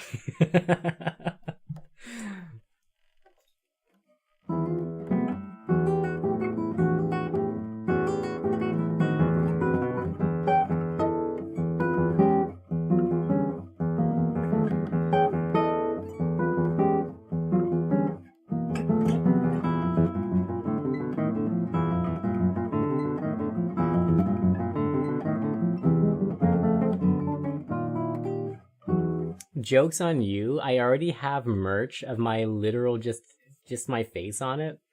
And I know at least 5 or 10 guitarists who just slap my face onto their guitar cases and are just repping just my like entire face as merch on their guitar cases. Do I have any left? Oh yeah, I do actually. Yeah. So like, I have some guitar friends who just like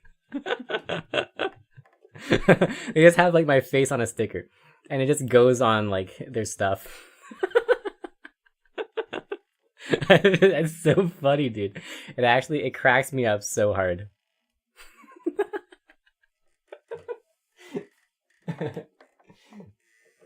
I am immune to your billboard tech. You cannot harm me, but I could harm you with nice words of affirmation. Hey, Sora, welcome in, welcome in.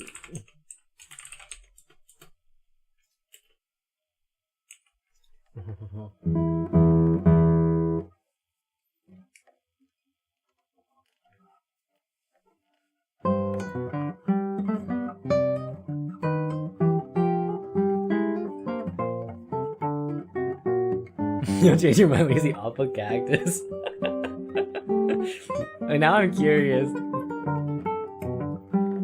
But we'll save the nuclear arms race for another time.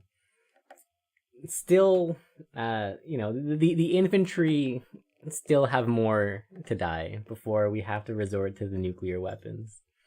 We'll save that for for the late game L word wars. Hey Sora, how was your stream?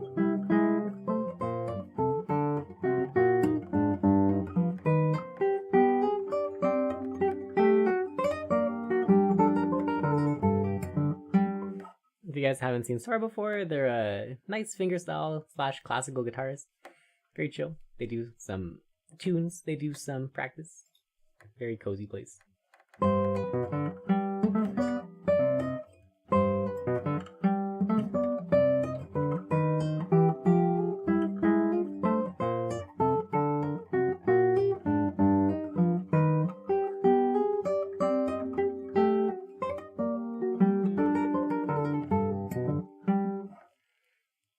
Okay, let's come back to that later. Ooh, what is this section? Practicing classical guitar, but it's difficult. I feel that.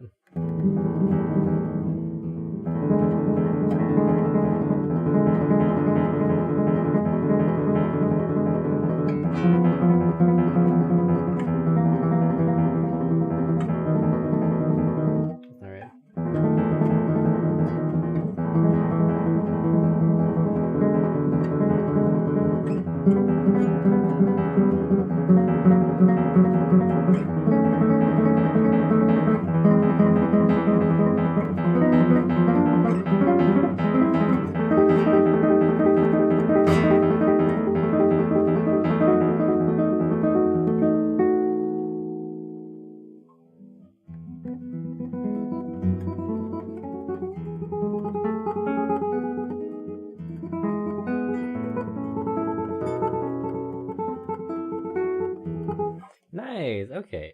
The opening was a bit gumpy, but let's fix that. I feel like we can get past the negative self-talk filter by just using silly made-up words. Like the opening was a bit of a frongle glump, but you know, like we can fix that. We can unfrongle the glump.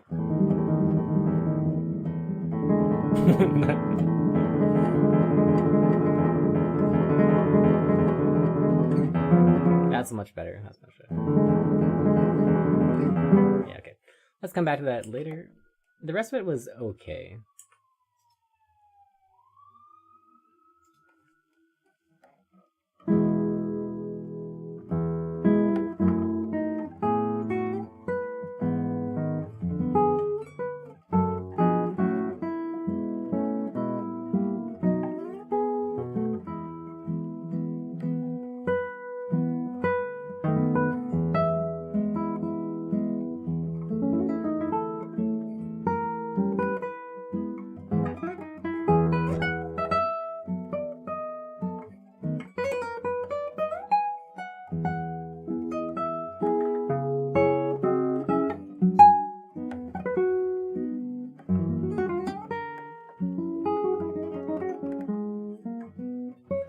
a tiny bit of fixer upping. It's not too bad though, it's actually pretty much fine. That needs a bit of work.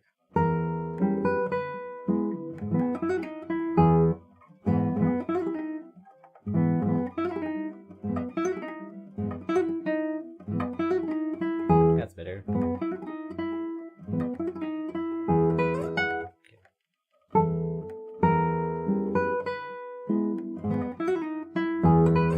Nice! That's actually pretty good.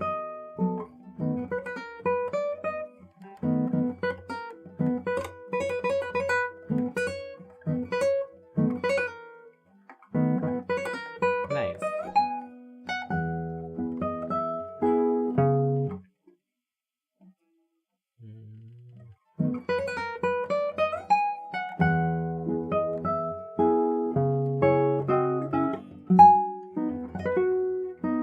Needs a bit of work too.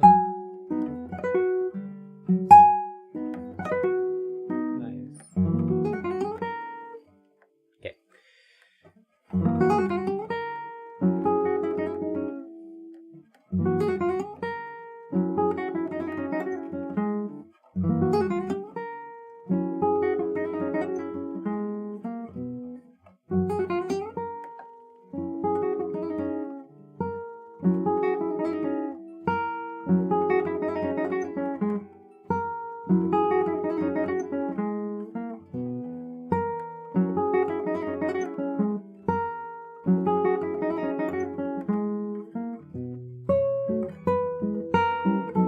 Cool.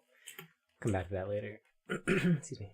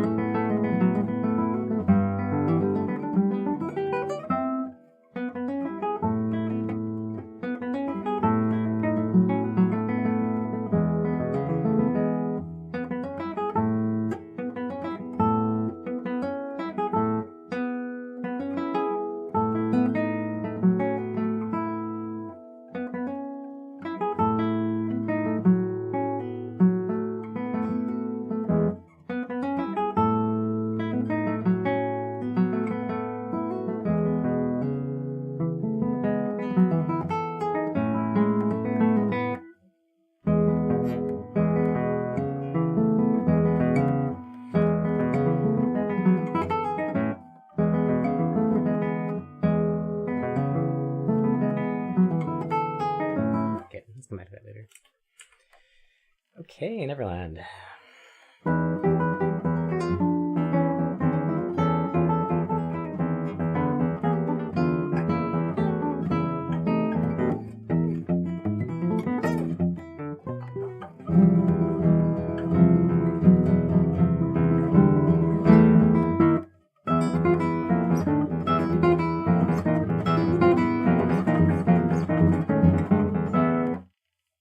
Catch the end of stream. Hey, welcome in. Welcome in. How was your day?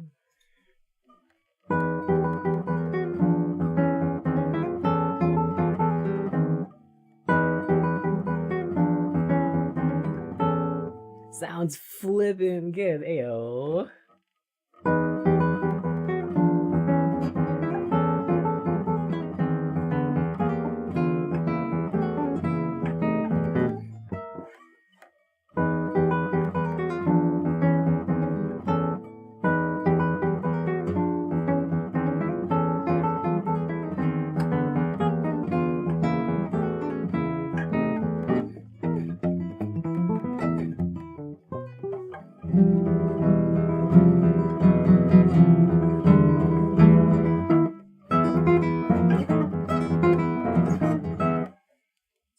went to a work agency. I was speaking nothing. We'll probably do nothing. We'll see. We'll see. Fair. Sounds very bureaucratic.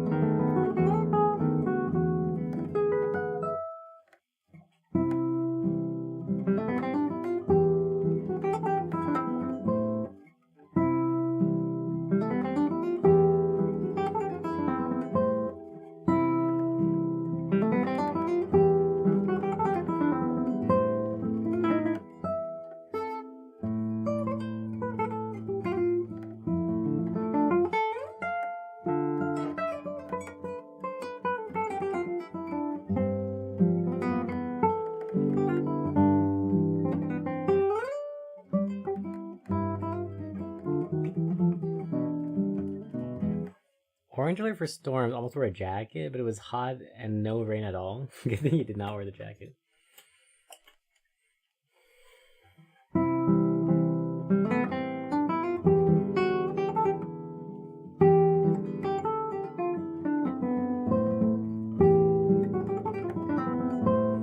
Give you the worst scenario so they're safe. True. I saw a really funny thing. Somebody from Montreal posted the weather report. It was 7 days straight of 50% rain. So yeah, you know, like it either happens or it doesn't. Don't blame me. It's not my fault. God decides. 50% rain for 1 week straight. Like, good luck. Nice, that's not nice, dude. That's terrorism. It's like, you either, like, you basically have to, like, wear a t-shirt, but also have a raincoat and an umbrella at all times. You'll never know. Like, when will the rain strike? It'll strike whenever you don't have an umbrella. Can't be wrong, you always like 50% rain. You're right.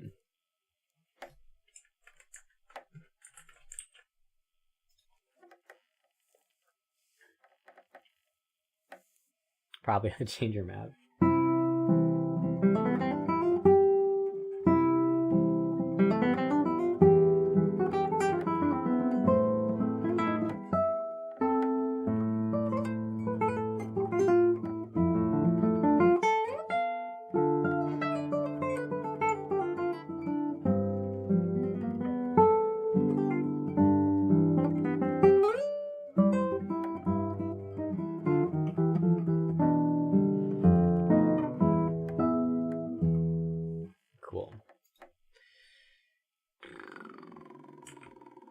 The jig. Oh, I'm getting so sleepy. Okay. 3 more minutes and then we're legally allowed to leave.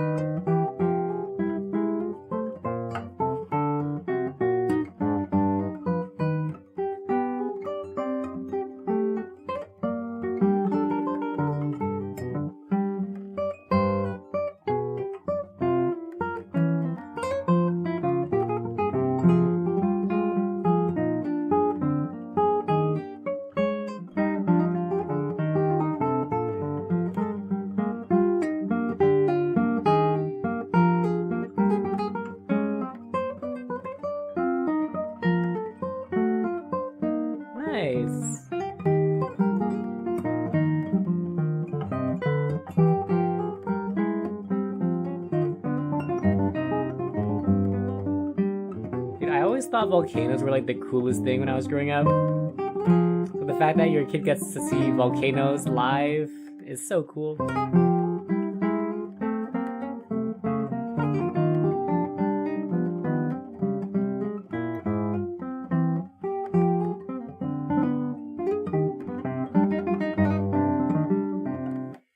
I used to have so many books on like volcano stuff, all the structures and different kinds of volcanoes and lava and magma and all that fun stuff. Yeah. Seeing it live though, excellent. First time she saw one, hell yeah, dude, that's super cool.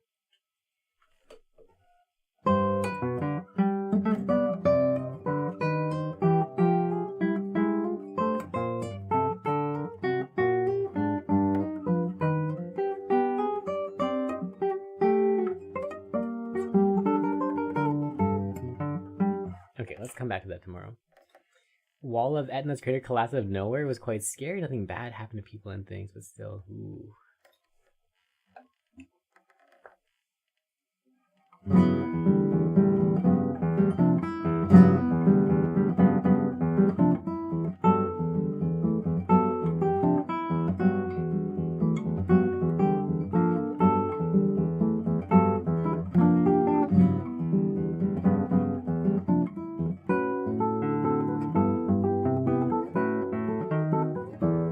A lot of people running. Oh, okay.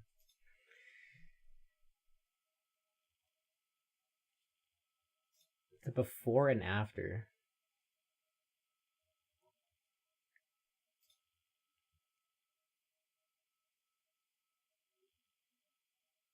Oh, that's a big change actually. Wow.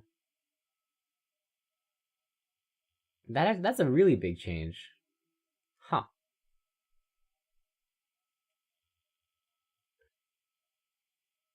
Interesting.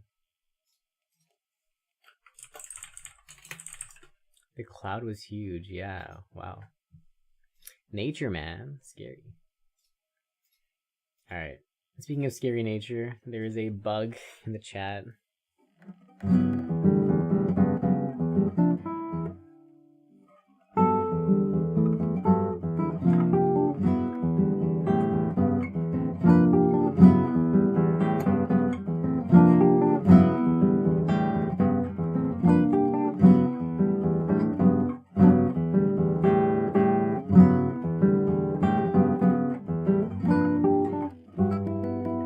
Back to that tomorrow. Okay, final card of the day. Well, maybe one more.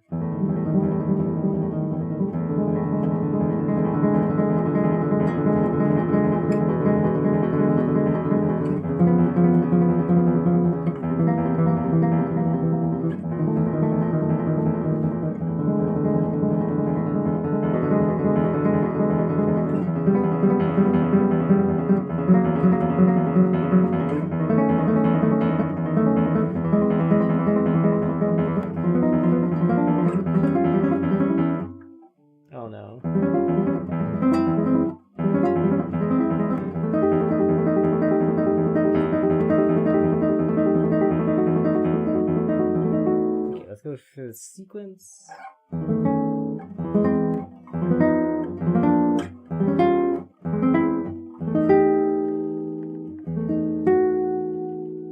Okay, we'll come back to that tomorrow. Alrighty. The final card of the day. Make it a good one.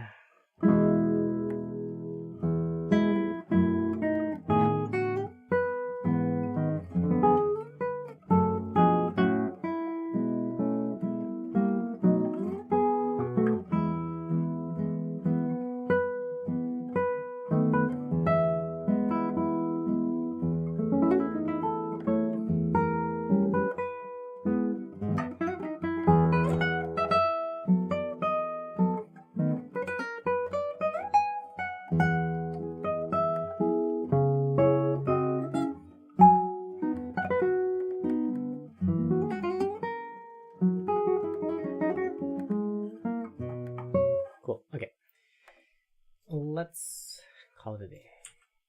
Who's online?